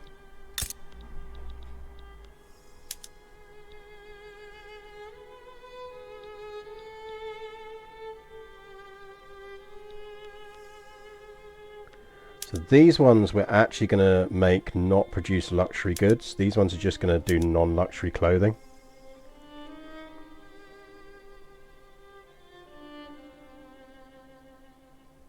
These are essentially our baseline textile clothes things. You're pretty sure I just scrolled past the deal? Maybe I did.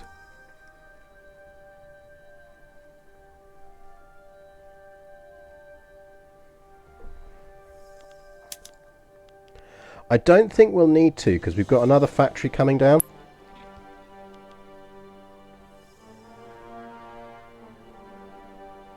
Because it'll raise the price of dye, because we're not producing dye. So at the moment at least, we're kind of better not doing it.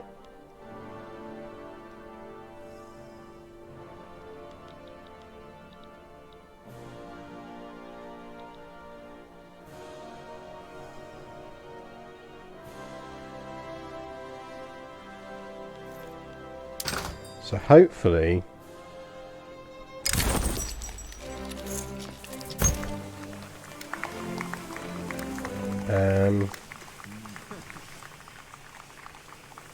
no, I'll let them invest.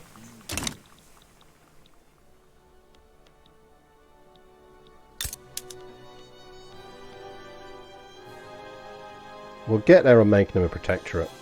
I'm sure we will. We'll manage it.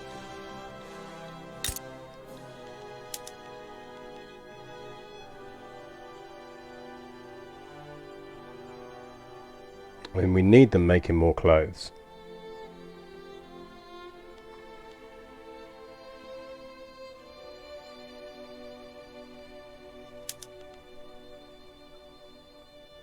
It produces 15 more, but it's not a huge amount more. Like, it's some more, but it's not a huge amount more.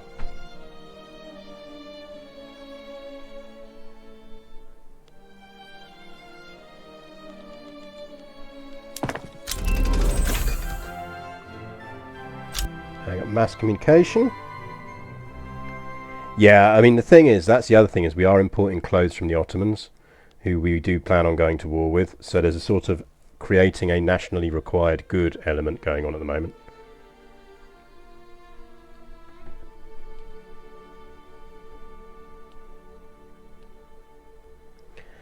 Well, see, the thing is, we're starting to get to the point where we need railroads. So do you see the market access thing here? We're going to combat that by building some ports, but the other way to really do it would be to build railroads.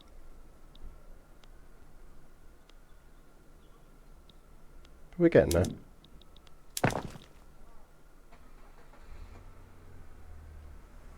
So we're going to get another textile mill down.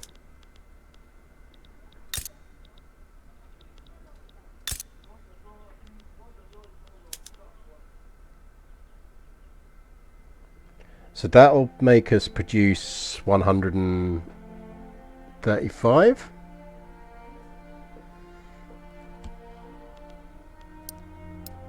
I mean, we kind of need more, don't we?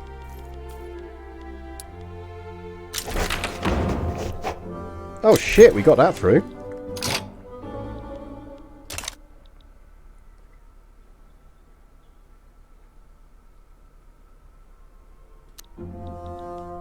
Chat, we now have voting. We have an election on the 1st of January.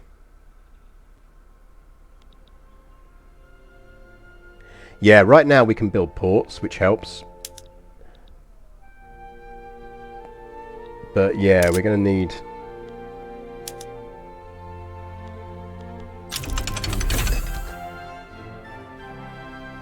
that's got us rifling, which is nice.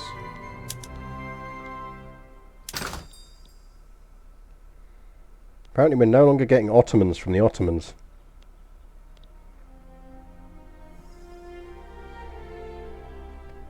Why are we importing 1.68k wood? Is that hardwood? We're importing a lot of wood from the Ottomans.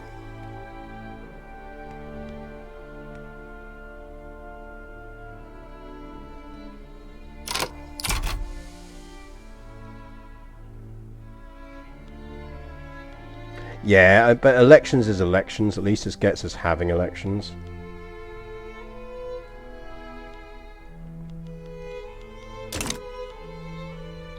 Prussia and Russia are no longer rivals.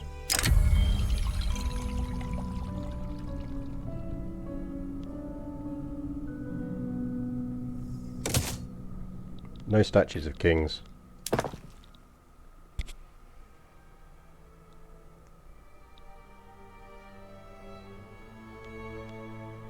Yeah, we are using the wood to build buildings, I suspect.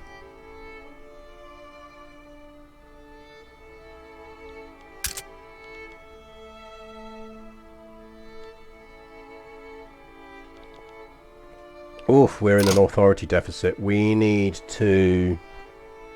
damn, like minus 85 from the popularity. We have the most unpopular king ever. It's the road maintenance in Calabria that's doing it. I'm going to turn that off. Because we are in the process of building ports.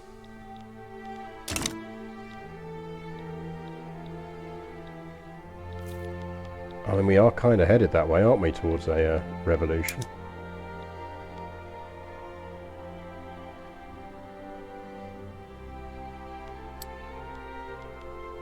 Problem is the landowners are going to win.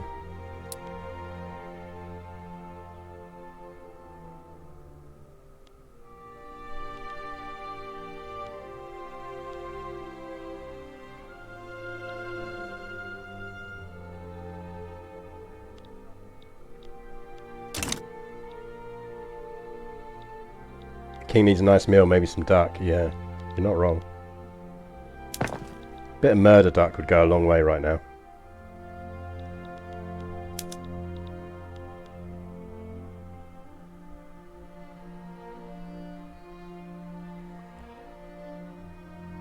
Yeah, they're going to win. The right are going to win quite healthily.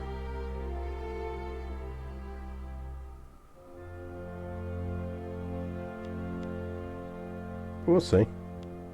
If nothing else, it's fun to do just to see elections.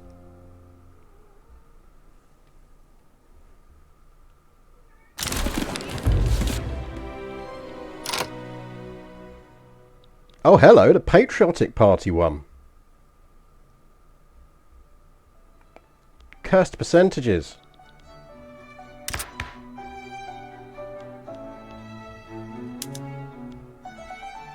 We can ditch the landowners.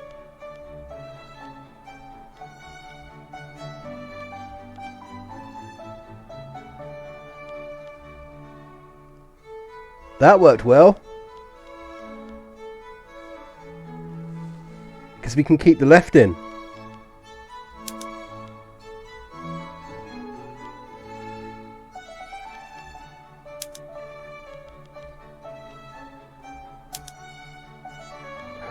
If we get the intelligentsia in,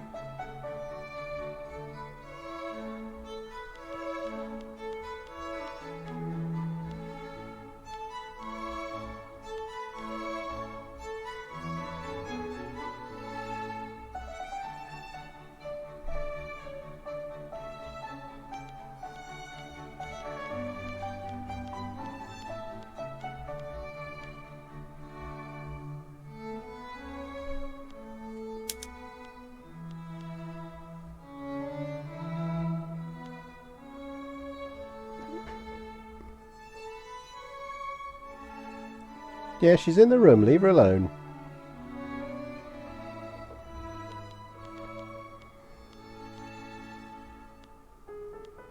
We could go for wealth voting. Is there a benefit to us in putting the intelligentsia and the industrialists in? We get a legitimacy boost.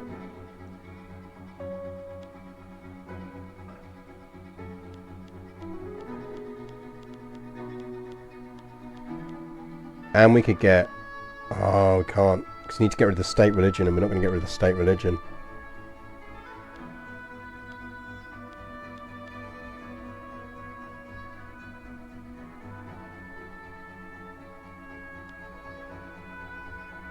But we could get health insurance in.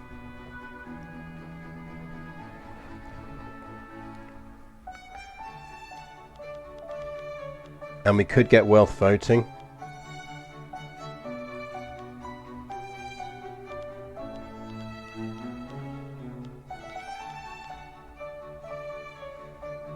It's essentially because we split the right.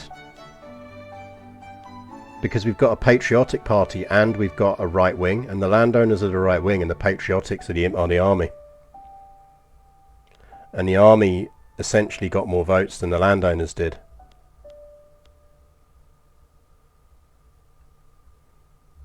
And the votes are biased because of because we did landed, and the armed forces clearly count as landed, which is worth remembering. So yeah, think of them as this is Ataturk armed forces. Essentially, we're using the armed forces to I think we use the armed forces to leverage through wealth voting.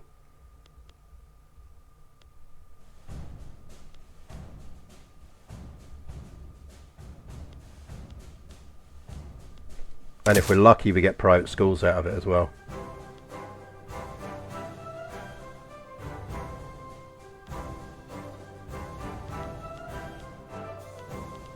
I mean, we could push for republics. Who's it going to radicalize? It's only going to radicalize the landowners.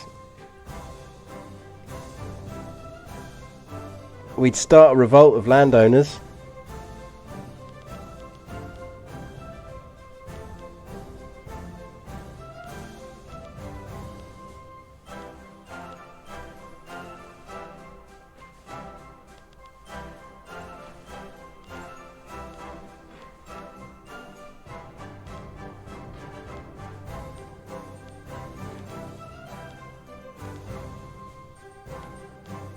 I think we go for wealth voting.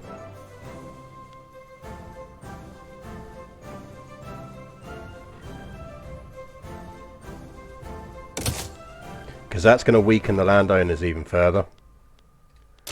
And the important thing is that now that the landowners are out of power, we can suppress them, I think. If we stop suppressing the church.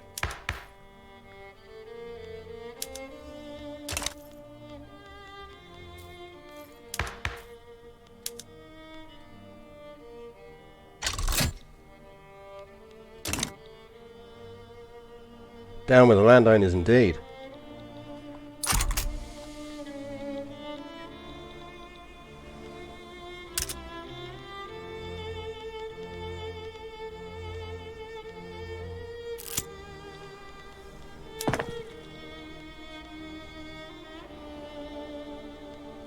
Government capacity poor, inefficient agriculture.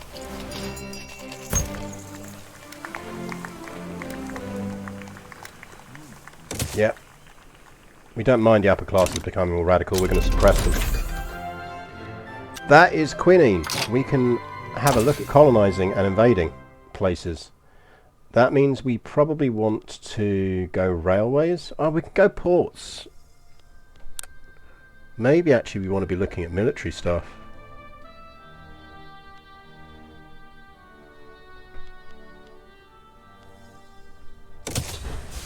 We want general staff. I want to upgrade our military so we can go start doing some fighting.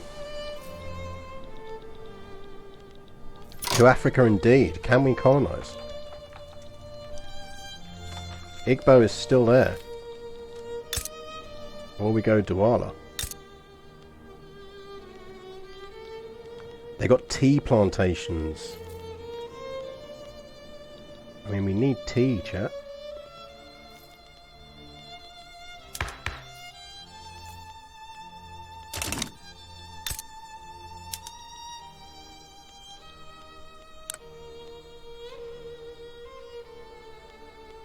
We got quinine.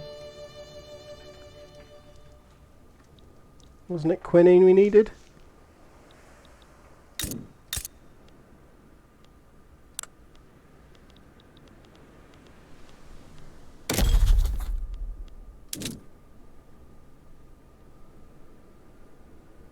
Oh, that's in Congo.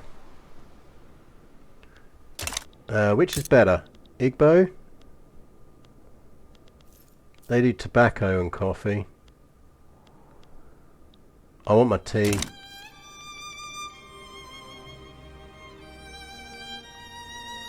I want tea, chat. Yeah, but we have dyes at home. Herrera? Don't think we can go there. Oh, we could, we just don't have the interest.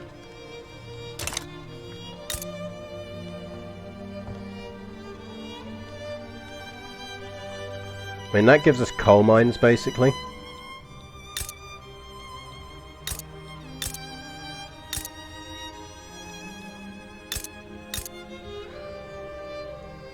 So there is a lot of coal in that area.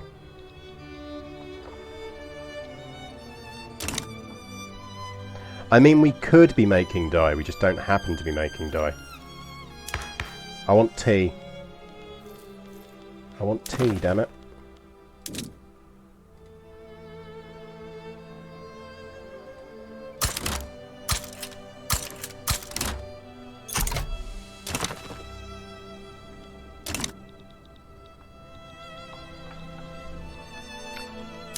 I'm pretty certain basically we can build dye plantations. Oh, we can't build dye plantations. I thought we could.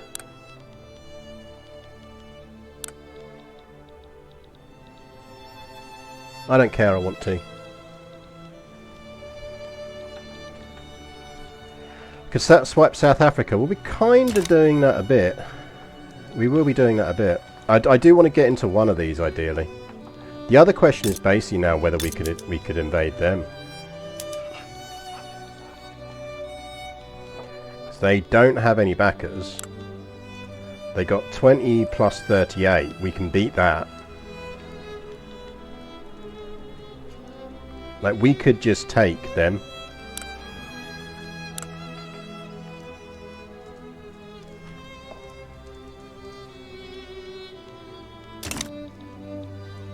As long as no one else got involved.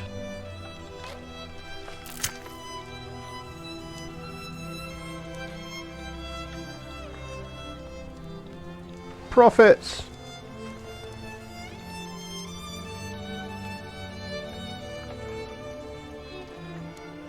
What happens when you get to the 100 years? The game doesn't end. That's the kind of official end of the game. But you can just click a button and play on if you want to play on.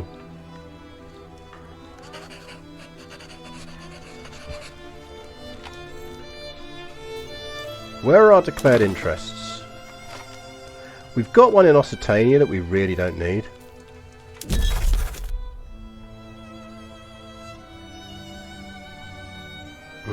Kind of maybe we do.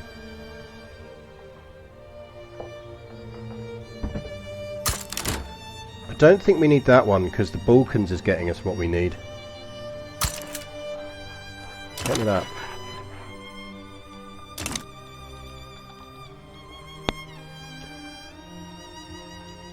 What's going on over here?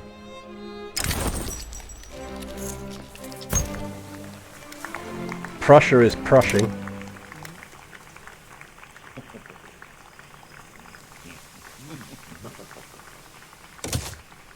I'm going to address it.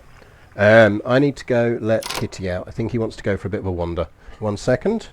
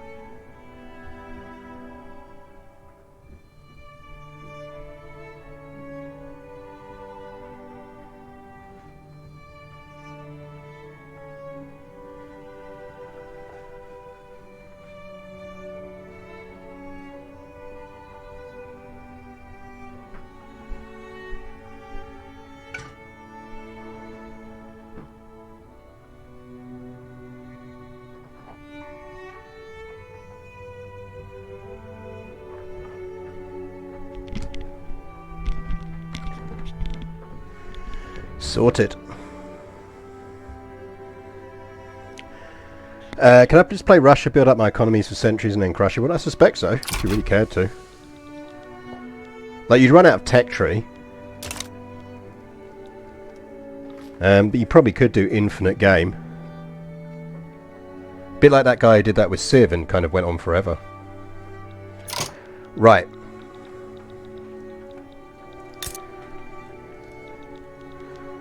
How much gold have we got in the reserves? 650k.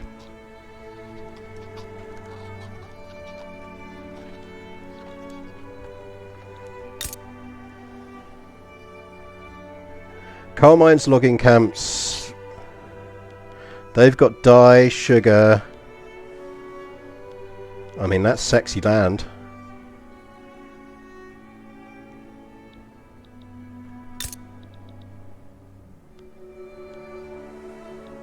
I feel like we want this, chat.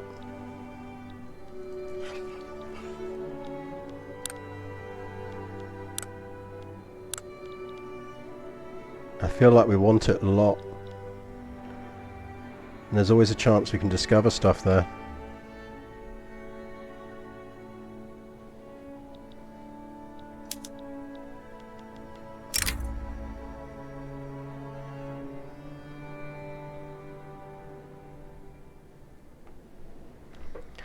I mean, theoretically Great Britain or France or Portugal could get involved.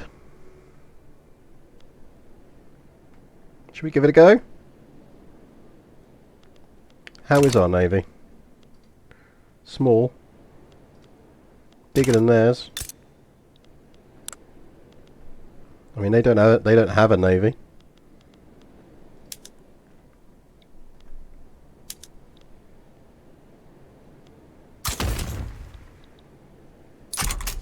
$69. Nice.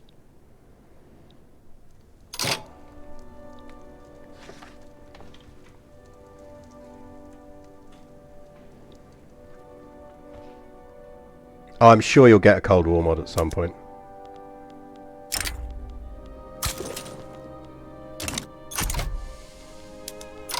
So we have kicked off a diplomatic play. So we still have 75 maneuvers remaining.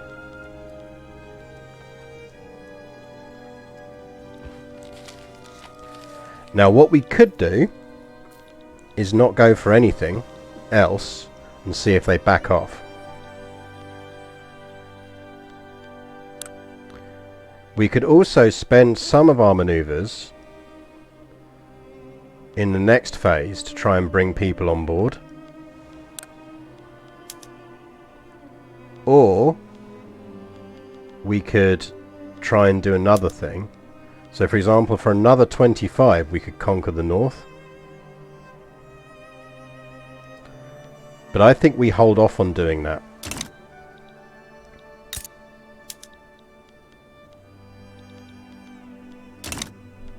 So let's see what happens. We could do with France not leaning towards them.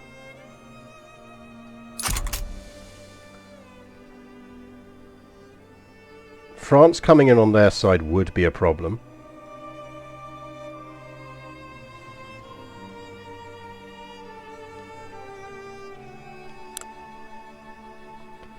So we might need to try and sway France out of their sphere in the next phase.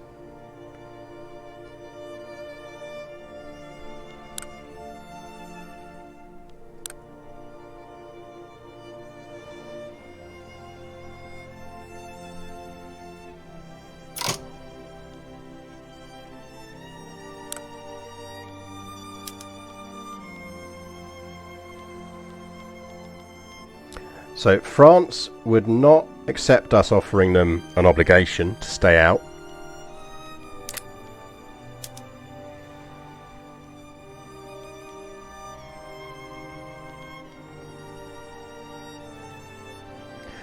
If we offered...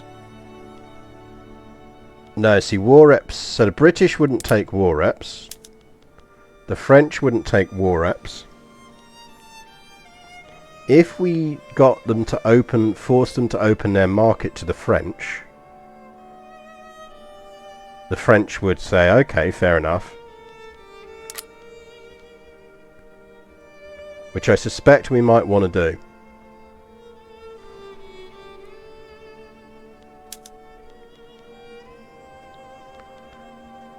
Because in the grand scheme of things...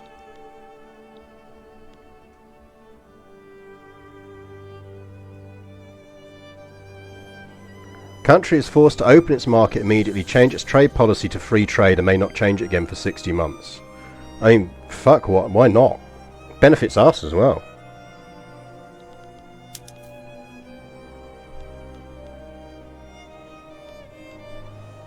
And you see that costs us 20 maneuvers. And obviously we wouldn't have been able to offer that if we were going to conquer the whole damn thing.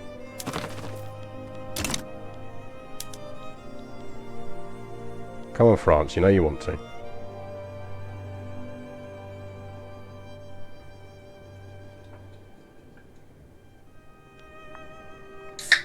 France are on our side.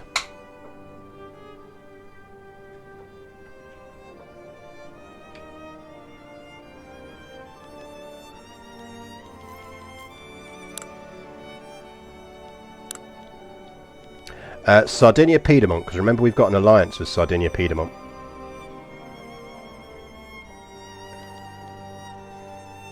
To be honest, we got France on our side now. I legit don't mind, as long as the British don't pop over. But I think the British have essentially said they're not interested either way. But they've got no sway. We can't sway them in any way. Royal Navy would be a problem.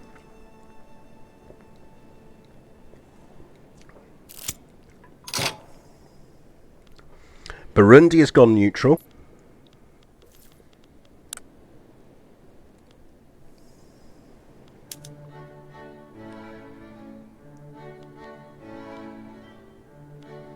Don't think we want to force anything else on them.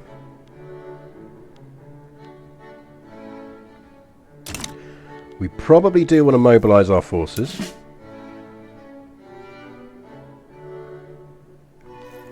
I don't think... Well, we don't need to mobilise all of them, I suspect.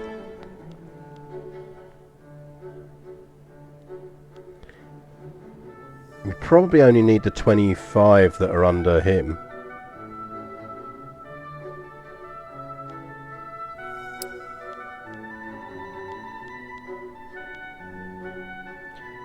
Yeah, those are African states that would be backing them.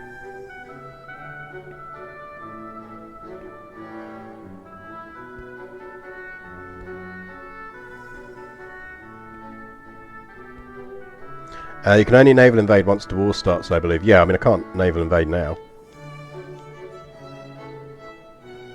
But we want them mobilised.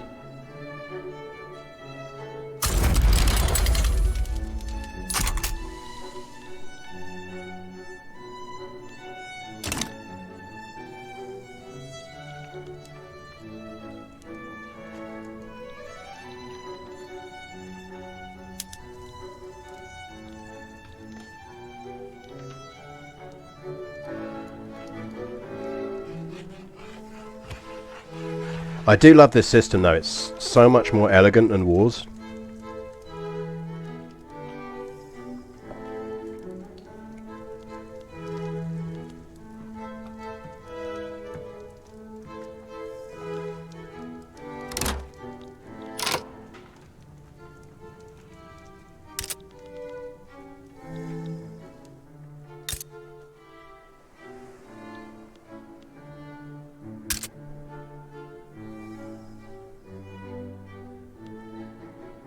Because the French are already inbound with a bunch of troops.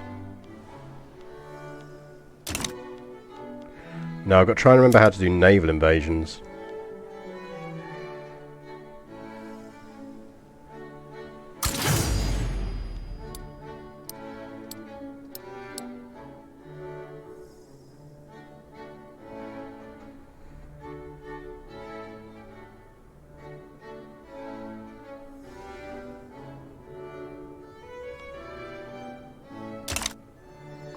Yeah, the West Africa one will be the Senate. It's over here somewhere, isn't it? It's going to be wherever their French colony is. Over here. I'm reasonably certain the French can handle that.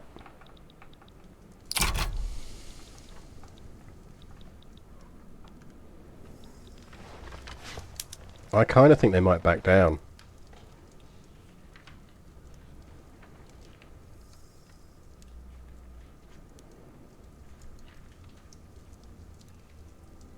Gotta think they'd back down.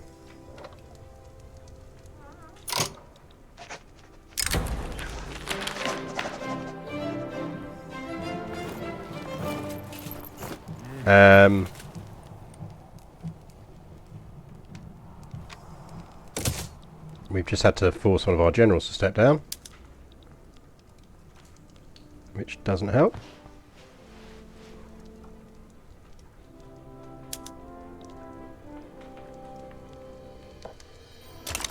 I kind of think we want to promote a new general then.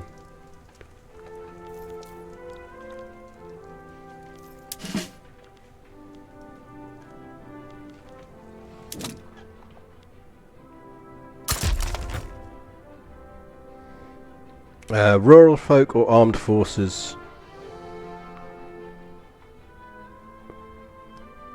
Eesh. I suppose armed forces. We don't really want a rural folk guy.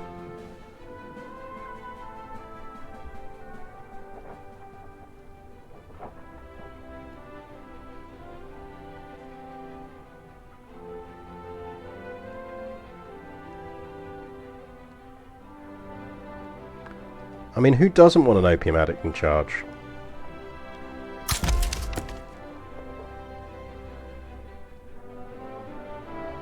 Yeah, we get the wounded guy or the opium addict.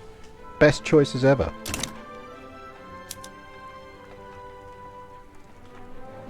Yeah, a lot of people have backed out. Right now, only Buganda's supporting them.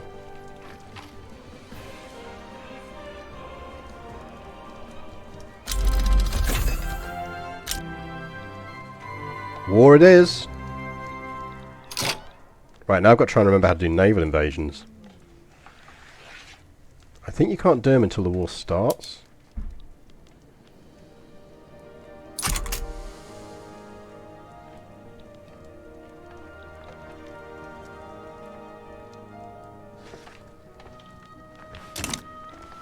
But the other reason to get rid of the syphilitic adulterer was that he was of an influence group that we didn't like.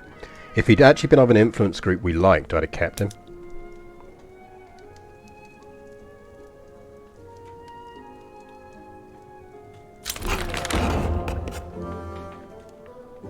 Oh, we got wealth voting!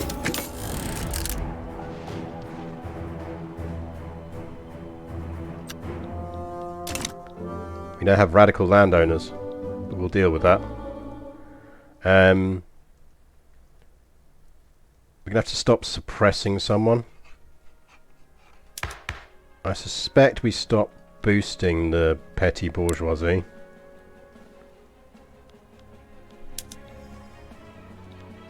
There we go. War of the Marina Kingdom has broken out. We are at war with Marina.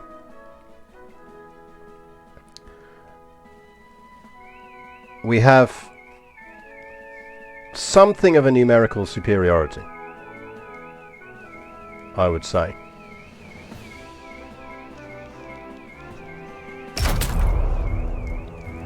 Yeah, let's have a quick look at our politics while we're doing this. So, unlocks women's suffrage law. Can we get women voting?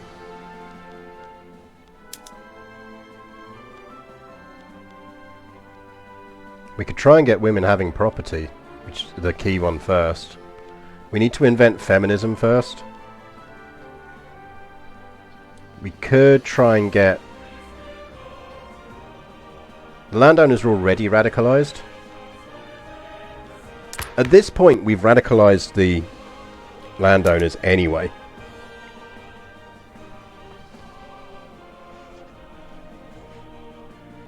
There's no... We don't seem to have a constitutional monarchy.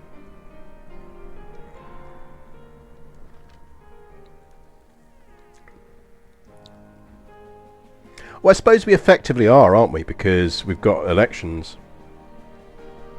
Yeah, that's just my neighbour outside.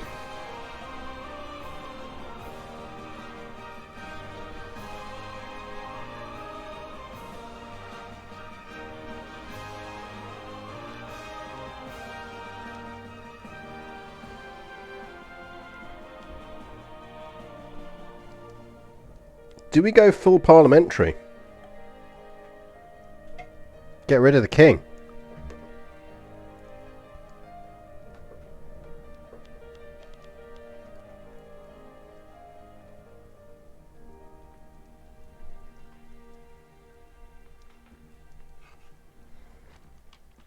I mean, the armed forces would go into negative.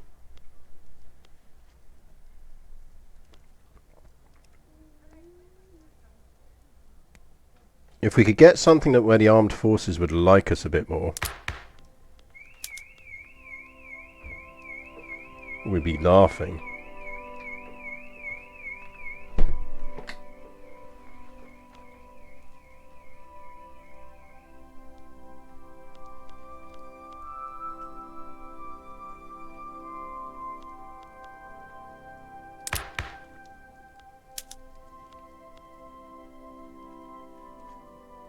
Appointed bureaucrats would be really nice.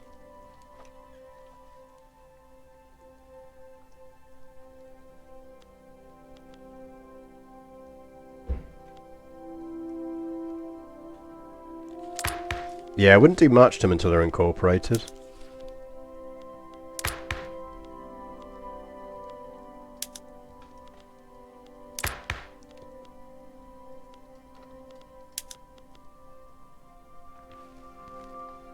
Private healthcare.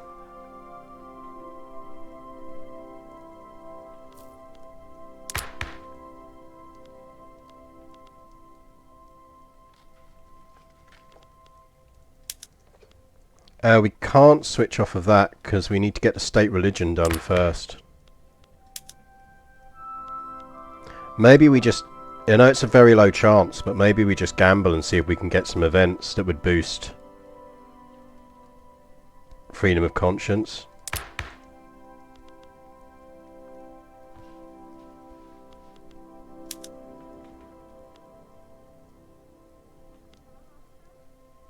I'd really like no migration controls because I think we're going to need the pop growth.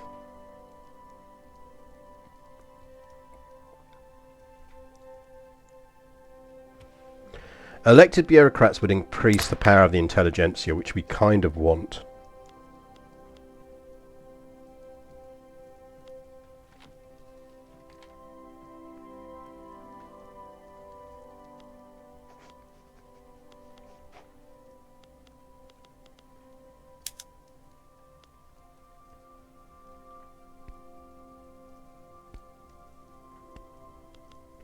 And it doesn't piss off the armed forces.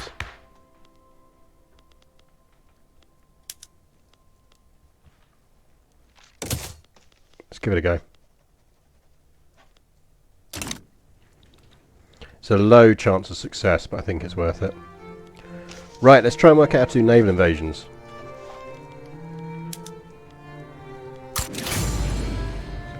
South Madagascar. And Leopold.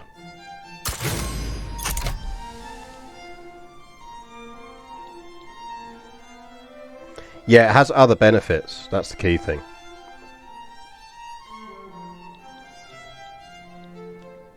Right, we are now properly losing money. But to be fair, if we weren't building, we wouldn't be. And we're getting the port down. We've got 2 textile mills coming off the line, which is going to help.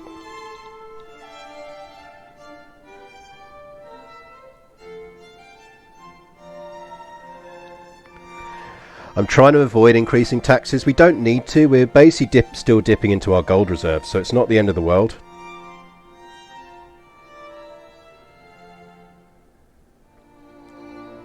We could kind of, what we're sort of doing and could do is, we can kind of make ourselves a Mediterranean USA. We could go fully presidential and open to migration.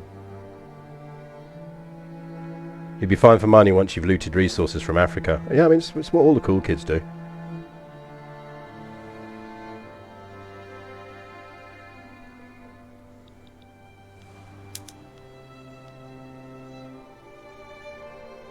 So 13 days.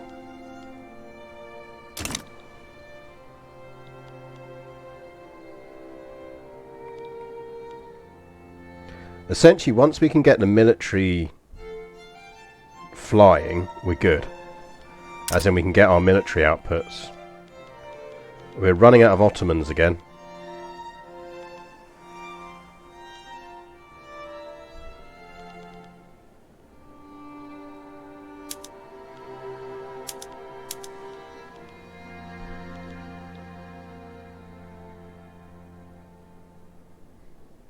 Is it really a good idea to have someone named Leopoldo in charge of Africa? Well, essentially, once we can become a exporter of weapons, we're going to be in a very nice spot indeed. And have we sorted out our access stuff? Yes. Low market access. Yeah, the next port is going to sort out the low market access, so that's good.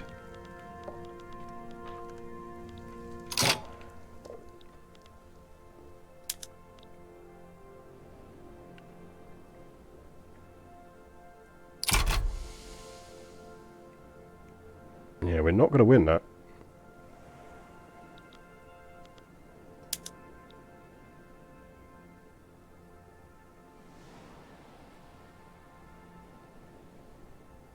The main problem is we can't get enough people ashore.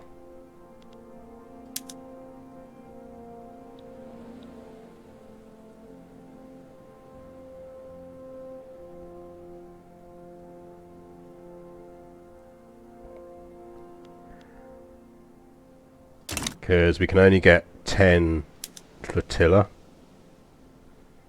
which is a problem.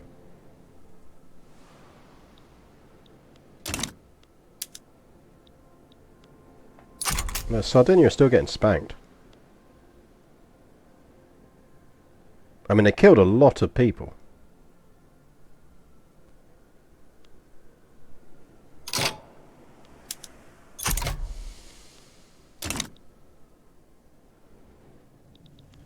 Oh yeah, we're going full Italy and Ethiopia. Thing is, don't forget the French should turn up at some point. This is the big reason I wanted the French in, because I want them to fight the war for us. Come on, France. You know you want to.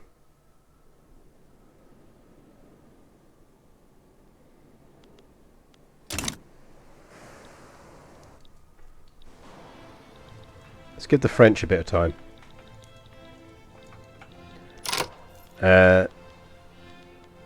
It does highlight that we kind of need to have a bigger navy.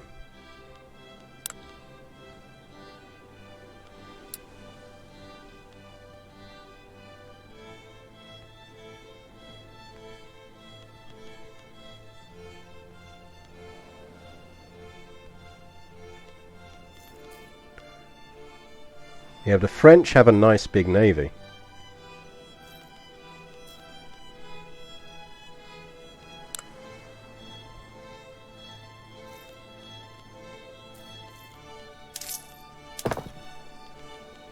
How do we increase the size of our navy anyway? Is it more shipyards?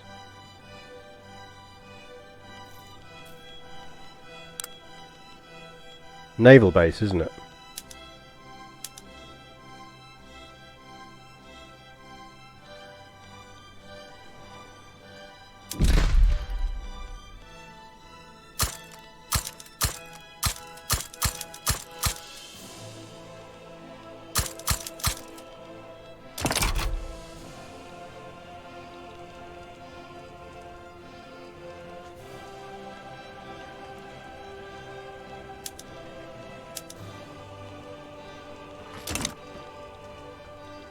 France!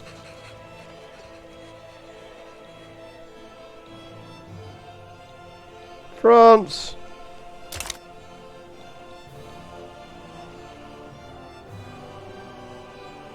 Oh yeah, this is partly why we're doing it though, is to learn. Senpai France! France, Senpai! Notice us! Please!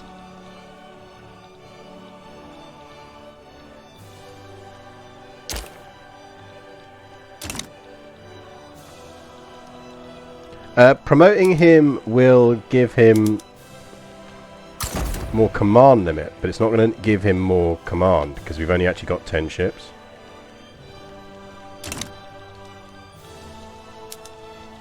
France are in the war. I mean, they are still mobilizing.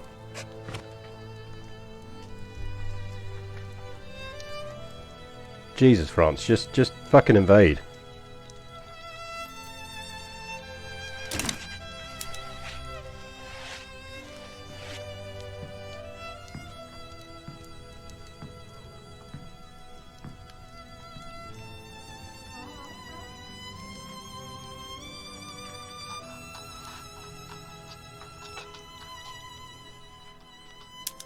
France! Get in there, France! Come on, France, you can do it. Hang on, if they're facing that with 28 there, can't we invade again?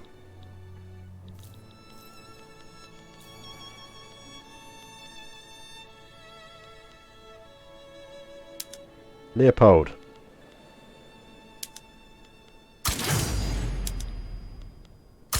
Have another go, mate.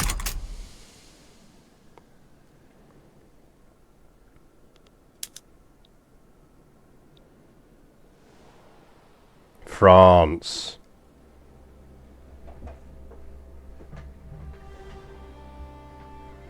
Damn it, France.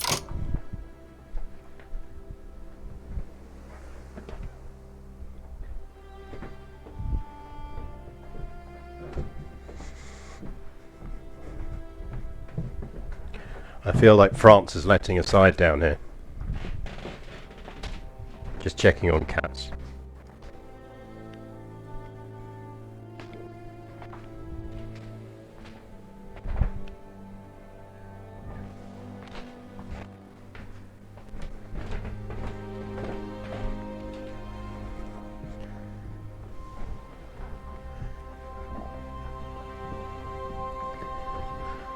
We should have gone with the British.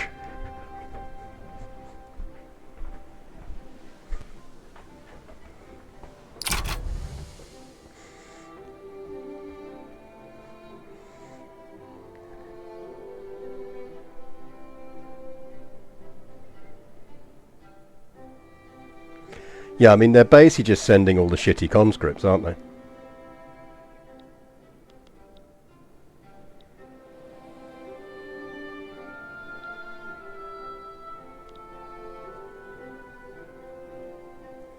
Yeah, we did go with France to stop them siding with other sides. There is that to it.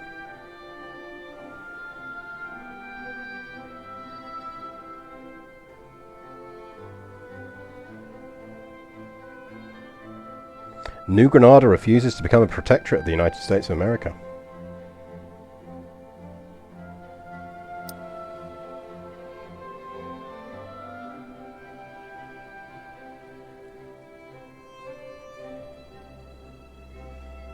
France, you suck.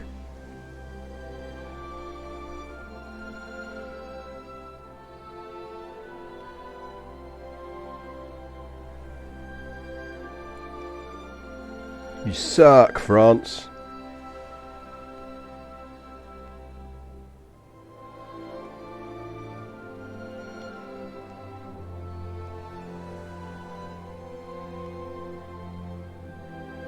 Yeah, well, welcome to the meat grinder of Madagascar. You're not wrong.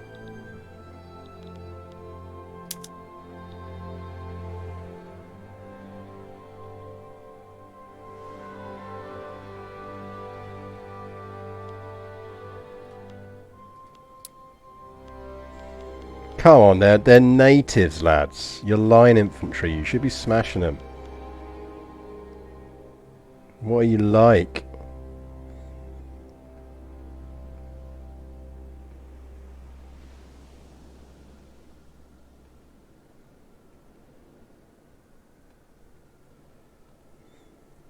Yeah, but my army isn't.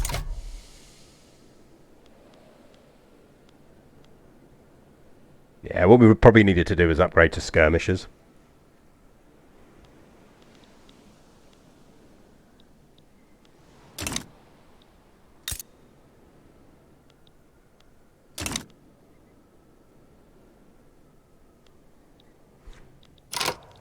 I mean, in for a penny, in for a pound. I think we can upgrade to skirmishers, so...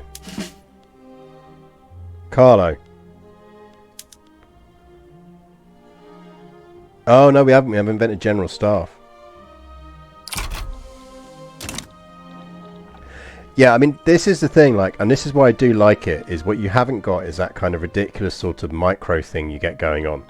Where, like, there's no way I could be microing this war.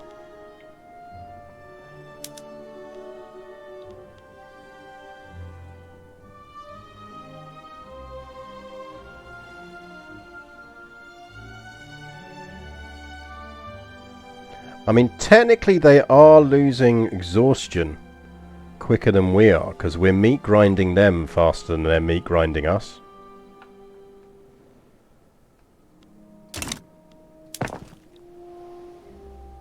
Ports are coming off after this anyway, so let's get rid of some of these.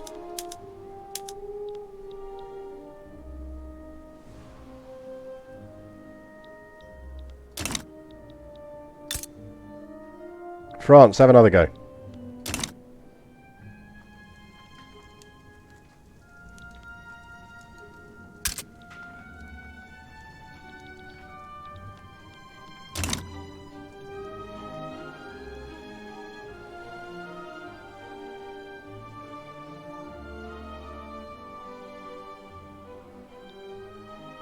France, send in more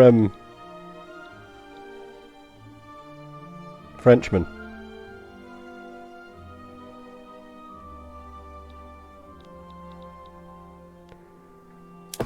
Well, if we want to be a colonial power, we're going to need to donation of knowledge. Is that another university? Absolutely.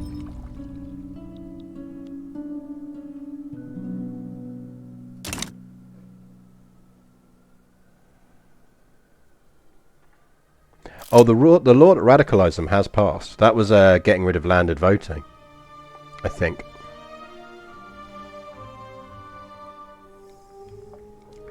The king has intervened.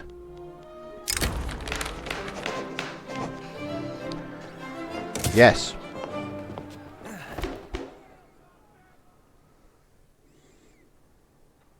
Yeah, I mean we're going full Belgium here.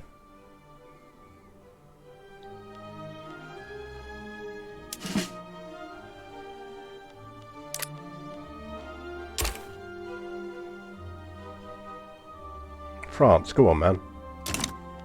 Because we're now picking up debt, and I don't want to pick up debt.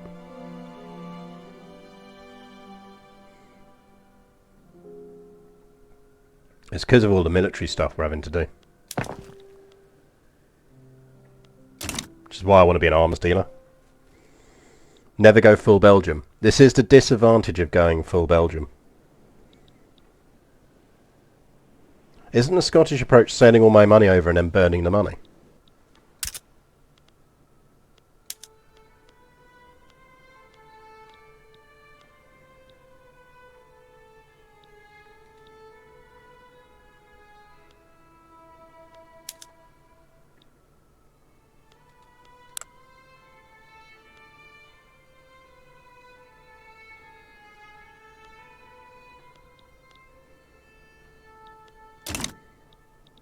This is blatantly going to wipe peace out.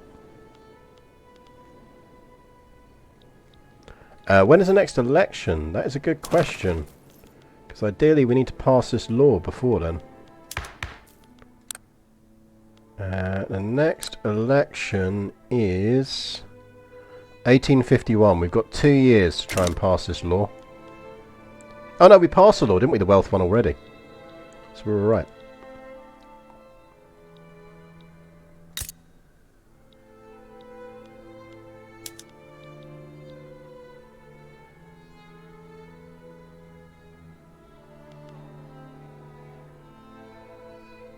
Yeah, look, if France wants to refuse the current peace deal, France can get in there and fucking invade them again. Thank you very much. Get your ass over there, France. The only thing one better than one Sicilies is 2. Yeah, unless you're trying to fight a war in Madagascar, apparently. What we've learnt from this is navies are useful.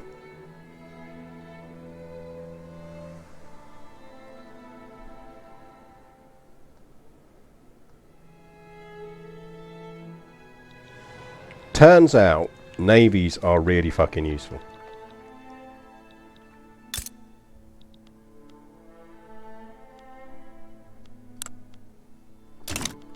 Aren't we meant to be putting a colony down over here? Did we not? Oh, we moved our thing and then didn't put our colony down. Whoops. No, that's the wrong place. Get in there.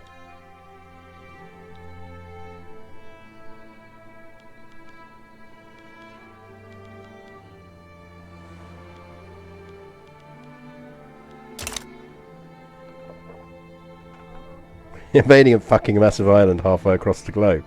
Look, everything is fine, chat. We killed more of them than they killed of us. And one assumes that at some point that means we can essentially wipe peace out.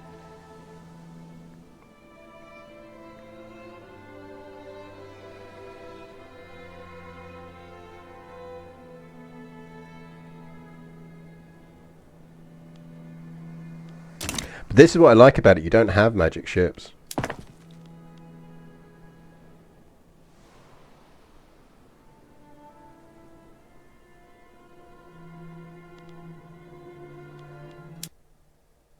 Oh, is that a crash? Crash! Oh no! The game was so embarrassed about what we were doing that it crashed.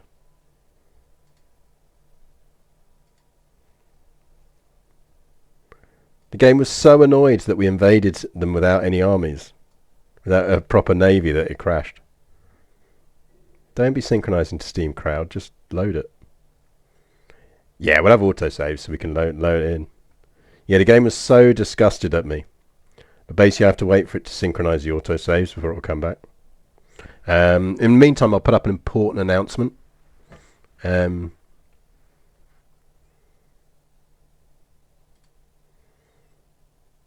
just an important general announcement.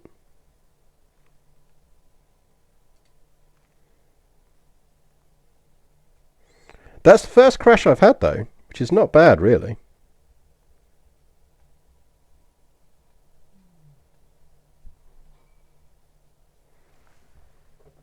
Right, we're coming back now.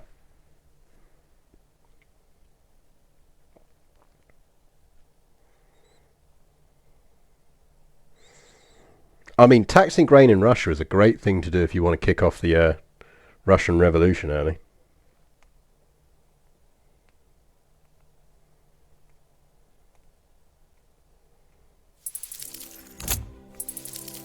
What happens if you tax grain? Is all of your lower class people are not going to be happy.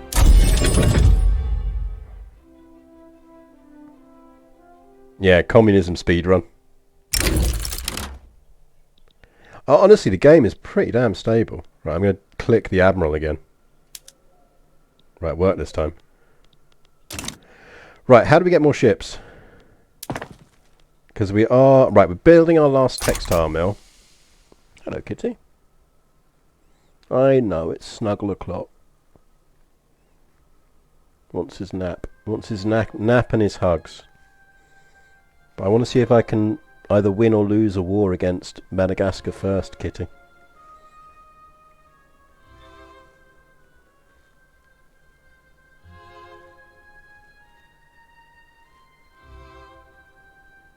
Yeah, you can absolutely go for communism. Shen is doing an anarchy run, if you really want to get crazy. Right, we have more naval bases, so does that allow us to increase naval capacity? How do we get more ships?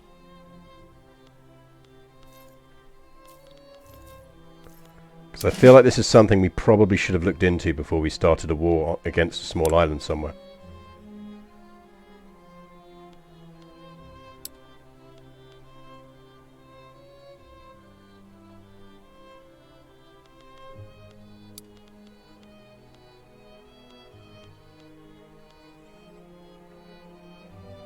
Like, how do we get more navy?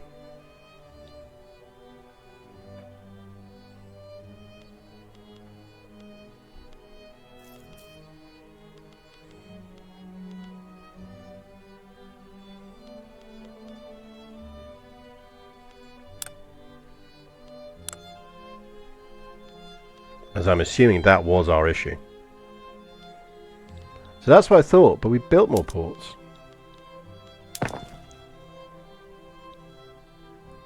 Oh, or are we just starting a new port? Let's give it a go. Let's have a look.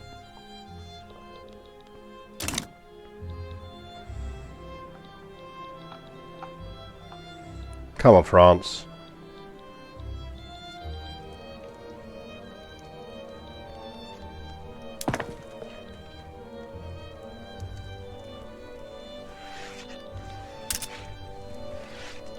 Yeah, unhealthy economy, no shit.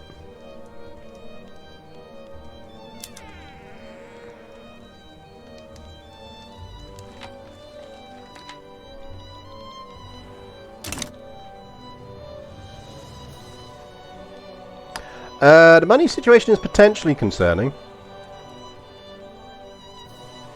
It's not the end of the world, but we are losing a lot of money.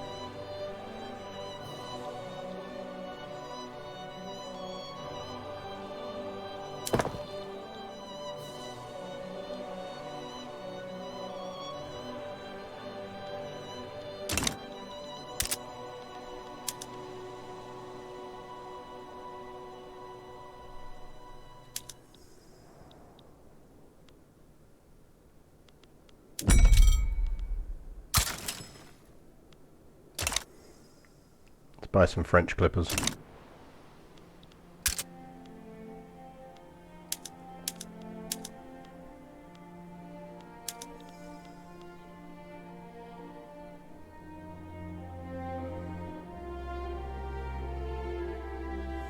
I'm spending a lot of money on clippers.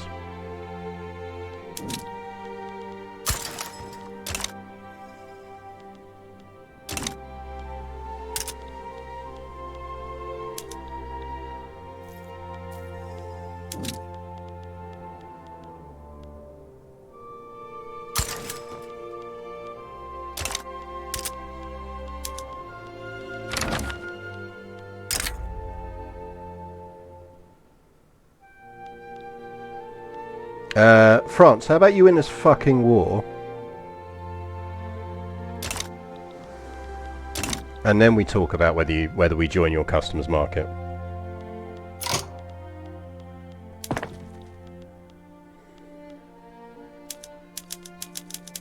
So we say barracks give us... The barracks gives us ships as well then.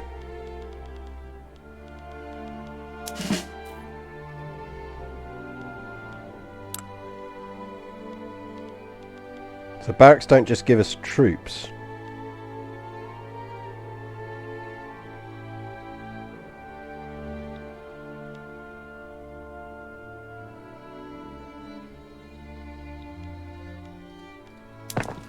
Yeah, naval bases, that's what I thought.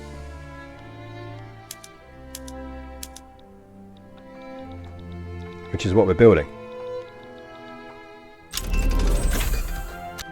Not now rifling.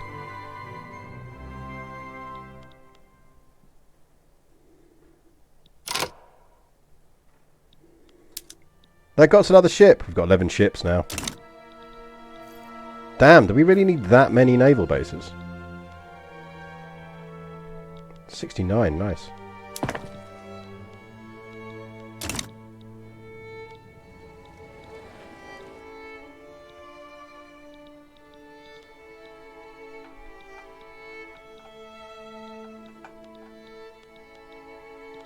Well, I'm assuming that the number of people he can carry... Because he was only taking 4 units to invade. So I was assuming that in some way relates to the size of the navy that can do it. But I might be wrong on that. What determines the size of the naval invasion? That's the real answer we need.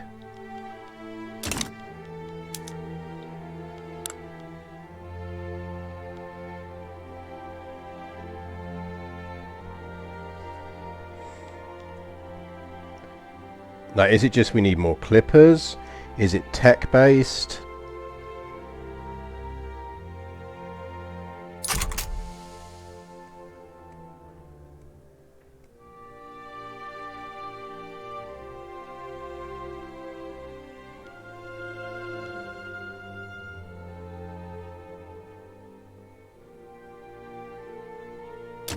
Oh, Russia and the US are rivaled.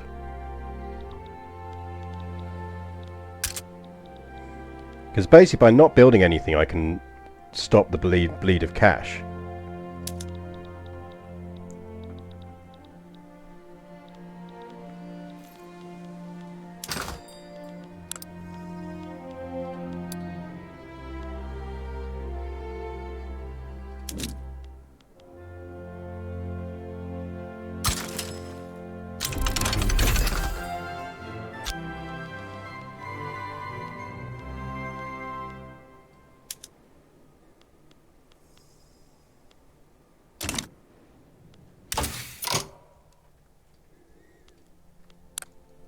There was something we wanted on this, wasn't there?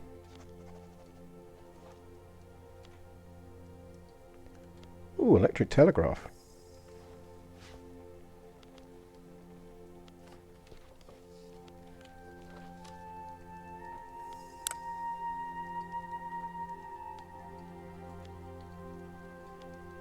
Should we get realism?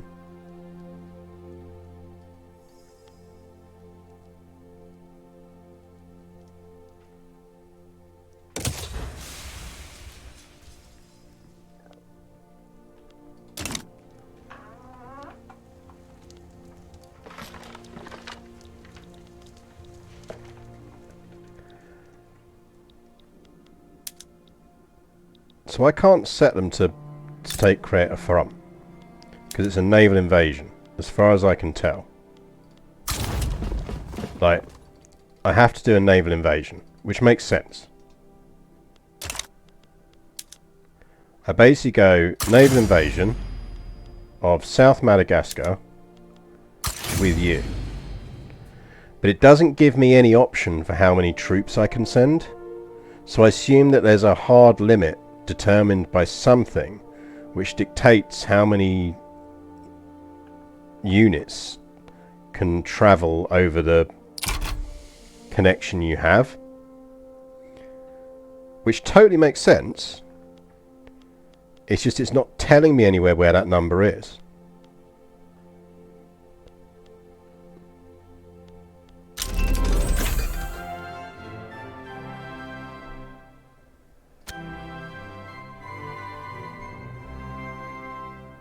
Like, what determines how many ships? Because that's the thing, it's a logical conclusion is determined by flotillas.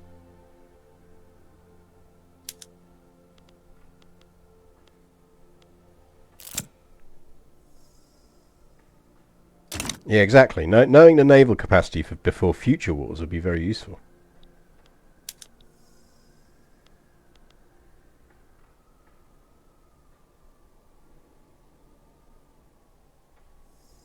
Zero dead due to attrition.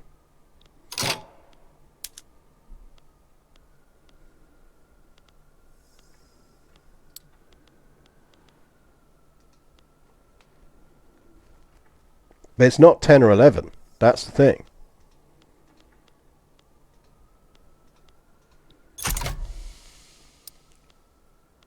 Like, was it 5? Is it 2 to 1?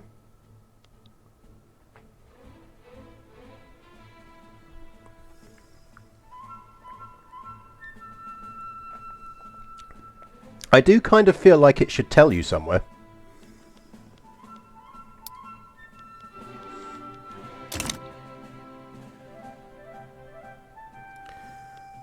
Like, if you are navally invading a place and you select the option to navally invade a place, it should tell you how many troops are going to go.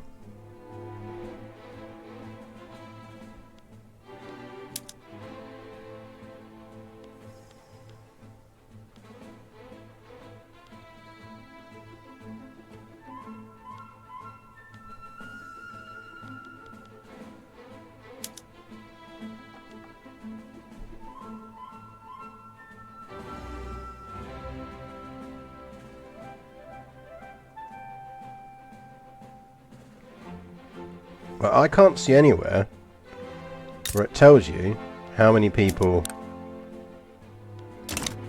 it's going to take.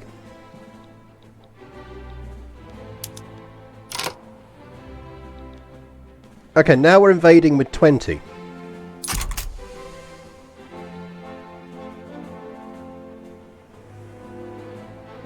Which feels more reasonable.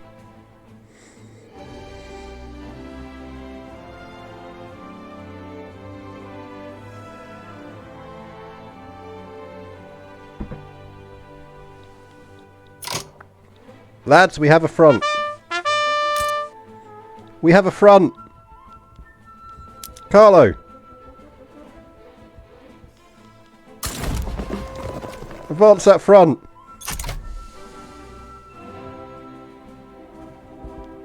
Carlo, get over there.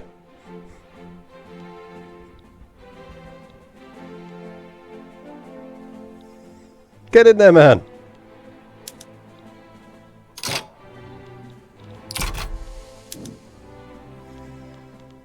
"53 days.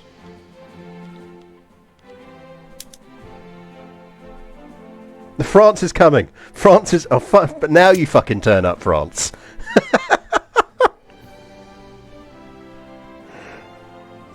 I mean, is it decided by naval command rank? All we did was promote him. Carlo! Fucking shift it, man. Shift it, Carlo.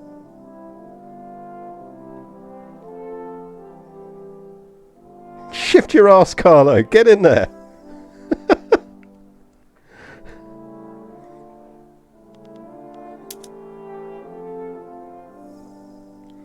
Oh, good, he's a mountain general as well, isn't he?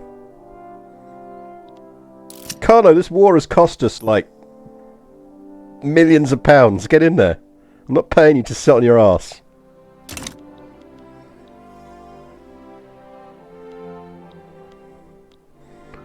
Napoleon has now officially sulked off because he wants snuggles.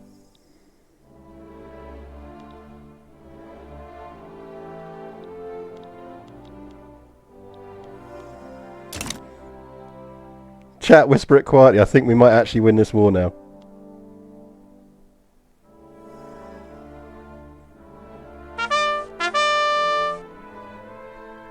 Terminal Chimp and Kofi 10k. Thank you for the follows. You get my armies when you get your army. Yeah, probably. Who the fuck are you and why do you have another army?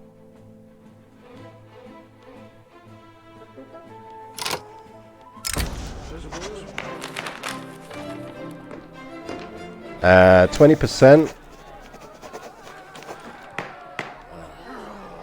I'm going to get that passed. I want that passed.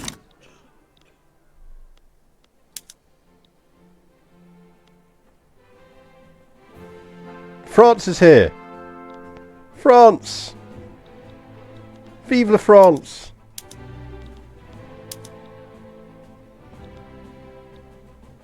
We should be able to hold it now.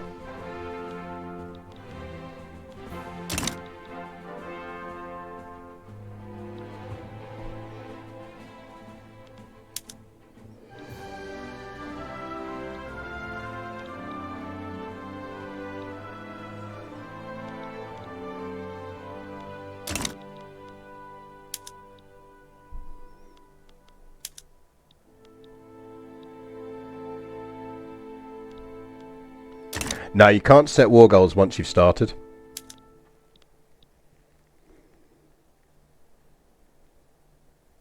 Which I like. You kind of have to know going in what you want to achieve. And you don't get to kind of just turn around and go, right, well, I'm doing it.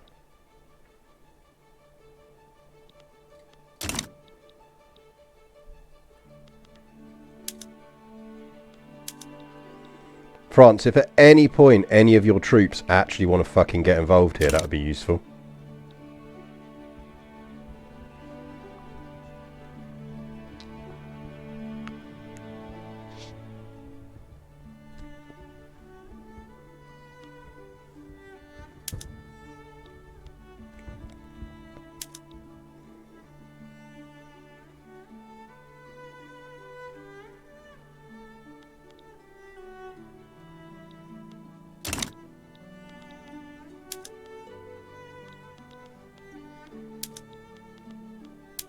Giuseppe, I have no idea who you are, but you are a Republican, and I quite like the idea of you... Oh, you're going to be our, Are you essentially... Is that the guy who's in charge of our... Apparently we've got another 16 battalions from somewhere. Like, I'm not complaining.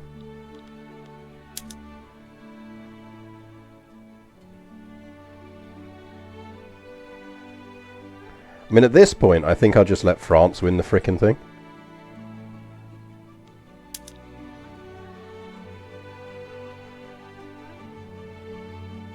Could be the National Guard. No, because we haven't called up the National Guard.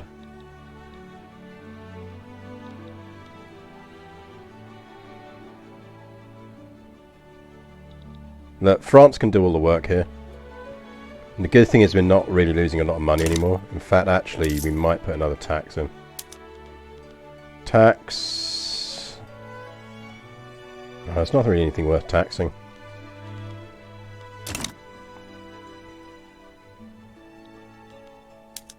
It is! That's what it is! It's generated Garibaldi.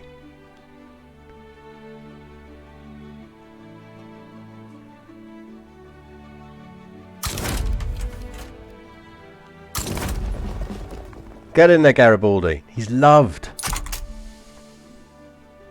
From heroic reputation. Supply expert, supplier, expert artillery commander and persistent.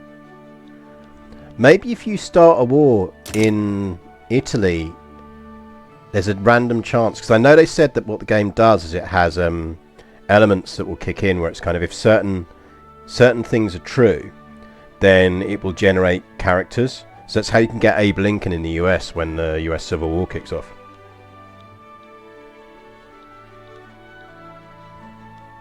We have the King of Biscuits, chat.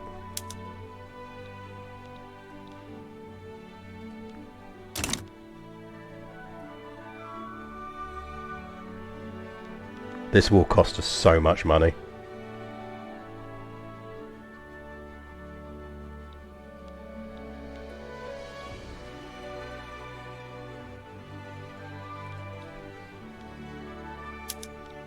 We got him on the run now, though. And you laughed at me, chat.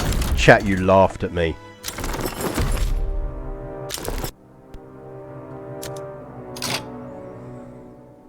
Chat. We have a chunk of Sardinia. It doesn't like us. Of Madagascar. They don't like us. But we don't care. Do we want to incorporate this? It's going to take us 20 years.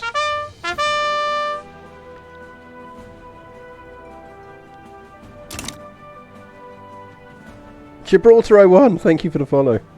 I feel like we probably do want to incorporate it. Essentially that will make it like an actual proper state within our country. Rather than a sort of colonial place.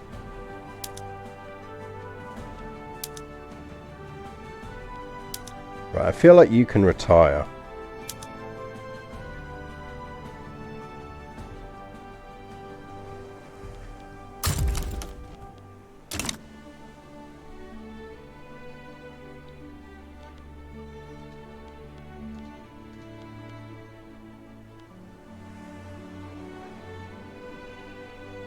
Right, we need to not be losing cash.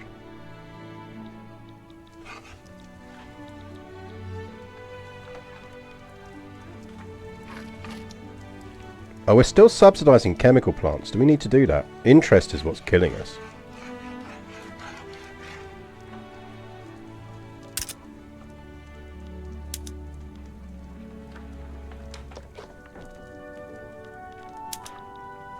Our campaign has got no tax capacity. We do need to build that in. That will help.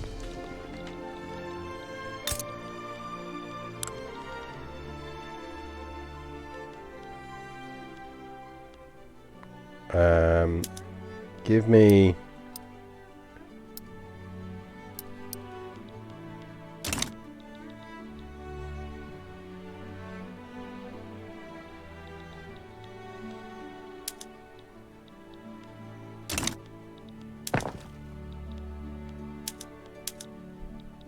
Give me them. Right, let's try and sort out our economy.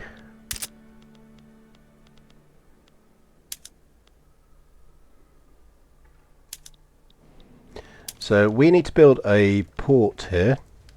Is it shipyards?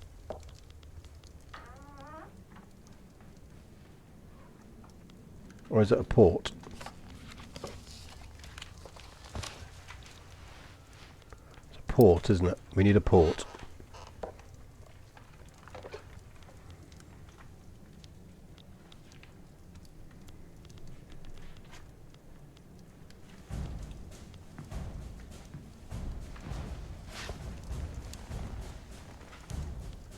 I feel like we don't need barracks there.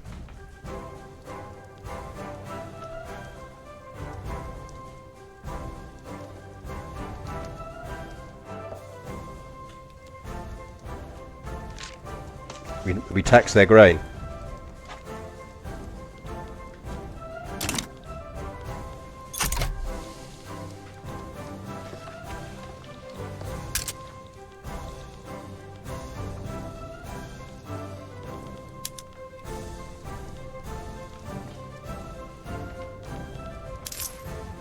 We're not an unhealthy economy. Shut up. We could go slightly higher taxes for a while.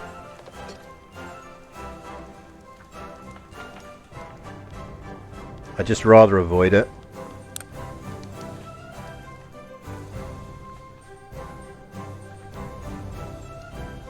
We've got the remaining credit. If we're really lucky, France will pay off our debts. France! France! Ooh, hey, I can move the world around. That's freaky. France! Notice us, senpai.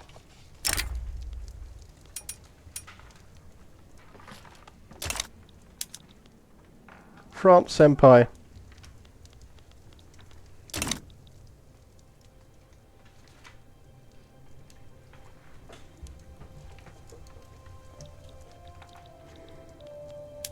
I want appointed bureaucrats through. And the problem is we're going to get the election before it fires. Which is annoying, but we'll see who gets elected. Look, the good news is next time we have to fight that war, we can win it much easier. Because we don't have to try and frickin' land this time. Switzerland eats some of Austria. Does kind of look like Switzerland's done alright there. Prussia's got a big wang now. Not much other border movement in Finland. Hey Finland, how you doing, buddy?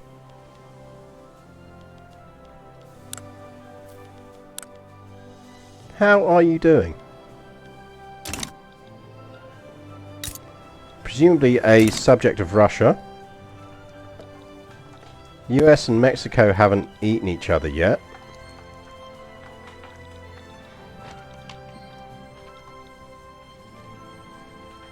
The world has been surprisingly stable overall, really.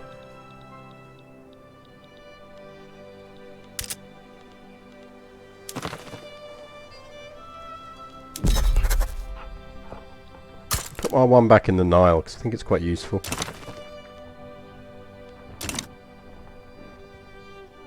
Yeah, Egypt hold Constantinople, that's the big thing.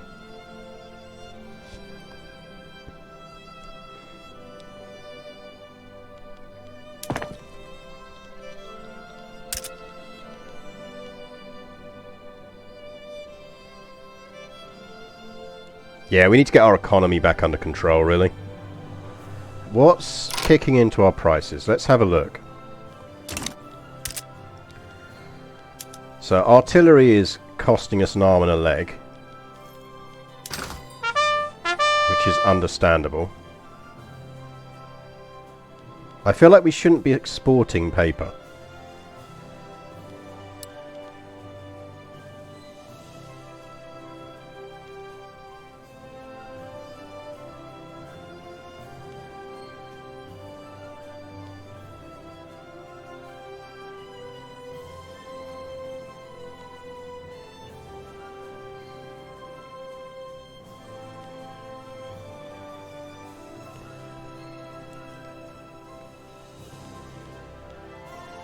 We are importing iron.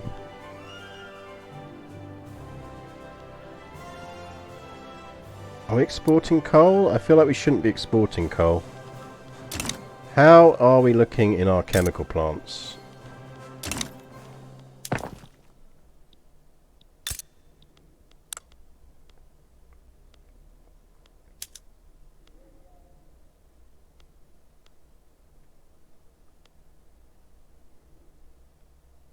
Yeah, we shouldn't be exporting coal because we need it in the market.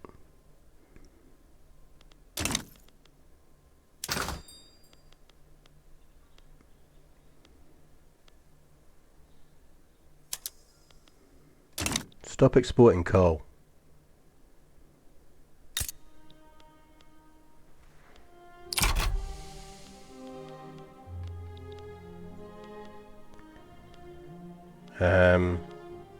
Where's our chem plants?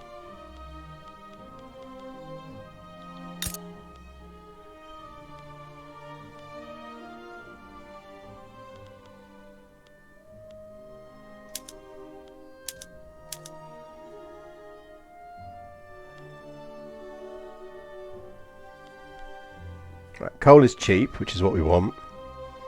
It's still the iron that we're struggling with.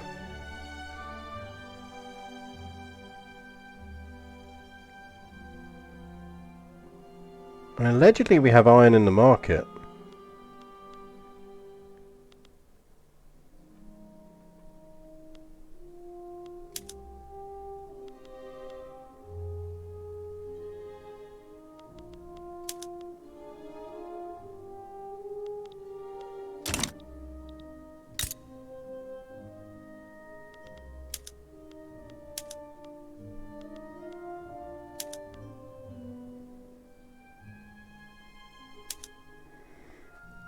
We get some lathes going, that's going to increase furniture, which is good.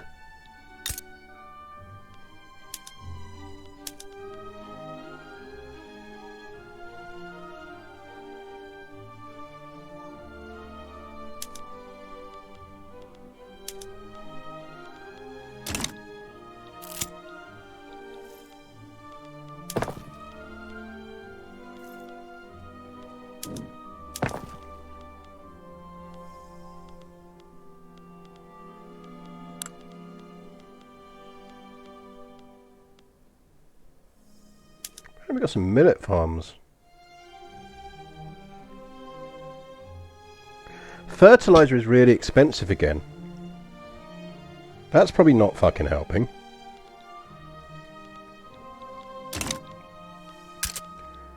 Are we exporting fertilizer again?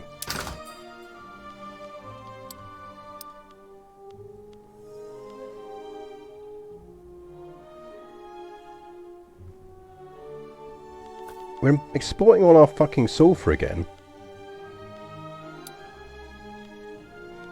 Can we not?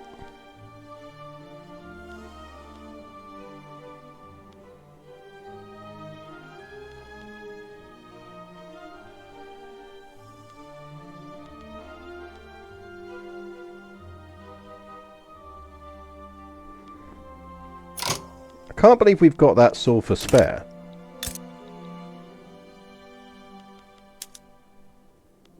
Now we're producing 402. We've got an internal imbalance of minus 22 because it should be going to the chemical plants.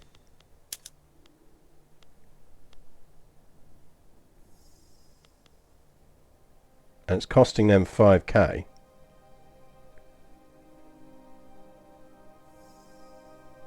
Like, why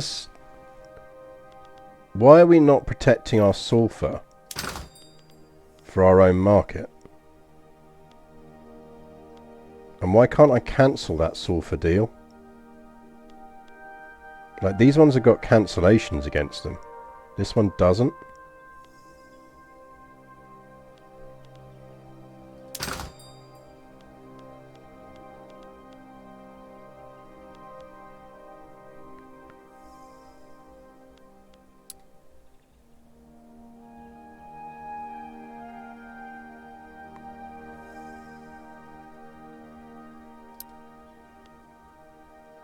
Yeah, but then how do I stop?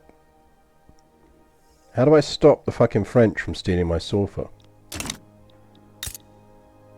I think that's basically what's happening.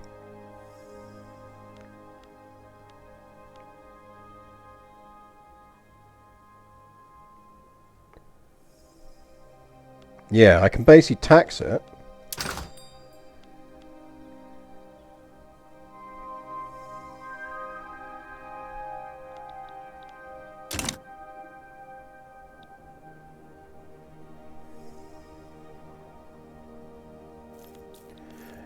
Is there a law that essentially allows you to be more protectionist? Is that what it is?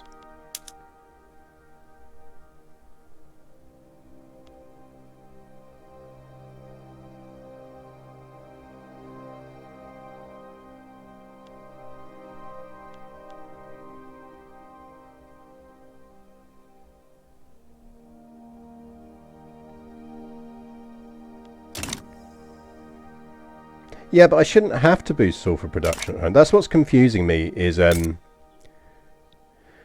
got very good sulfur production.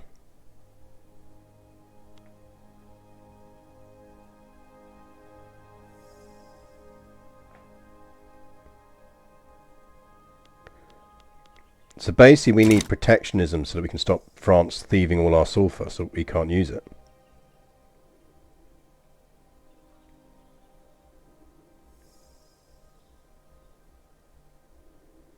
Because subsidies and interest are our problem.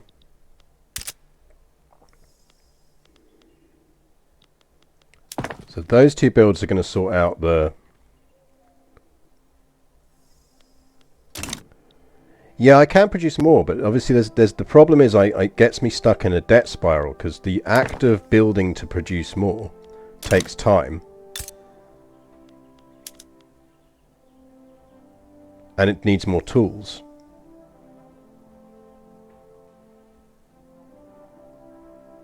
And we're already short on tools in the marketplace.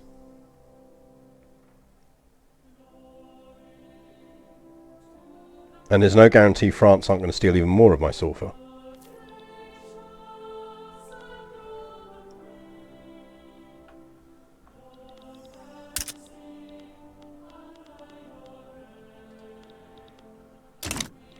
So it just seems a bit of an odd cycle if you can't...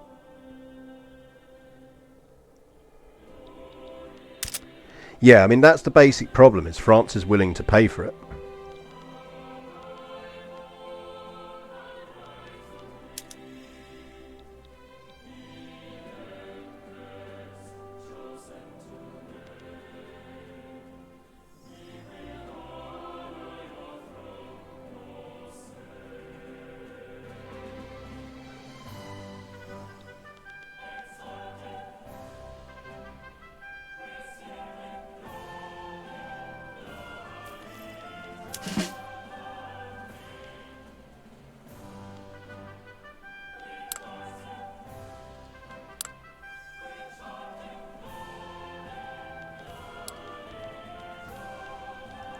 Now, part of it, I think, is we're buying it. We're still buying artillery to counteract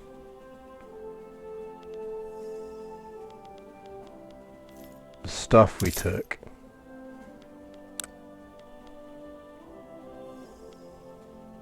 I mean, I think we basically have to raise taxes, which is annoying.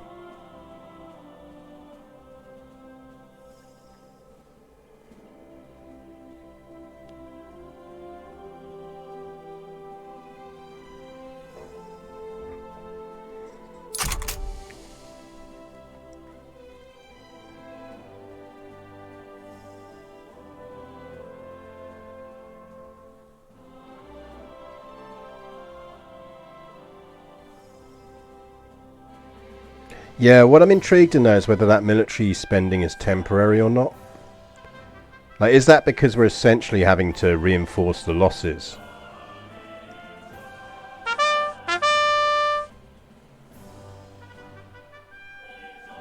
Dreamweevil and Vagrant. Thank you for the follows.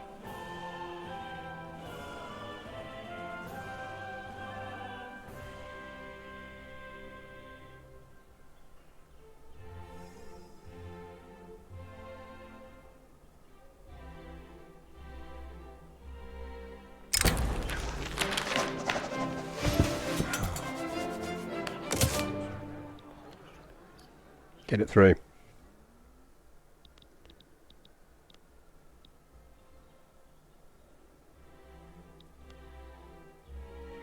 Essentially, I'm interested in whether that's a fixed cost now based on our types of units, because we did upgrade our units, remember? Look at the barracks. That's what I was looking for. Where do we find our barracks? That's under here, isn't it?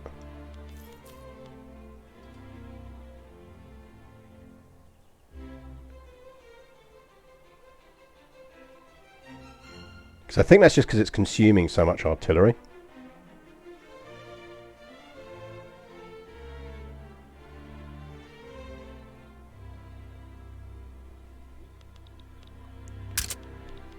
Which... you know, we want to protect domestic supply.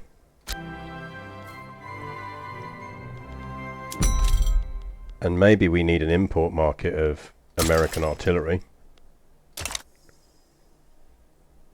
which lowers the price a bit.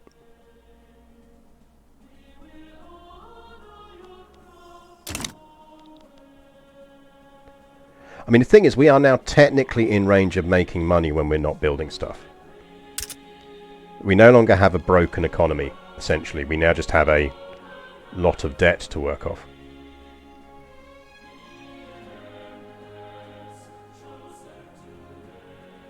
Because if you take out the temporary construction, we're actually into profit.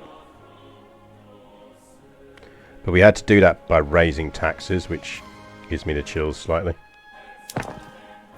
But I think what we need to do is just get some fucking sulfur mines down.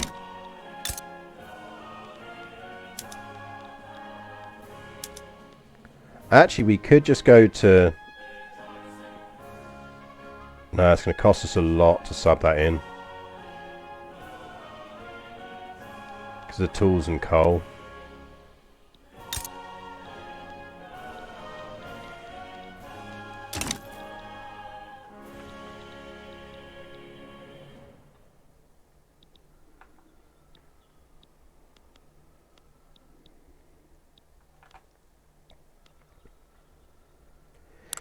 Yeah, I mean, I think part of the problem is we've got arms industries,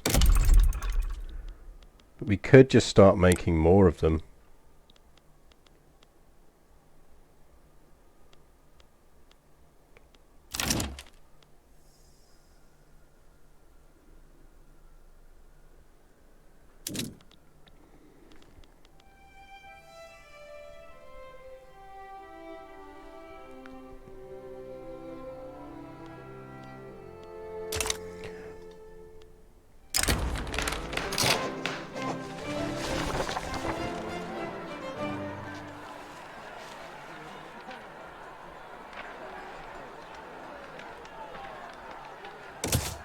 He was a bit of an arsehole anyway.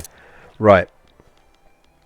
Our arms industries aren't productive. Why are our arms industries struggling?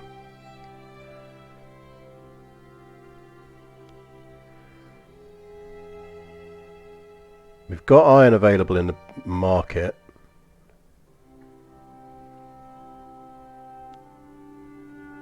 Hardwood. We're not making enough hardwood. It's our hardwood. We need more hardwood. They want us in their customs union? No.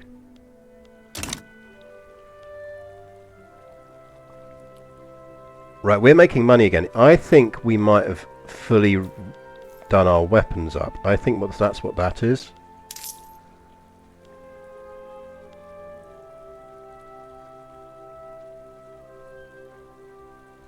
I think that cost has dropped.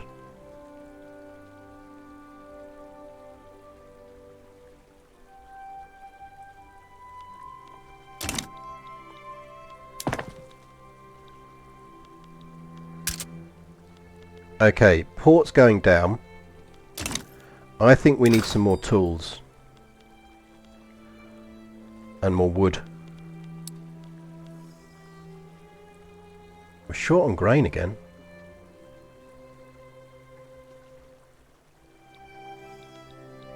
You know what we should be doing is we should be telling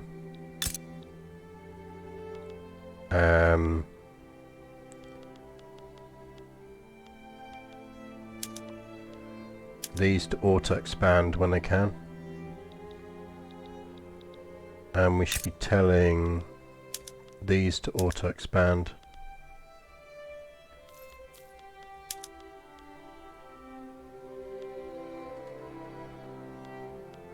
Tools are very pricey. I think we need to sort out our tools. Yeah, I think that's probably what it was doing, is because don't forget we did lose a lot of troops in the war. And we could do 4 logging camps there. We can do 7 logging camps there.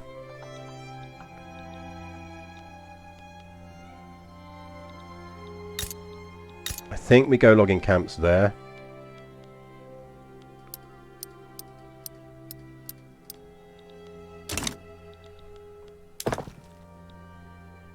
They build pretty quickly.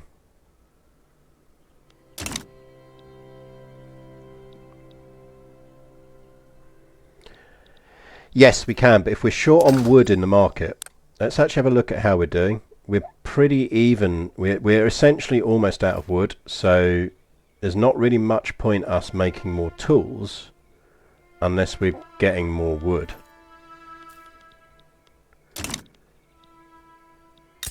And I think we need to auto expand you as well.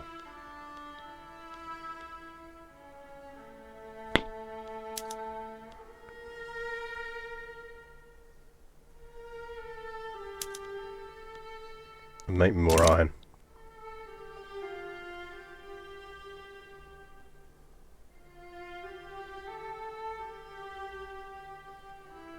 Yeah, I think that's basically what we'll do, is we want to upgrade the tools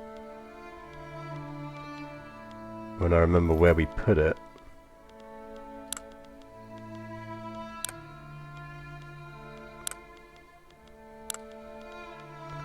Tooling workshops. There's no point in us moving to steel tools yet. We do only have like 4 tooling workshops, which isn't a lot. I think we should probably start building some tooling workshops elsewhere. Let's get some down in Sicily.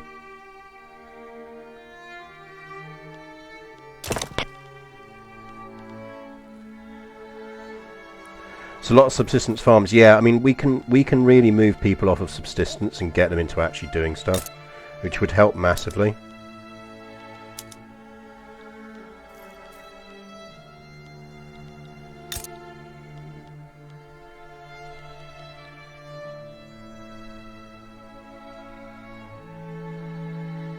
We really need to start making some booze.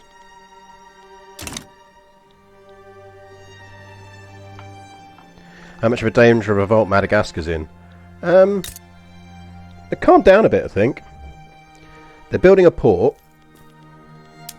We're going to want a government administration there. Now, they can really go to town on logging camps. So we've got tea plantations. Don't think we need the barracks there.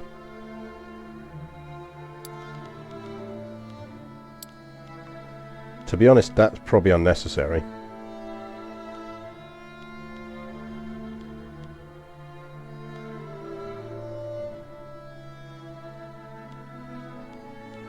Do I need the barracks there? Is that what counts as garrisons?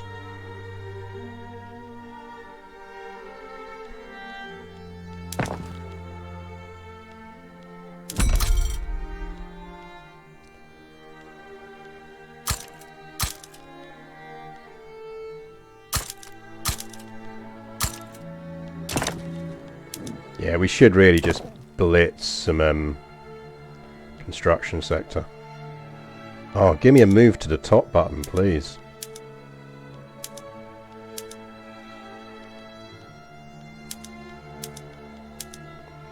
Well, as you can see, chat, war is a costly endeavour, and I quite like that.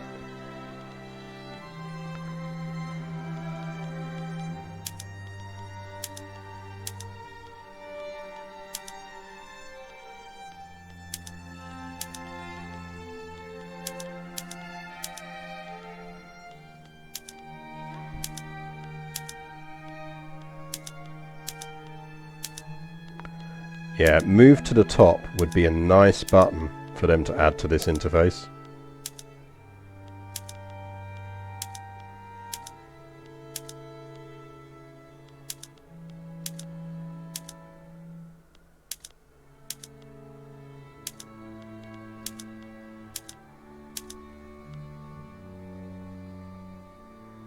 Alt click. Oh, thank God.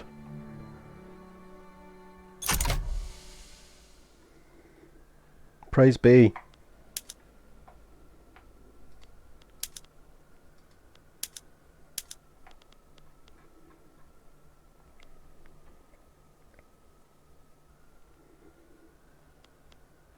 It's gonna be funny when I read chat in 2 minutes. Well, you weren't far off.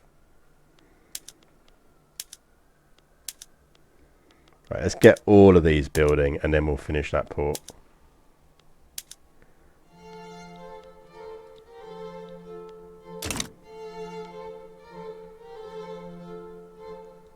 Good news, chat. We're only 1.39 million in debt now.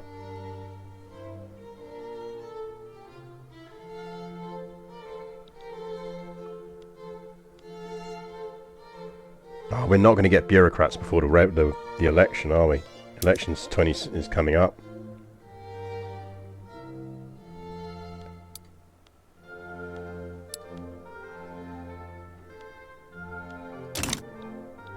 At least we don't have to worry about the landowners anymore.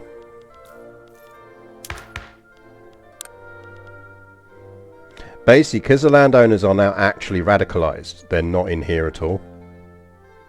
Because we've got marginalised groups in the trade unions, which, you know, whatever.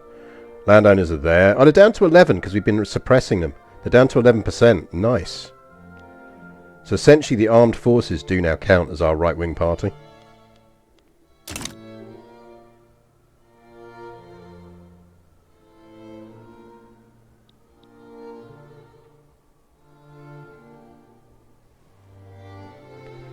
Hover over and you can see the shortcuts. Nice.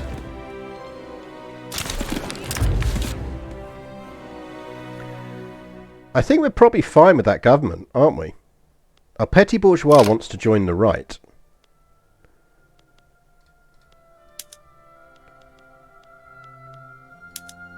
That would actually give us a bit more. What do they want?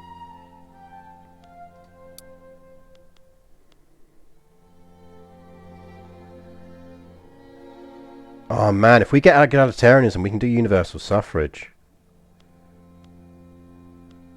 Or multiculturalism.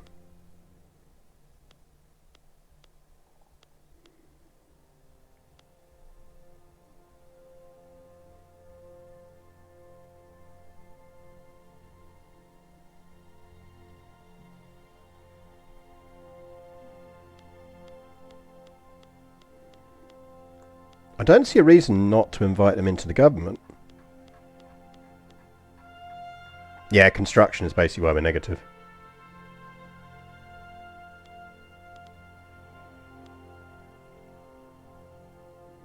Oh, the Catholic Church wants in on the right. I mean, we could just boot them all out.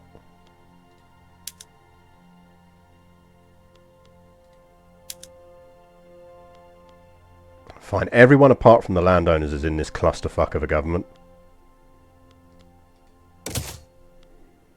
This is the most Italian government ever. Well, not current Italian government.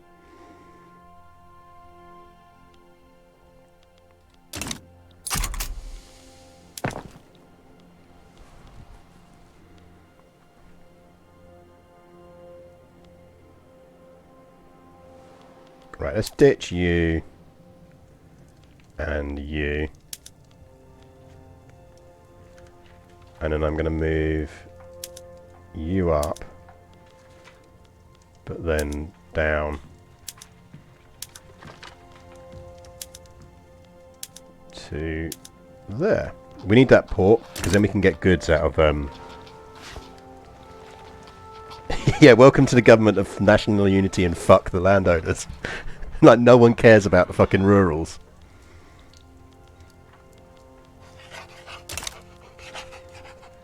How are our colonies going?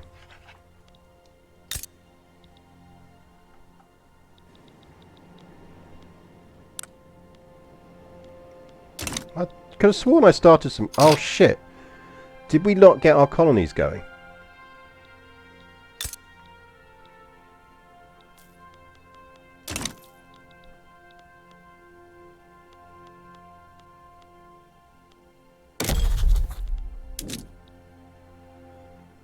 Did that crash take out our colonies? That's fucking annoying.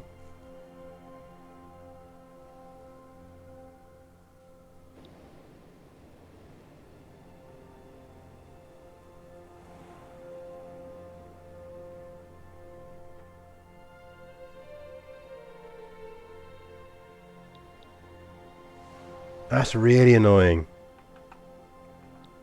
That was going to be... Well, we've got tea in Madagascar.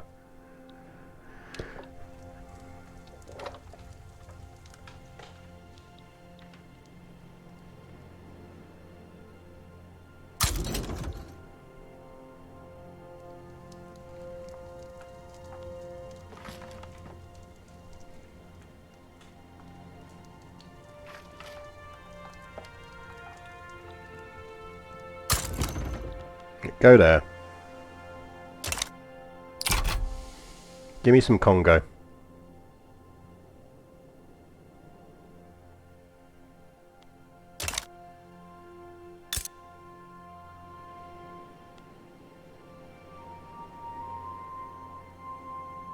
Look, we'll have a colony there by 1865. Oh, we got appointed bureaucrats through. Nice. Right.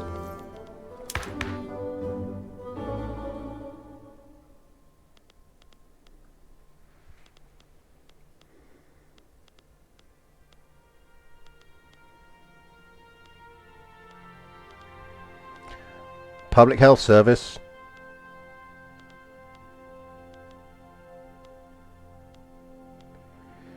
We have a 34% chance of overthrowing the king.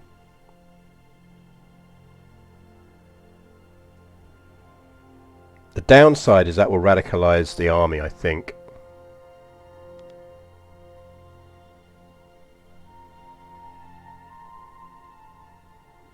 No! Because we've got Garibaldi! Because Garibaldi's in charge of the army.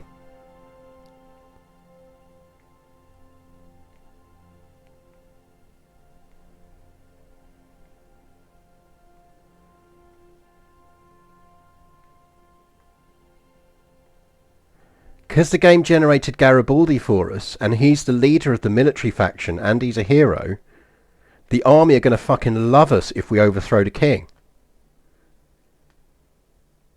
Chat, do you want to go presidential, or do you want to go parliamentary? Yeah, Garibaldi's a Republican.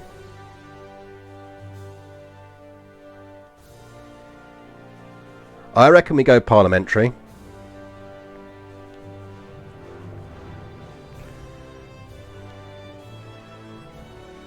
I think they're pretty much the same thing. It's just flavour.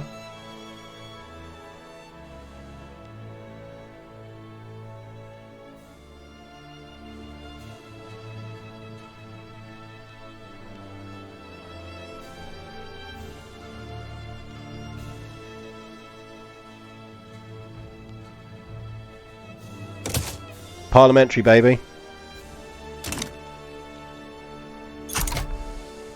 Don't you dare die on us, Giuseppe Garibaldi.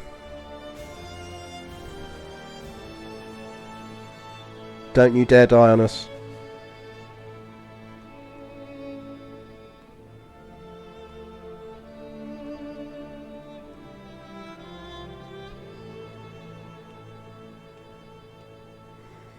Oh, I honestly though, I am loving this game.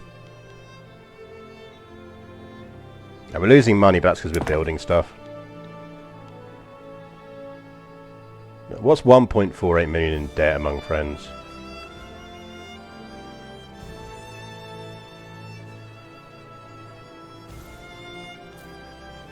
We do have 6 journal entries I haven't in any way looked at.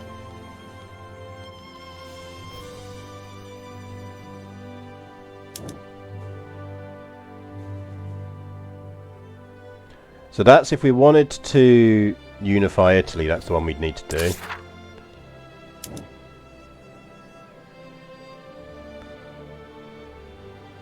If we can get this passed, we can stamp out monarchism.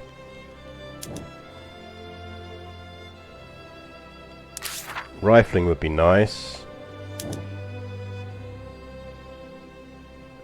If we can enact universal census, we get that. Path to liberalism.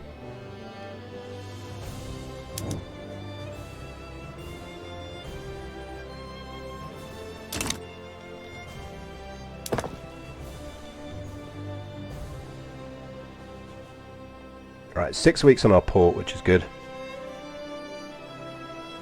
A League 2 club, yeah.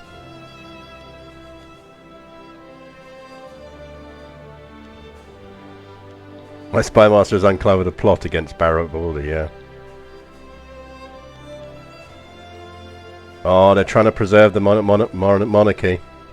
We're not having it. We're not having it, chat. Sicilian Gabon is isolated. Hello, Sicilian Gabon. Would you like a port?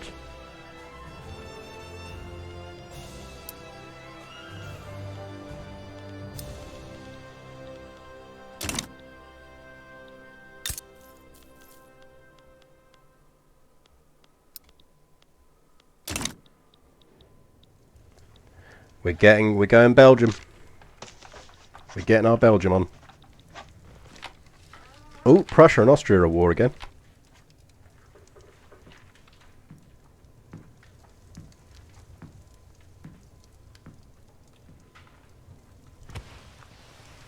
$40 construction, 20 is allegedly the max building. Yeah, but I do have to think about how much money I'm spending on it as well.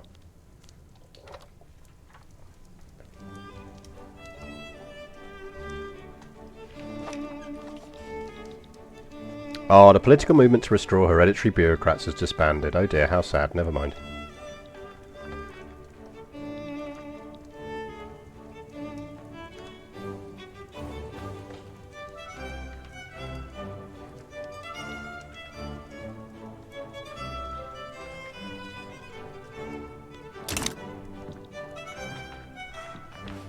Ooh. Ooh.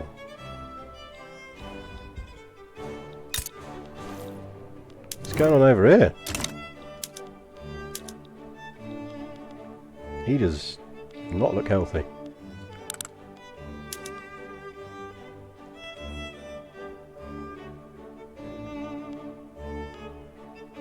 Bavaria getting in on the act.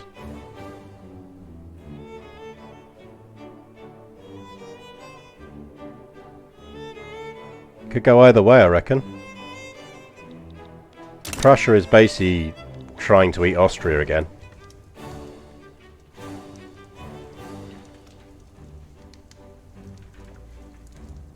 Yeah, money is only spent on construction if you're building, but I am building.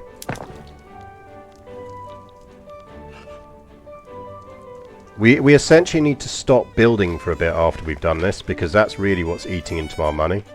And if we just stopped building for a while, we could cut down on our national debt.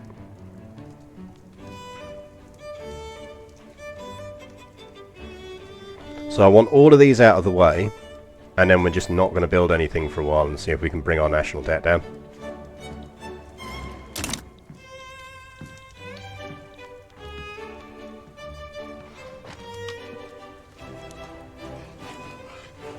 Not least because it's entirely possible we're going to get a rebellion here. But we should do alright because the army will be on our side.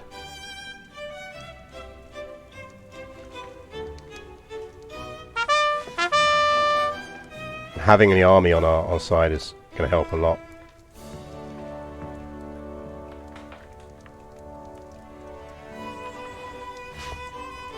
If you grow GDP though, you can borrow more. Yeah, alright there, Miss Liz Truss. Let's, who's going on over here? Oh, it's still Montenegro, living it up.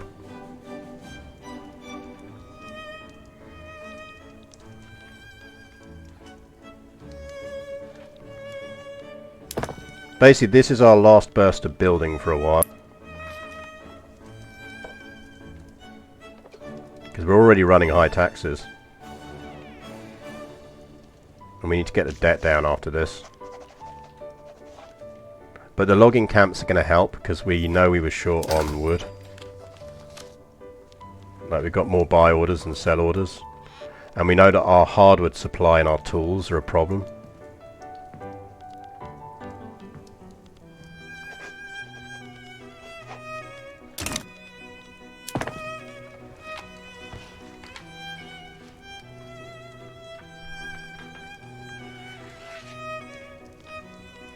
Well, that's what I'm watching is interest, because we're up to 5k interest.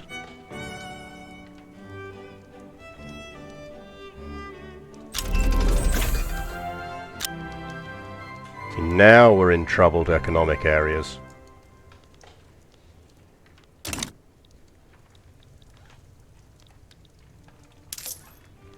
But we'll see.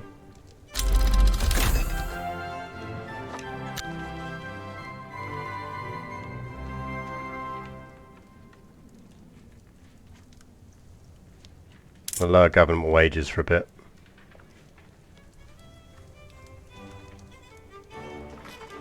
We could lower army wages if it's not going to piss off the army too much. Nah, they're fine. They're loyal plus 20. You don't need that much money.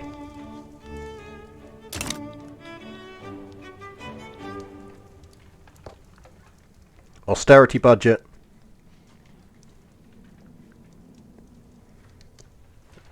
Does Madagascar have ebony wood? It might well do.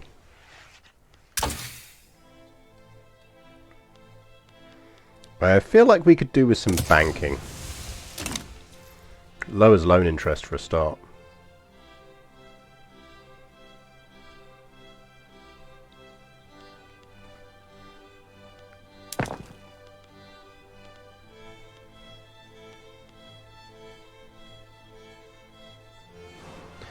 Is Prussia actually losing?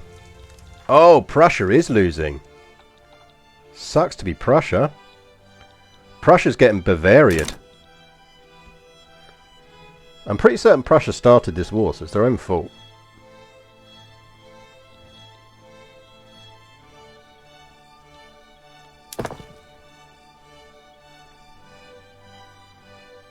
You're right there, kitty. I know, you haven't had any snuggles this afternoon. We'll sort you out in a second. I just want to see if I can not go bankrupt first. Oh, I see. There's another kitty here, isn't there? Let me deal with him. Go on next door's kitty. I saw you there sneaking up on him.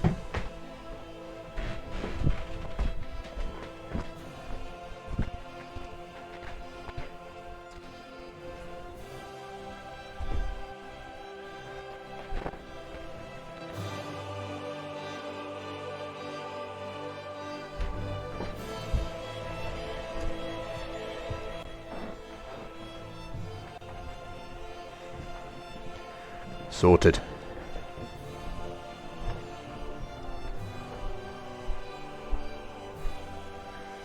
Yeah, not my cat was trying to do a sneaky sneak up on kitty. Right, how are we looking on construction?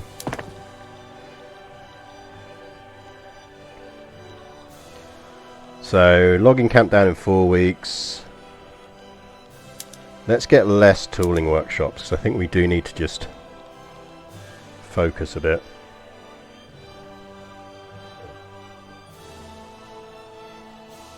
British Balkans interest is removed. The British are no longer interested in the Balkans.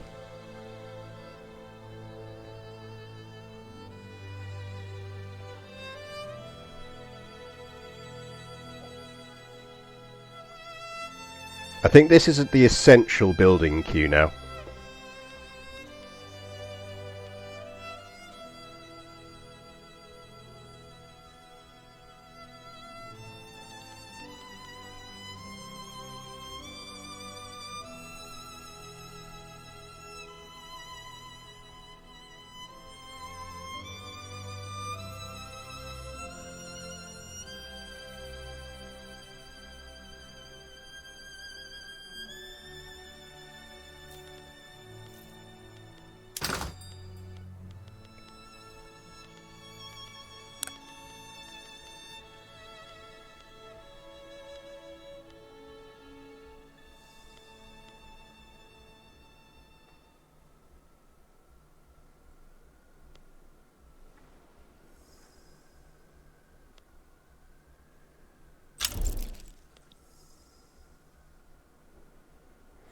Wow, so Austria managed to liberate Pomerania.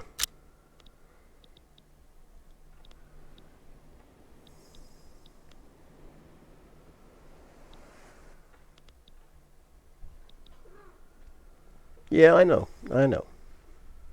We will do scritches, don't worry. We're exporting tools and I don't want to be.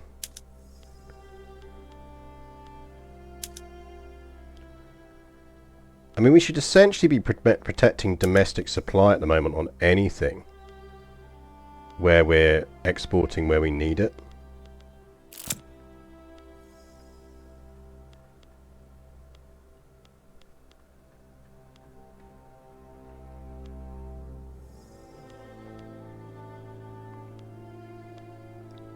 Yeah, I don't think Germany's going to form. But yeah, the contest was really over who was dominant. fucking me off how much that they're stealing all of our sulfur.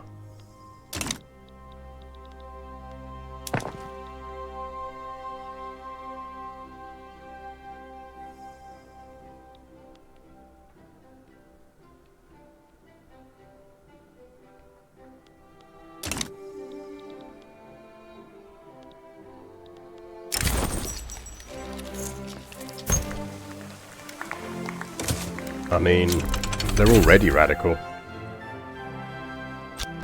Well, the good news is we've got more higher maximum cash reserves.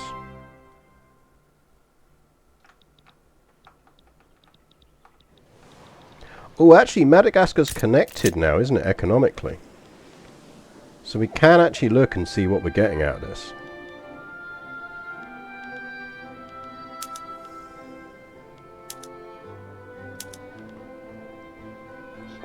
I don't think, unless there's something I'm missing in terms of... I assume it's a different building if it's doing other stuff.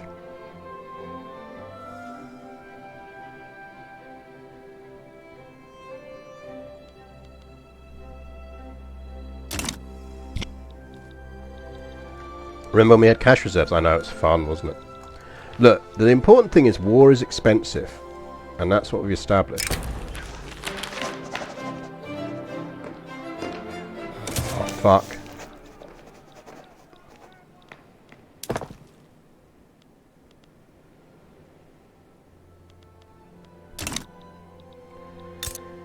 Yeah, it's a net economic boost. I'm just not sure we want to do it.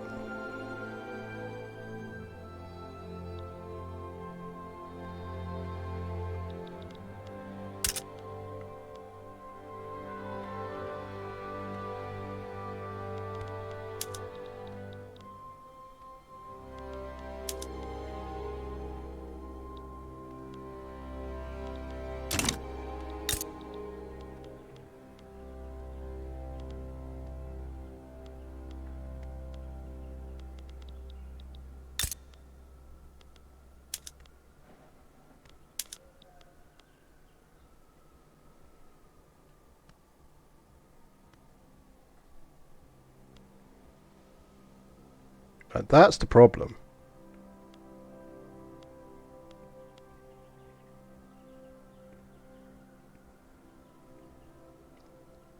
Or rather, our fertilizer isn't being fully used.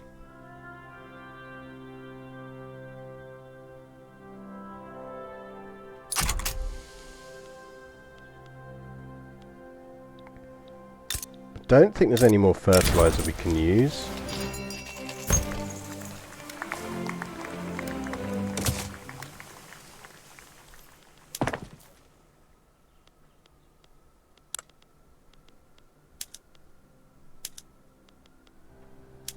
We're already using fertilizer.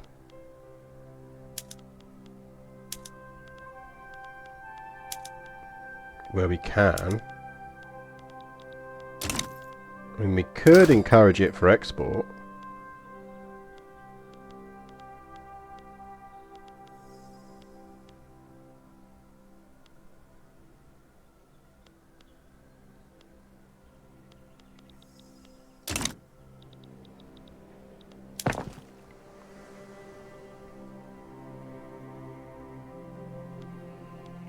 I don't think you can use fertilizer in Madagascar because it's not the kind of thing that needs fertilizing, if that makes sense.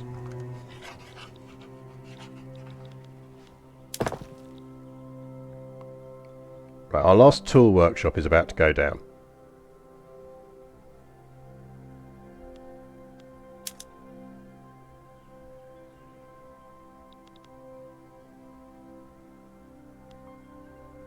So that was the stuff that was auto being queued up, and I'm just going to get rid of it for now.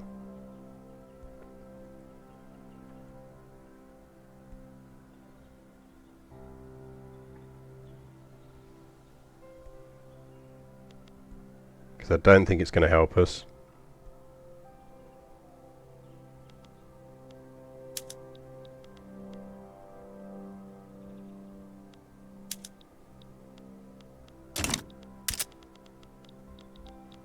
Because I'd quite like to not have an unhealthy economy.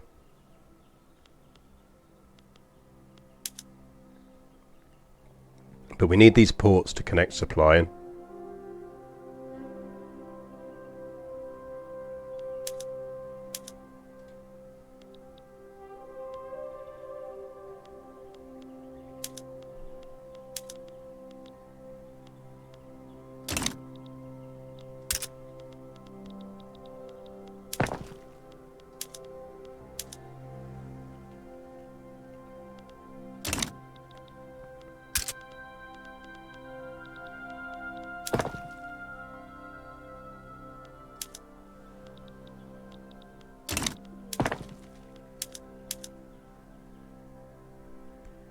Yeah, so buildings have their individual cash reserves, which they work through. The Trucial States and the Otter and the Oman are now a puppet of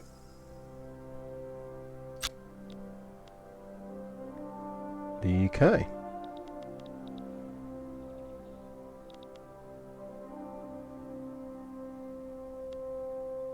Finish the ports.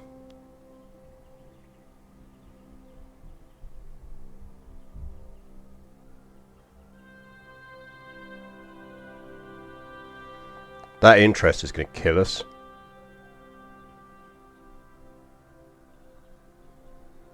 So we're still going to have a tanking economy, but we can look at what we can do to sort it out.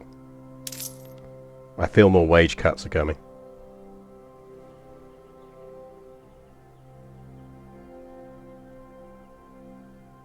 But it's fun to see how quickly you can slightly screw your economy over with a massive war in Africa that you weren't really planning and thinking about. Oh yeah, we totally trust this economy. 100% we trust this economy. Let's see what the state is after this.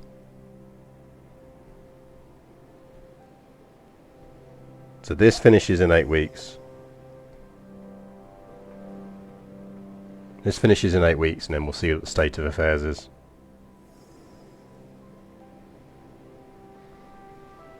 Oh, I'm on the wine now. We've hit the wine drinking point in the evening. Where's the time? Oh, Jesus. Right, let's see if we can get the economy under control. And then I'll probably call the stream there for today, because this has been a long one.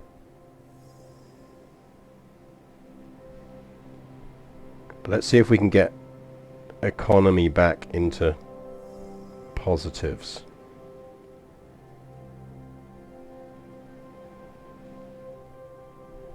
Bunch of diplomatic plays going.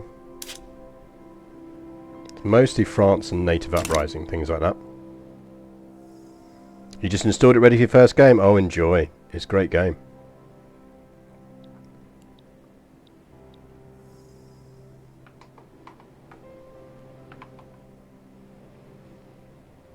As you can see, we have been lost and absorbed in it.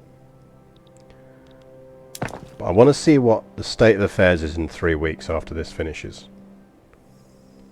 Are we going to have to do further tax cuts, or is this going to be enough?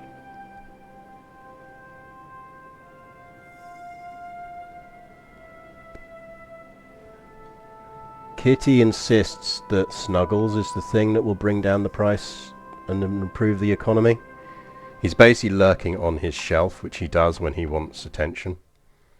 So you can just see him behind me there. He's like, hello, I'm here. I'm here. I'm here, stop ignoring me.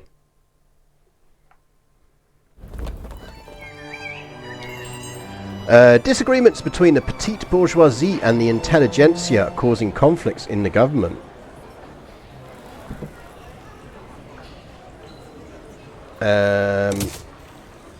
We'll do that. France is at war with someone. In the Congo. Yeah, righto. We're making money! When we're not building anything, we're making money.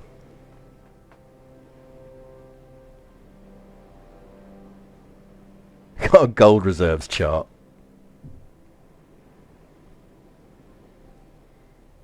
We're making money. We're going to be okay. We just need to not build anything for a while. until we've got the investment pool back up.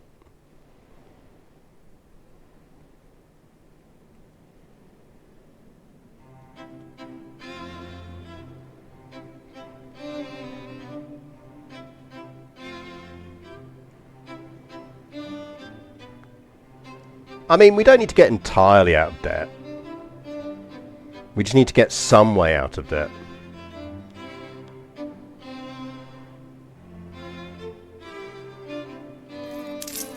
And I reckon we can probably finesse the budgets a bit more.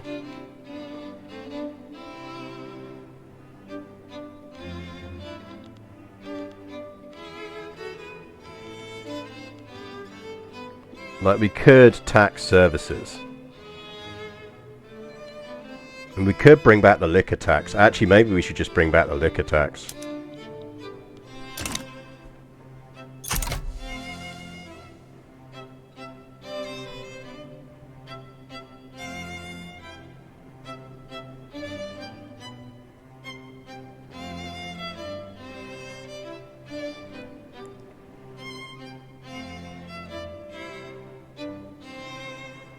Because remember, that's essentially per week.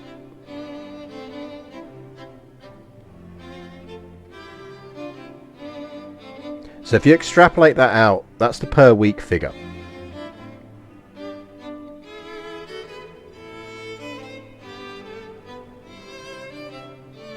So how long is it going to take us off?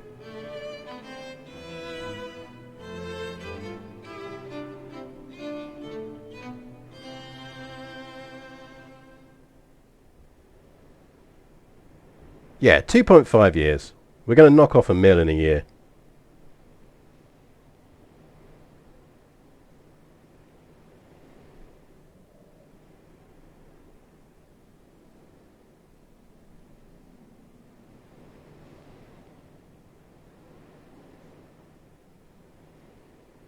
We'll get out of debt. And the thing is, the investment pool is climbing again. So what we can do is, when the investment pool builds up, it's not that we can't build, because that's the nice thing about this. It's like how it works is we just have to wait until we get to a point where we've got enough in the investment pool to start covering construction again.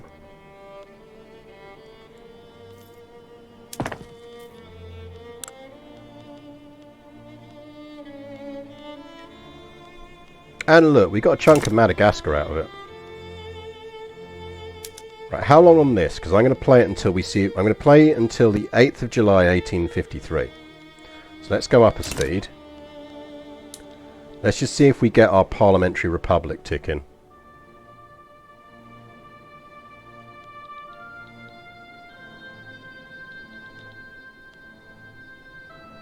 And in the meantime, our red bar is slowly going to go down.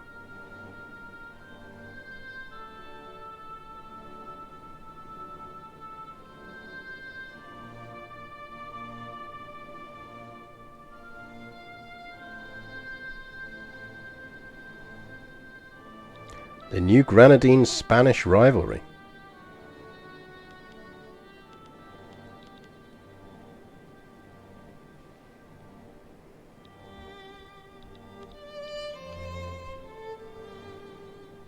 Look, we barely owe 3.4 million now.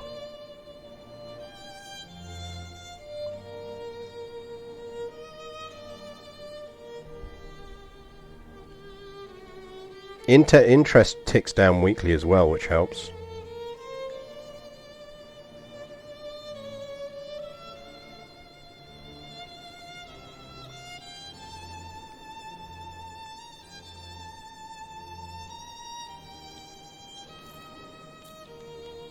Come on, let's see if we get lucky. These are all radical monarchists, by the way.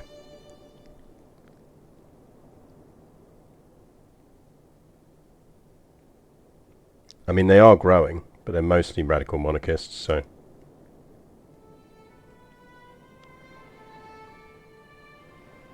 When we get the national debt under control, we can reduce taxes again, which will help.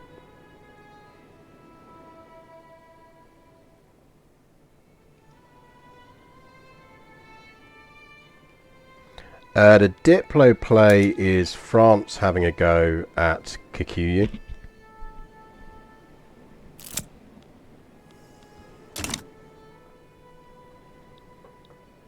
Look, the important thing is we got a place in the sun. Oh, we passed it!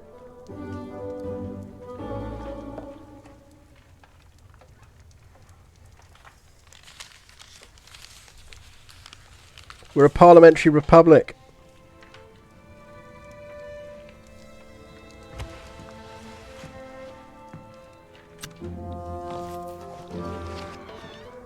Down with the king. Giuseppe Garibaldi, our Chancellor.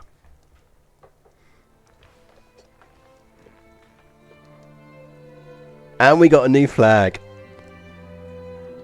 It's all worthwhile. We got a new flag.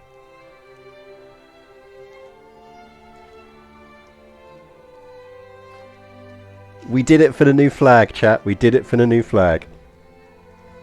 Break open the biscuits. The Democratic Republic of two Sicilies. Complete with a new flag. 100% legitimacy.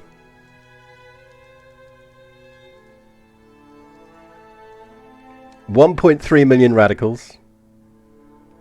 It's fine. They know their place.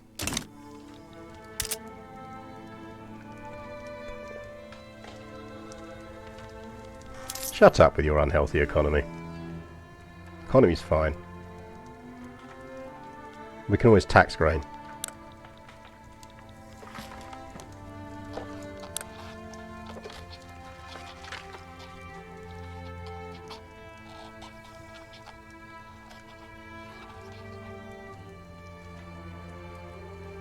You can basically go into default, you can declare bankruptcy. But we're fine, we're cutting that down. It's dripping down now, we're good.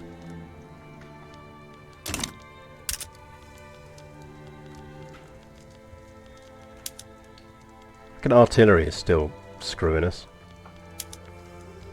Don't need that anymore. Yoink and yoink.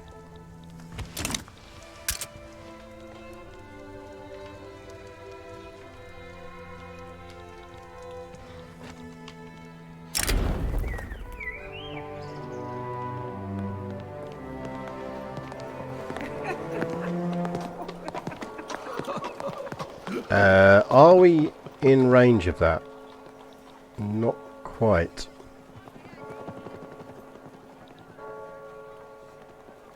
Yes for the middle strata, no for the upper. So we just go let them celebrate. Apparently we have 13 ships now.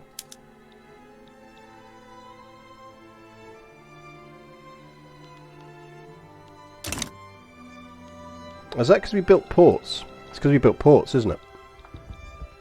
Congo is on fire.